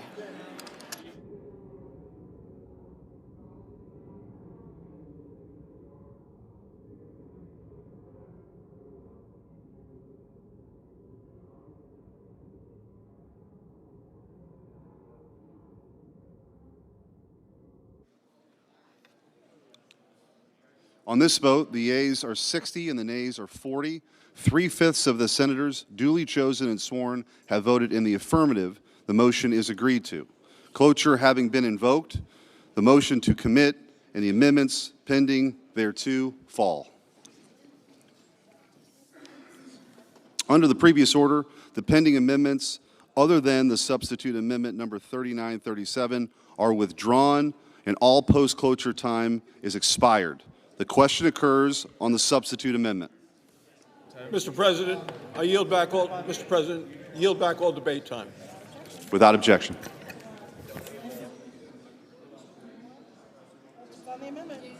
Questions on the amendment? Is there a sufficient second? There appears to be. Clerk will call the roll. Ms. Ossobrooks, Ms. Baldwin, Mr. Banks, Mr. Barrasso,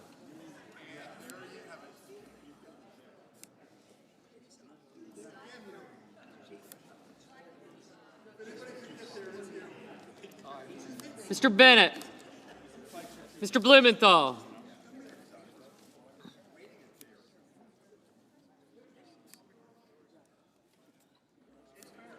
I did, thank you.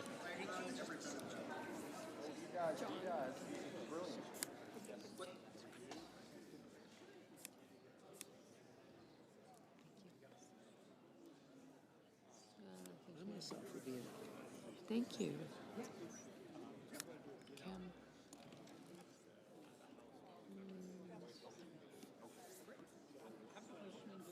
Thank you. I got you. Senator, thank you. Mrs. Murray, thank you.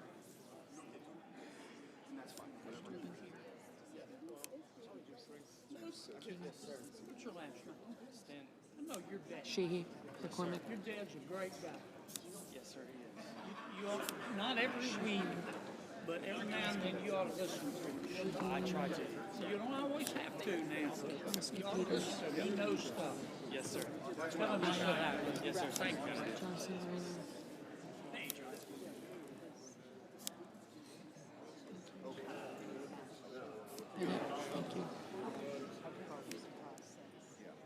Mr. Blumenthal, Ms. Blunt Rochester. I did get you. Thank you very much. Mr. Booker. Thank you very much. No, me too. You're a yes. Thank you. Thank you.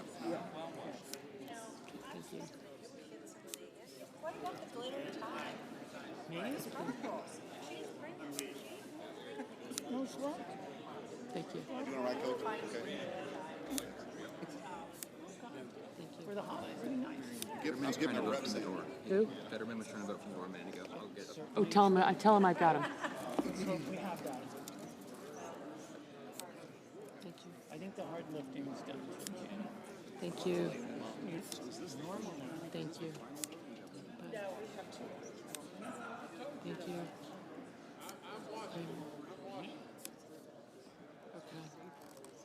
Mr. Booker, Mr. Bozeman, Mrs. Britt.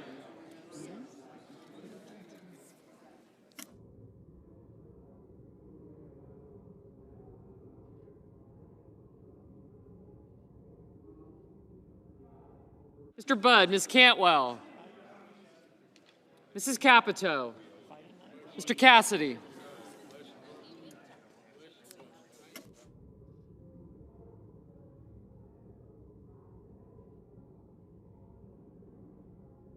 Ms. Collins, Mr. Coons, Mr. Cornyn, Ms. Cortez Masto.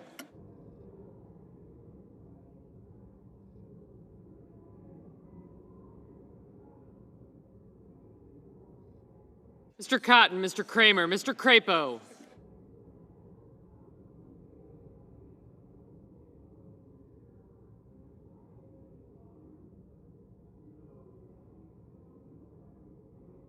Mr. Cruz, Mr. Curtis, Mr. Daines, Ms. Duckworth, Mr. Durbin.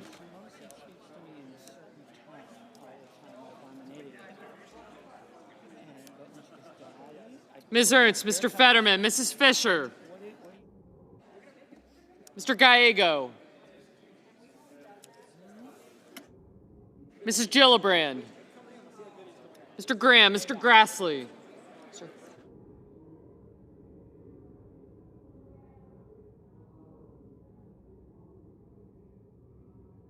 Mr. Haggerty, Ms. Hassan.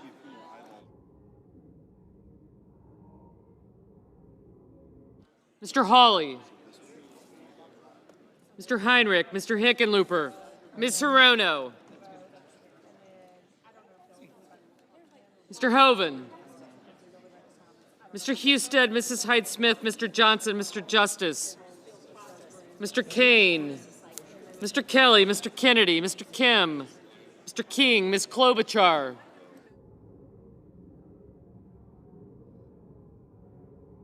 Mr. Langford, Mr. Lee, Mr. Lujan.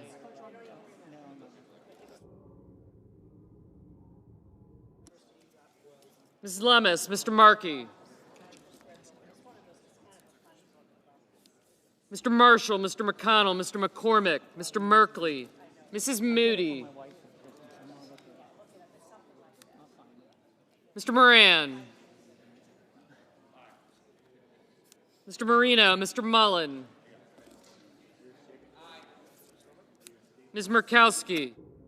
Mr. Murphy, Mrs. Murray, Mr. Ossoff.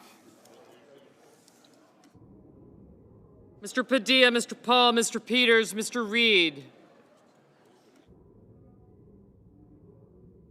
Mr. Ricketts, Mr. Risch, Ms. Rosen, Mr. Rounds.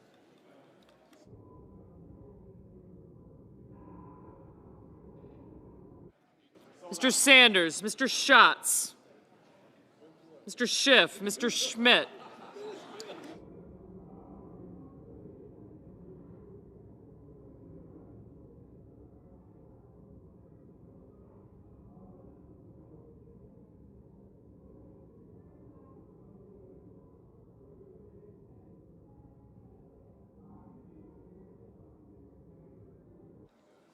Mr. Schumer.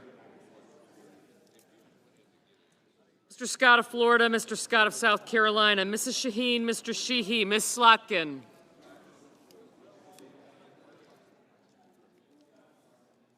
Ms. Smith, Mr. Sullivan. Mr. Thune, Mr. Tillis, Mr. Tuberville, Mr. Van Hollen, Mr. Warner, Mr. Warnock. Ms. Warren. Mr. Welch. Mr. Whitehouse, Mr. Wicker, Mr. Wyden, Mr. Young.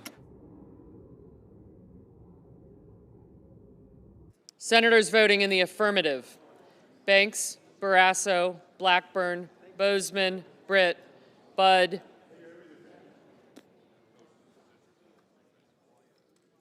Capito, Collins, Cornyn, Cotton, Kramer, Crapo, Cruz, Curtis, Daines, Durbin, Ernst, Fetterman, Fisher, Graham, Grassley, Haggerty, Hassan, Hawley, Hoven, Husted, Hyde-Smith, Johnson, Justice, Kane, Kennedy, King, Lankford, Lee, Lummis, Marshall, McConnell, McCormick, Moody, Moran, Marino, Mullen, Murkowski, Ricketts, Risch, Rosen, Rounds, Schmidt, Scott of Florida, Scott of South Carolina, Shaheen, Sheehy, Sullivan, Thune, Tillis, Tuberville, Wicker, and Young. Senators voting. Yep. Thank you. Senators voting in the negative: Alsobrooks, Baldwin, Bennett, Blunt Rochester, Cantwell, Coons, Duckworth, Gallego, Gillibrand, Heinrich, Hickenlooper, Kelly, Kim, Lujan, Markey, Merkley, Murphy, Murray, Padilla, Paul, Peters, Reed, Sanders, Schiff, Smith, Van Hollen, Warner, Welch, Whitehouse, and Wyden.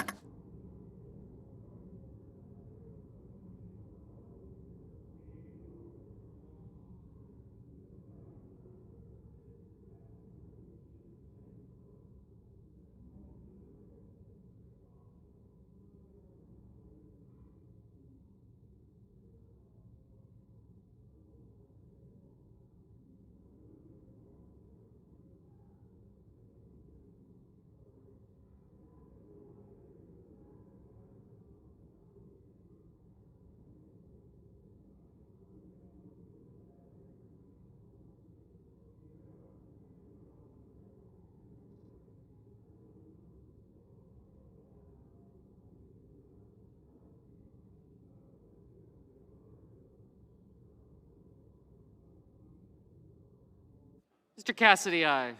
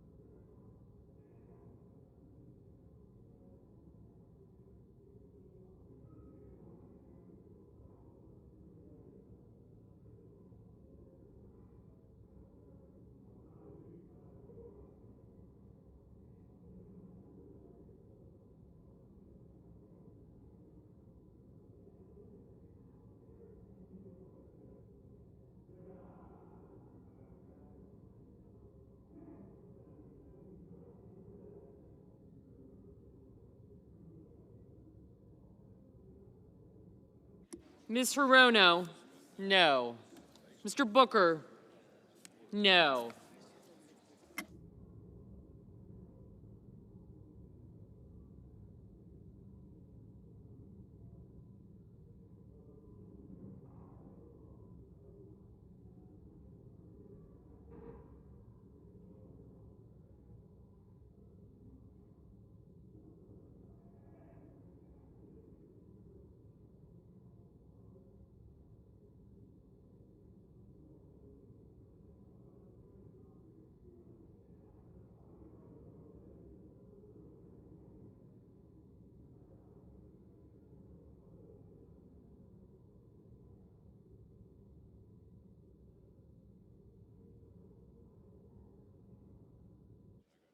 Ms. Klobuchar?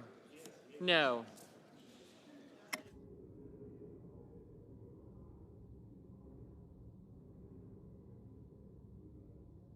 Mr. Ossoff? No. Mr. Schatz? No.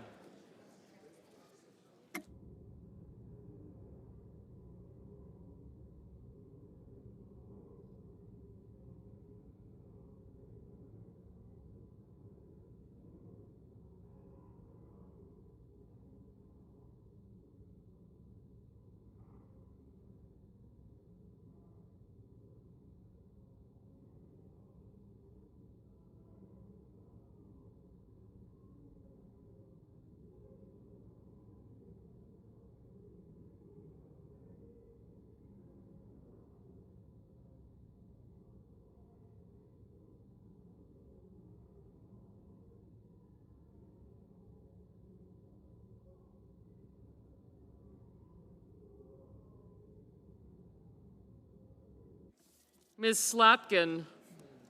No. Ms. Warren? No. Ms. Cortez Masto? Aye.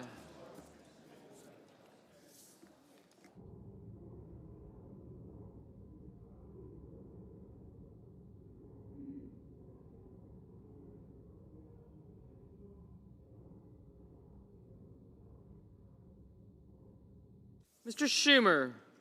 No.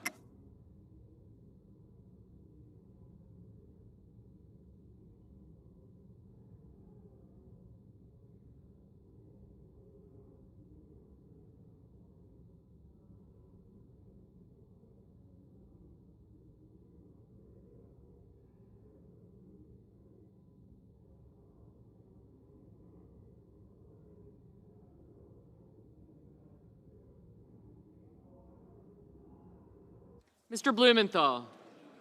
No.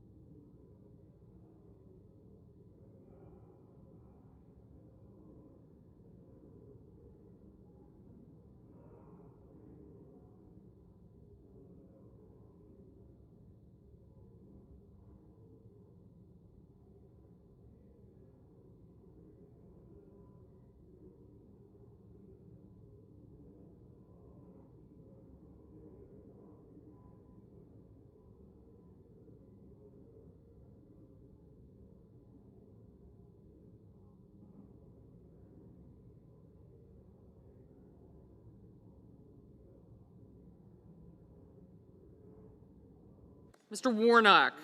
No.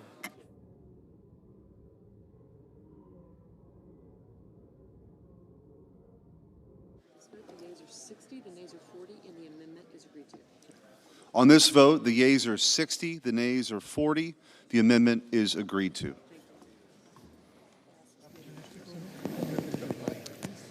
I yield back all debate time. Mr. President. Senator from Wyoming. I yield back all debate time.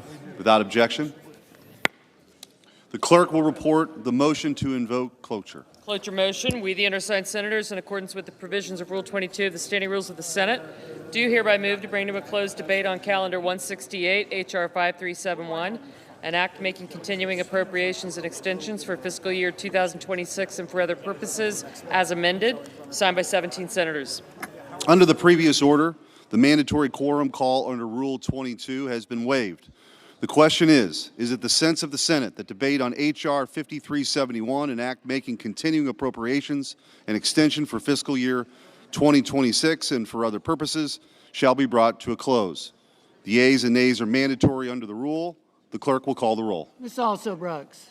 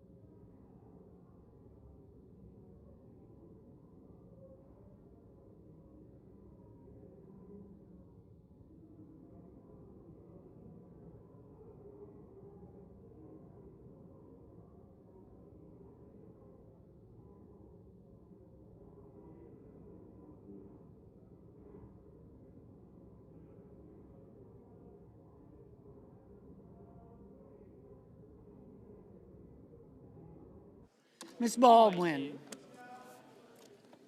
Mr. Banks. Most popular woman in the Senate in about 10 minutes.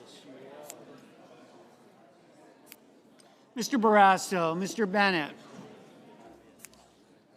Mrs. Blackburn, Mr. Blumenthal, Ms. Blunt Rochester,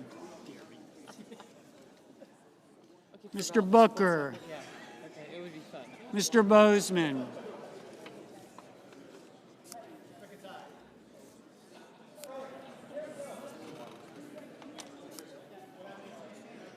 Mrs. Britt, Mr. Budd, Ms. Cantwell, Mrs. Capito, Mr. Cassidy, Ms. Collins, Mr. Coons, Mr. Cornyn, Ms. Cortez Masto, Mr. Cotton, Mr. Kramer, Next Tuesday. So, but Mr. Crapo, it's a good trade-off. Mr. Cruz, Mr. Curtis, 10 straight weeks. Going on 11. Mr. Daines, Ms. Duckworth, Time to disperse. You know? Mr. Durbin,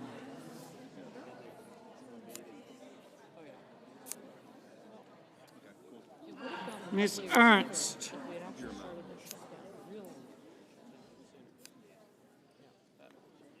Mr. Betterman, It's good to get to this. Yeah.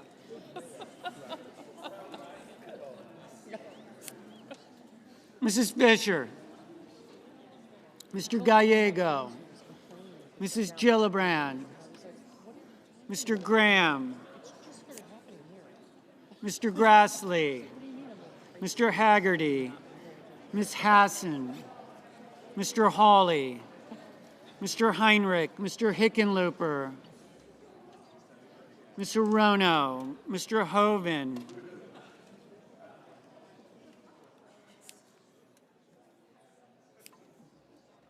Mr. Husted, Mrs. Hyde-Smith, Mr. Johnson, Mr. Justice, Mr. Kane, Mr. Kelly, Mr. Kennedy, Mr. Kim, Mr. King, Ms. Klobuchar,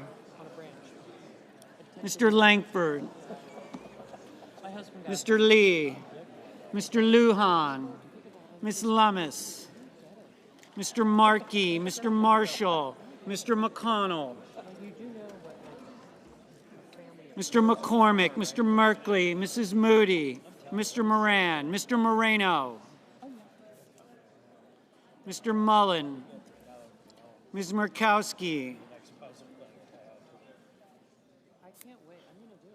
Mr. Murphy, Mrs. Murray, Mr. Ossoff,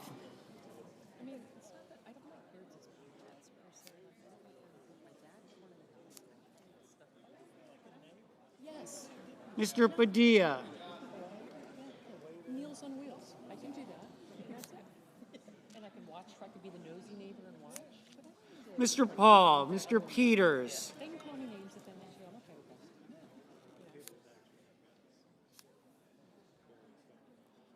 that. Mr. Reed, Mr. Ricketts, Mr. Risch, Ms. Rosen, They don't agree with me. They think you should. Mr. Rounds, Mr. Sanders, Mr. Schatz, Mr. Shipp,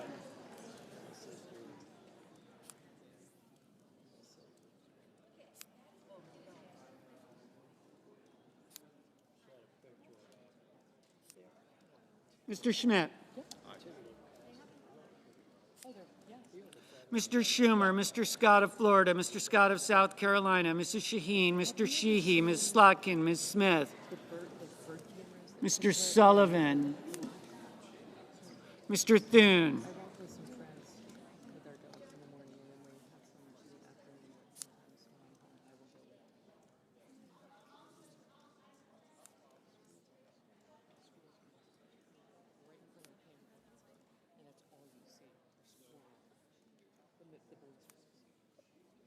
Mr. Tillis, Mr. Tuberville, Mr. Van Hollen, Mr. Warner, Mr. Warnock, Ms. Warren, Mr. Welch, Mr. Whitehouse, Mr. Wicker, Mr. Wyden, Mr. Young, Share those videos. Please share them with me because I think they're hilarious.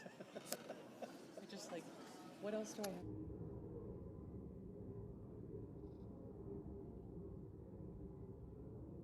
Senators voting in the affirmative: Banks, Barrasso, Blackburn, Bozeman, Budd, Capito, Cassidy, Cornyn, Cortez Masto, Cotton, Kramer, Curtis, Daines, Ernst, Fetterman, Haggerty, Hassan, Hovind, Husted, Hyde-Smith, Johnson, Justice, Kane, Kennedy, King, Lee, Marshall, McCormick, Moran, Moreno, Mullen, Murkowski, Ricketts, Risch, Rounds, Schmidt, Scott of Florida, Scott of South Carolina, Shaheen, Sheehy, Sullivan, Tillis, Tuberville, Wicker, Young. Mrs. Moody, aye. Mrs. Fisher, aye. Mr. Crapo, aye. Mr. Graham, aye. Senators voting in the negative: also Brooks, Baldwin, Bennett, Blumenthal, Blunt Rochester, Booker, Cantwell, Coons, Gillibrand, Heinrich, Hickenlooper, Hirono, Kelly, Kim, Markey, Merkley, Murphy, Murray, Ossoff, Paul, Reed, Sanders, Schiff, Schumer, Slotkin, Smith, Van Hollen, Warner, Warnock, Warren, Wyden.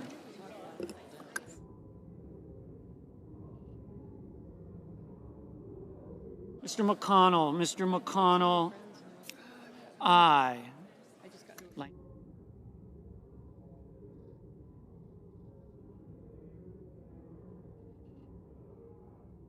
Mr. Langford, aye. Mr. Hawley, aye. Mr.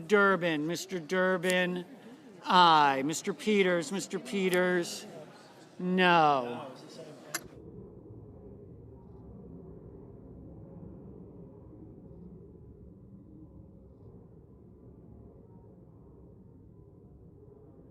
Mr. Cruz, aye. Mr. Thune, aye. Ms. Lummis, aye. Mrs. Brett, aye.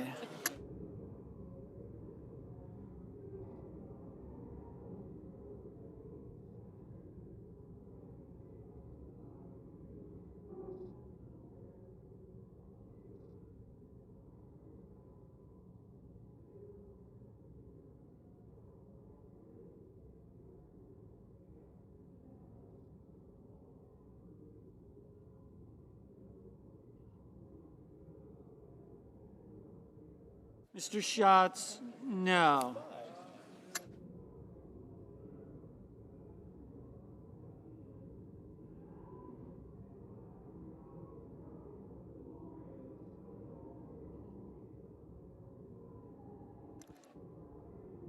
Ms. Collins,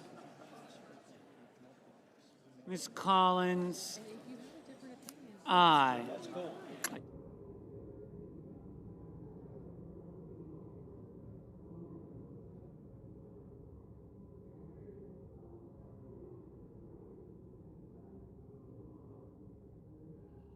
Mr. Whitehouse, no.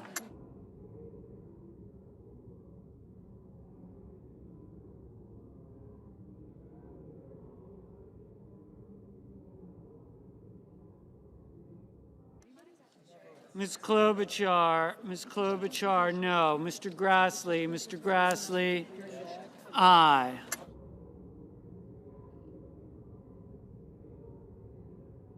Mr. Gallego, no. Mr. Padilla, no.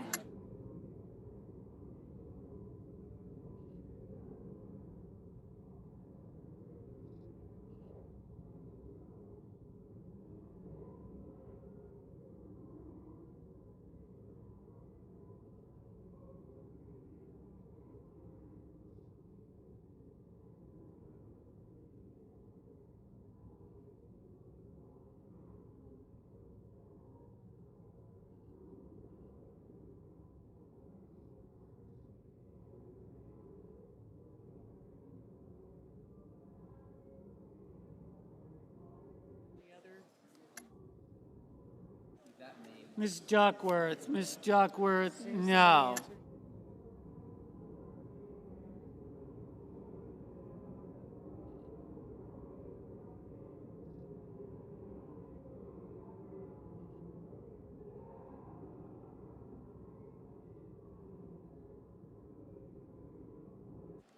Mr. Welch, no.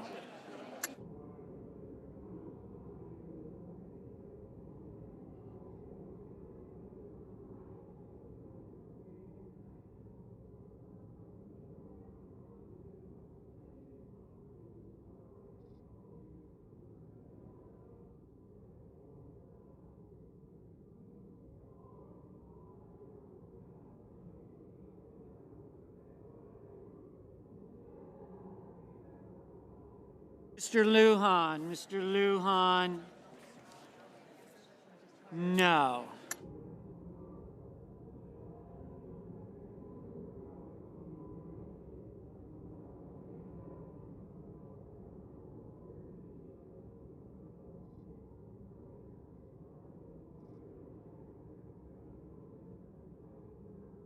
Ms. Rosen, aye.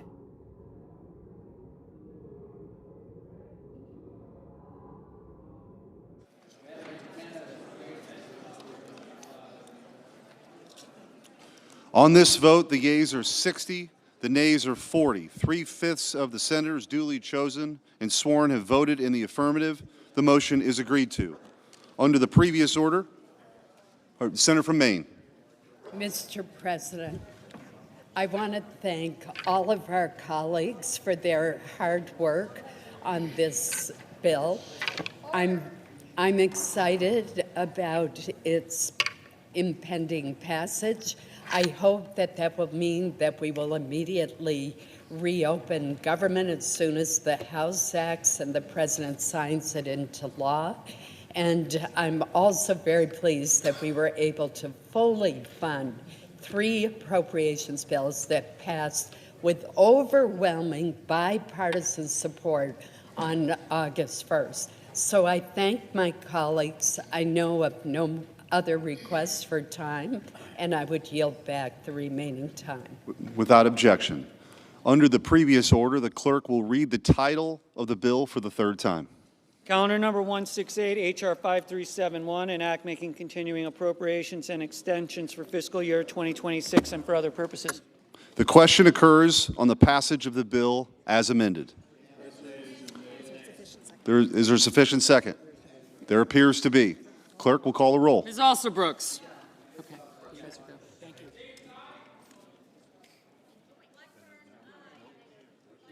Thank you. Thank you. You got it. White House, no. Thank you. Thank you. Yes, thank you. McCormick? Yes, ma'am. Thank you. Thank you. Ms. Baldwin? Sure enough, not delivered. I got you. I got you. Thanks. Bye-bye. All right, take care. I got you. Yes, thank you. Sanders? You're a no. And Coons? Thank you. I do. I'm coming right over. Johnson, just list your name out. Johnson, Cruz, and Scott. Thank you. Thank you. Cornyn. Thank you. Got you. Tuberville. Got, Justice, yeah.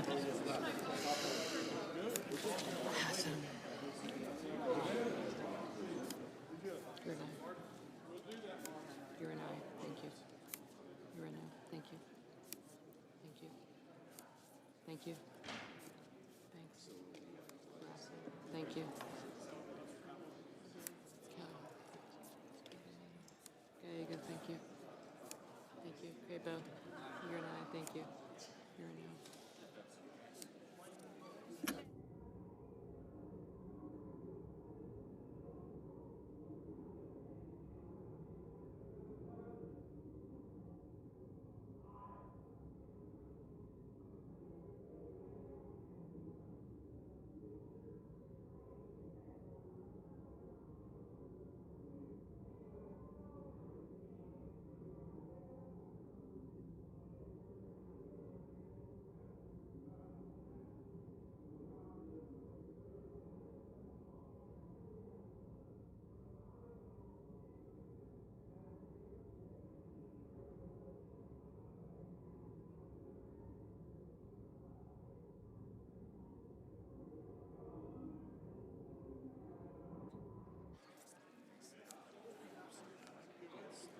Mr. Bennett, Mrs. Blackburn, Mr. Blumenthal.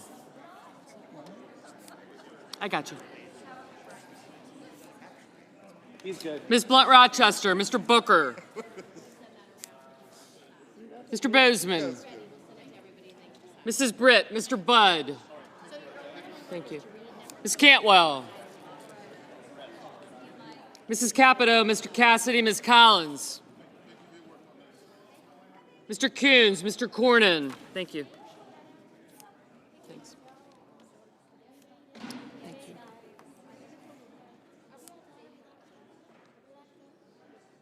Mr. Coons, Mr. Cornyn, Ms. Cortez Masto. Mr. Cotton. Mr. Kramer. Thank you. Thank you. Thank you. Mr. Crapo, Mr. Cruz, Mr. Curtis, Mr. Janes. Thank you. Yes, I do. Thank you. Ms. Duckworth, Mr. Durbin, Ms. Ernst, Mr. Fetterman. Mrs. Fisher, Mr. Gallego, Mrs. Gillibrand, Mr. Graham, Mr. Grassley. Mr. Haggerty. Thank you. I will.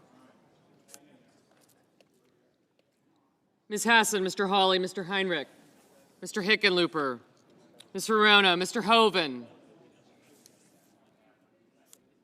Mr. Husted, Mrs. Hyde-Smith, Mr. Johnson, Mr. Justice, Mr. Kane, Mr. Kelly, Mr. Kennedy, Mr. Kim, Mr. King, Ms. Klobuchar, Mr. Lankford, Mr. Lee, Mr. Lujan. Okay. Ms. Lummis. Mr. Markey. You're no. Yeah.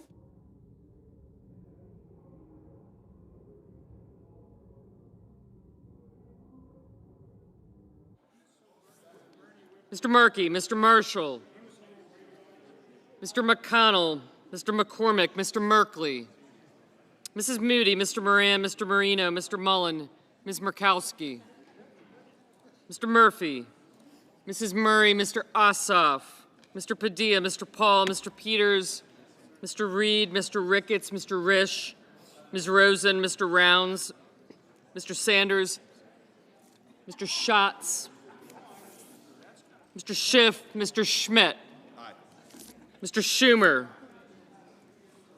Mr. Scott of Florida, Mr. Scott of South Carolina, Mrs. Shaheen, Mr. Sheehy, Ms. Slotkin, Ms. Smith, Mr. Sullivan, Mr. Thune. Yep. Mr. Tillis, Mr. Tuberville, Mr. Van Hollen, Mr. Warner, Mr. Warnock. Thank you. Ms. Warren. Mr. Welch, Mr. Whitehouse. Mr. Wicker, Mr. Wyden.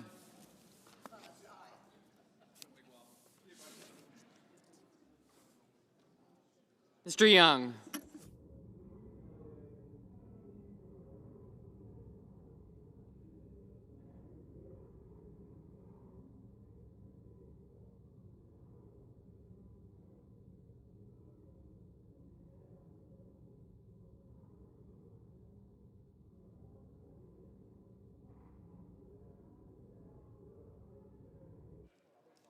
Senators voting in the affirmative: Banks, Barrasso, Blackburn, Bozeman, Britt, Budd, Capito, Cassidy, Collins, Cornyn, Cotton, Kramer, Crapo, Cruz, Curtis, Daines, Durbin, Ernst, Fetterman, Fisher, Graham, Grassley, Haggerty, Hassan, Hawley, Hoven, Husted, Hyde-Smith, Johnson, Justice, Kane, Kennedy, King, Lee, Lummis, McConnell, McCormick, Moody, Moran, Marino, Mullen, Ricketts, Risch, Rosen, Rounds, Schmidt, Scott of Florida, Scott of South Carolina, Shaheen, Sheehy, Sullivan, Thune, Tillis, Tuberville, Wicker, and Young. I got it. Yep.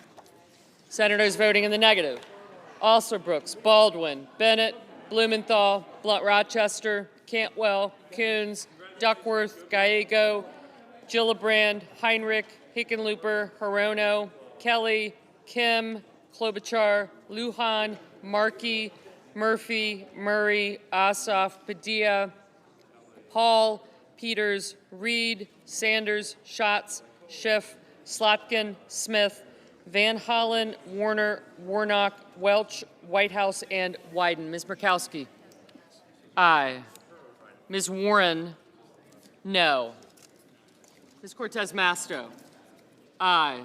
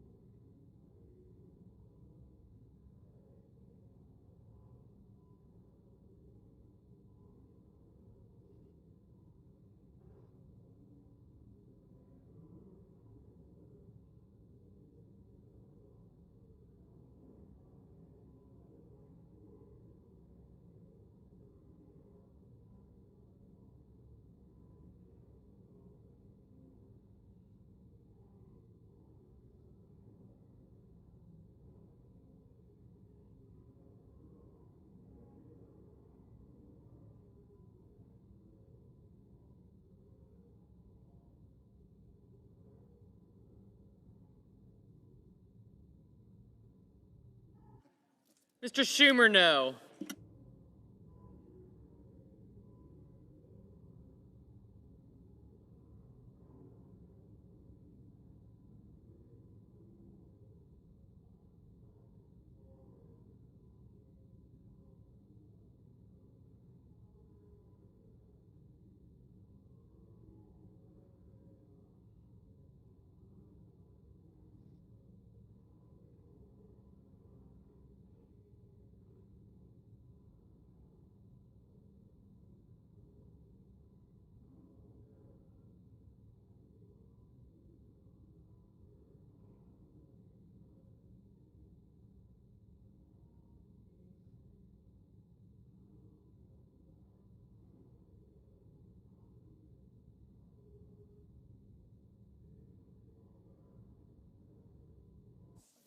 Mr. Langford, aye.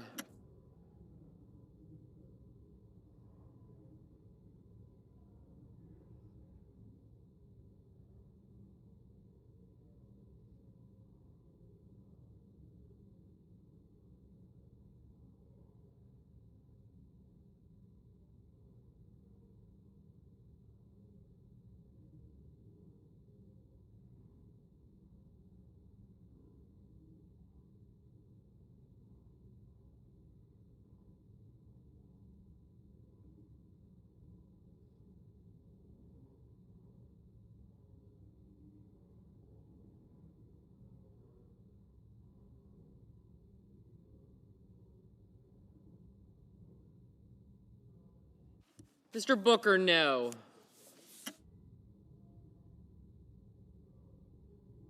Just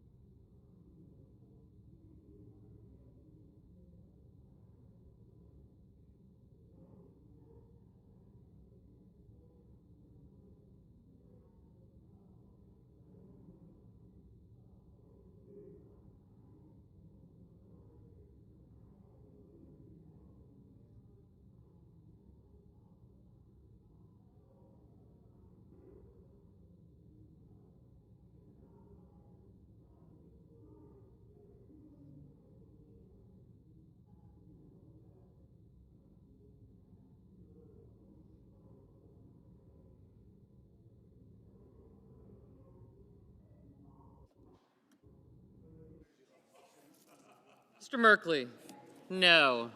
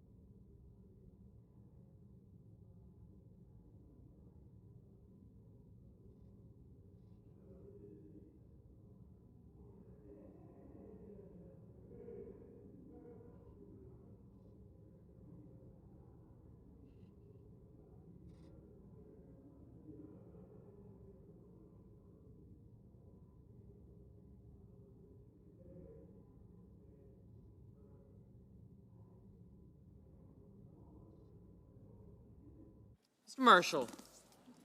Aye.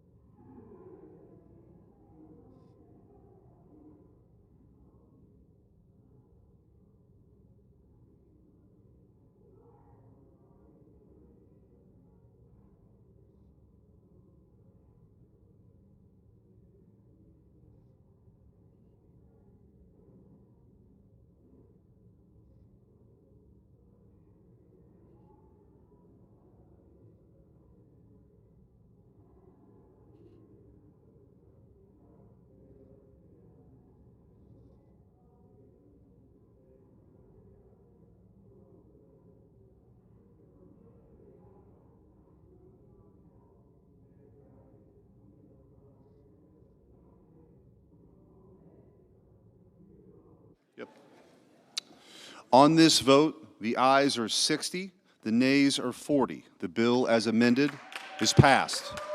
Under the previous order, the motion to reconsider is considered made and laid upon the table.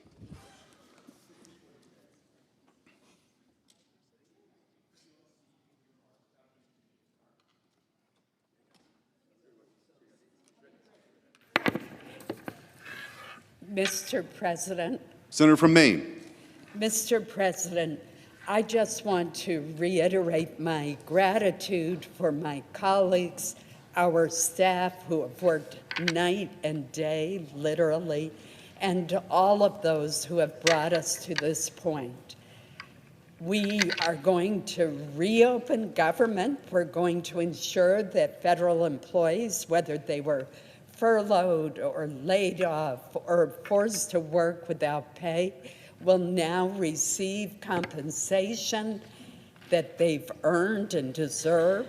And we will also be able to celebrate on Veterans Day tomorrow the fact that we have passed the appropriations bill for the VA. And this would not have come about without the work of so many people, too numerous to mention.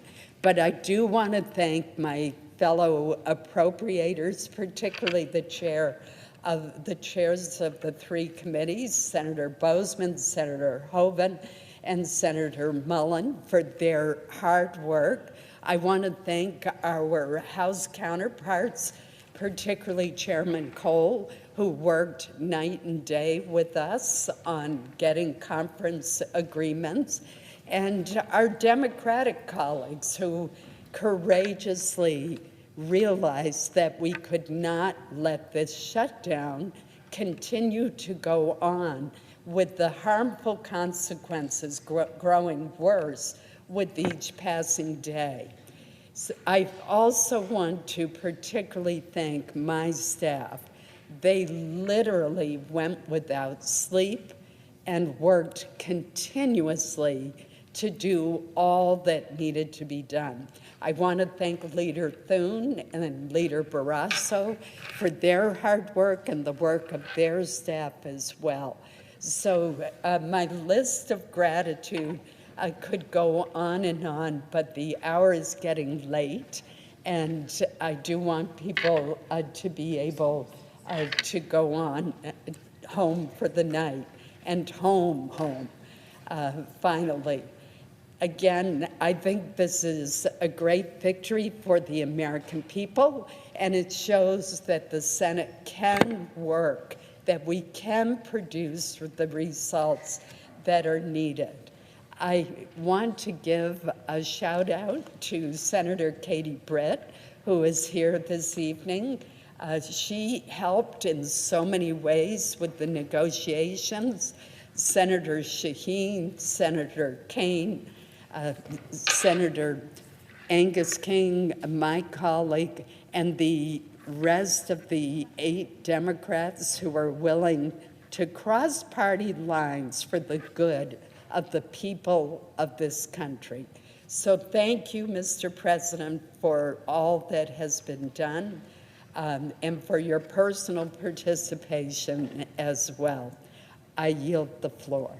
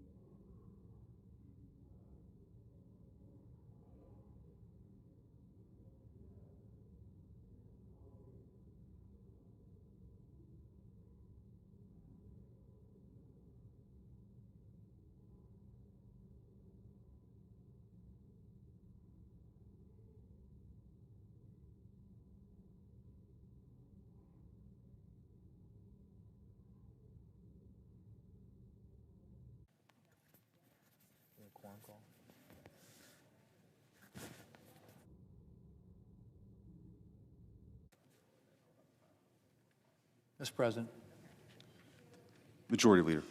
Mr. President, this has been a very long road, quite literally the longest shutdown in history. I am very, very happy to be able to say that we are coming to the end.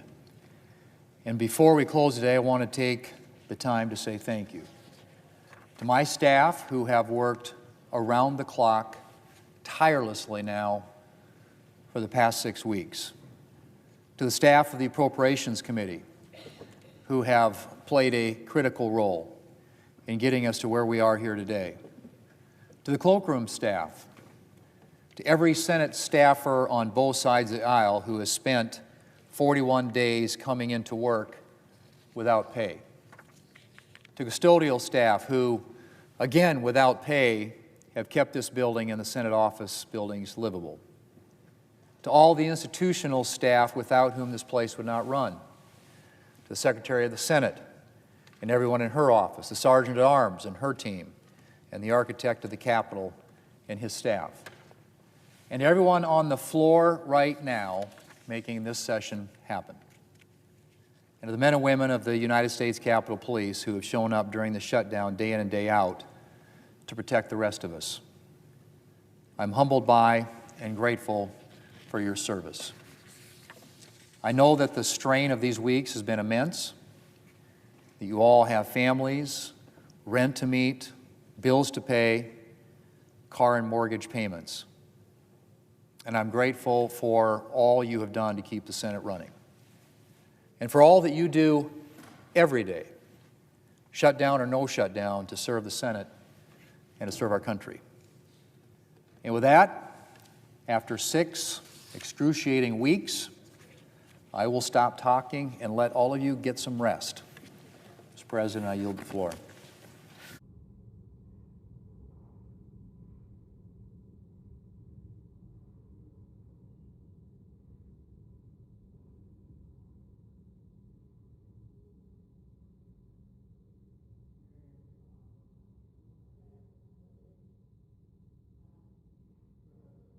Majority Leader. I move to proceed to executive session to consider calendar number 515. The question is on the motion. All in favor say aye. Aye. All those opposed? The ayes appear to have it. The ayes do have it. The motion is agreed to. The clerk will report the nomination. Nomination, Nuclear Regulatory Commission, Ho Nie of Alabama to be a member. Mr. President, I send a cloture motion to the desk. The clerk will report.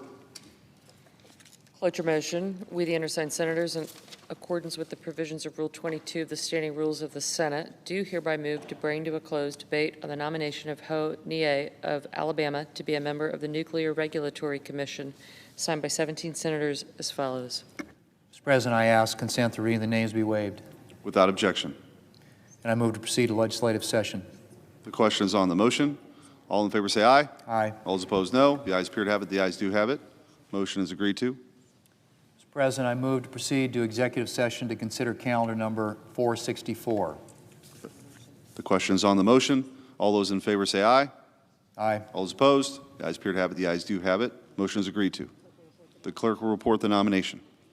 Nomination, Department of the Treasury, Donald Korb of Ohio to be Chief Counsel for the Internal Revenue Service and an Assistant General Counsel. Mr. President, I send a cloture motion to the desk. The clerk will report. Cloture motion. We, the undersigned senators, in accordance with the provisions of Rule 22 of the Standing Rules of the Senate, do hereby move to bring to a closed debate on the nomination of Donald Korb of Ohio to be Chief Counsel for the Internal Revenue Service and an Assistant General Counsel in the Department of the Treasury.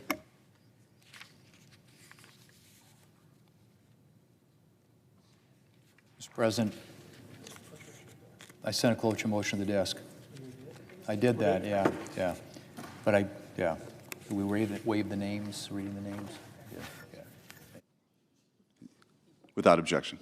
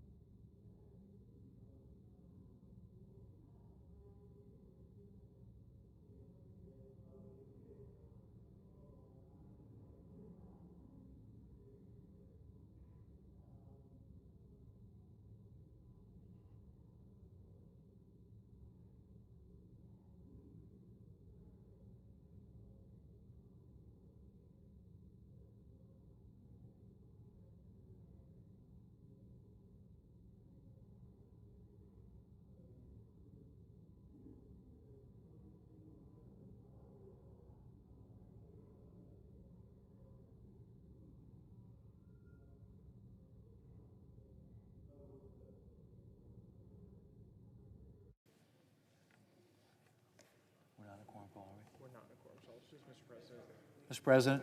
Majority Leader. Mr. President, I ask unanimous consent that the Senate resume legislative session and be in a period of morning business with senators permitted to speak therein for up to 10 minutes each. Without objection. And I ask unanimous consent that all members of the Republican Conference be authorized to sign duly enrolled bills or joint resolutions from November the 11th through November the 18th. Without objection, so ordered. Mr. President, I ask unanimous consent the Senate proceed to the consideration of SRS 497, which is at the desk. The clerk will report. SRS 497, permitting the collection of clothing, toys, food, and housewares during the holiday season for charitable purposes in Senate buildings. Is there an objection to proceeding to the matter? Without objection, the Senate will proceed.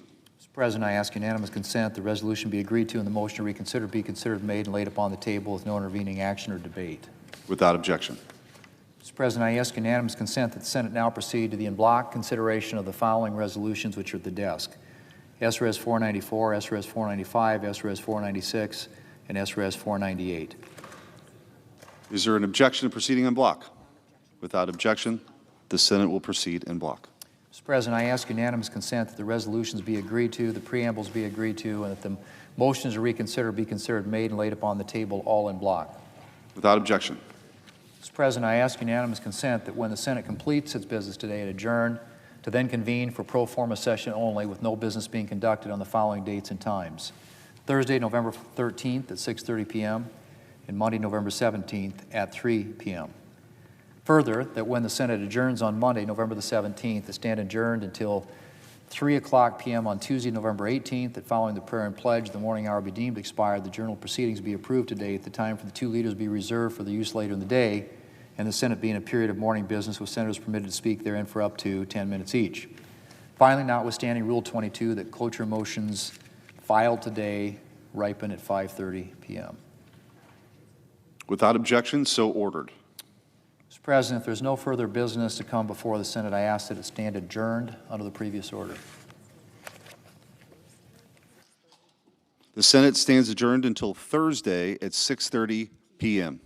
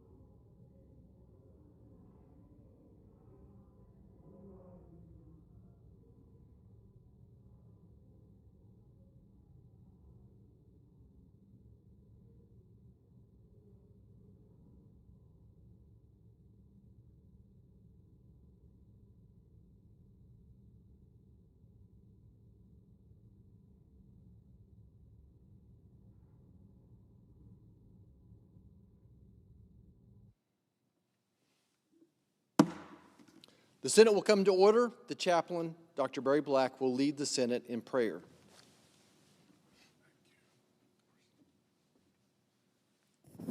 Let us pray. Eternal God, we thank you for the progress we have made on this journey to reopen the government. We refuse to give in to the fatigue of despair because you have filled us with the buoyancy of hope. Lord, you know the hopes of the helpless. You bring justice to the oppressed. You see the troubles we face, for you are our all-wise King. Continue to shower us with your blessings, instructing our lawmakers with your wisdom as you use them for your glory. And Lord, bless our veterans. We pray in your sovereign name. Amen. Amen.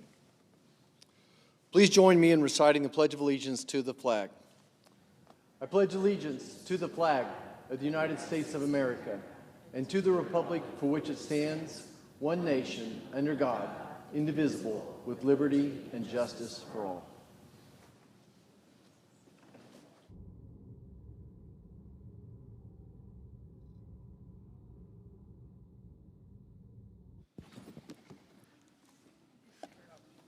Ready? The clerk will read a communication to the Senate. Washington, D.C., November 10, 2025, to the Senate. Under the provisions of Rule 1, Paragraph 3 of the Standing Rules of the Senate, I hereby appoint the Honorable Roger Marshall, a senator from the state of Kansas, to perform the duties of the chair. Signed, Chuck Grassley, President pro tempore. Under the previous order, the leadership time is reserved. Morning business is closed. Under the previous order, the Senate will resume consideration of the motion to proceed to H.R. 5371, which the clerk will report. Motion to proceed to calendar number 168, H.R. 5371, an act making continuing appropriations and extensions for fiscal year 2026 and for other purposes.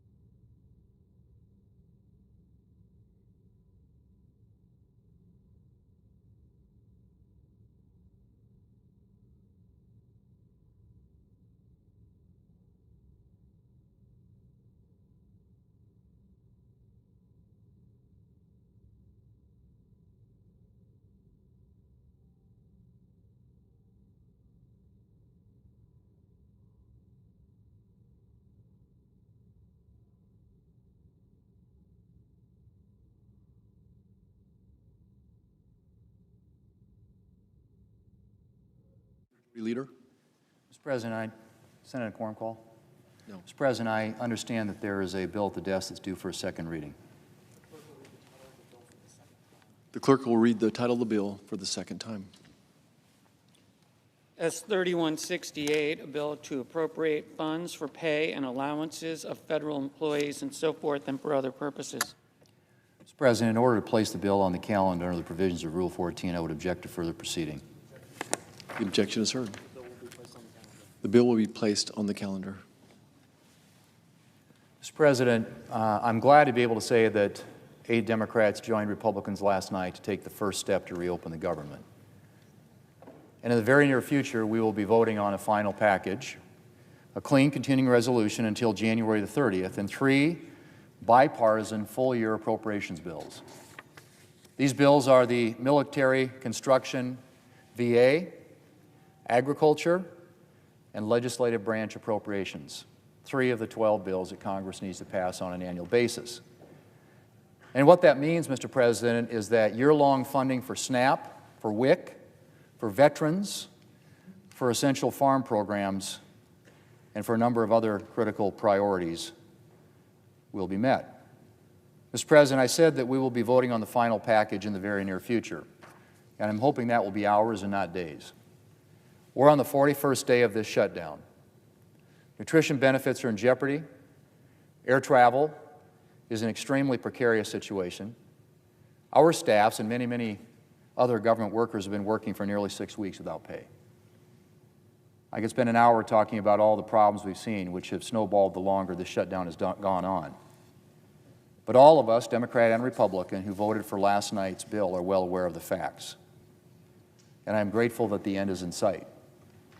But I would encourage every member of this body, Democrat or Republican, pro-bill or anti-bill, not to stand in the way of our being able to deliver the coming relief quickly. The American people have suffered for long enough. Let's not pointlessly drag this bill out. Let's get it done, get it over to the House so that we can get this government open. Mr. President, as I have emphasized since being elected Majority Leader last November, I remain deeply committed to advancing full-year appropriations bills through regular order. And we've drafted this continuing resolution to extend to January 30th specifically to give us more time to get this bipartisan work done. I look forward to taking up additional appropriations bills on the floor in the near future. Mr. President, after 41 days, I'm grateful to be able to say that we are close to getting the government reopened. And again, I ask all of my colleagues on both sides of the aisle, of both parties, to make it possible for us to quickly pass this bill. Mr. President, I yield the floor. I suggest the absence of a quorum. The clerk will call the roll. Ms. Alsoo-Brooks.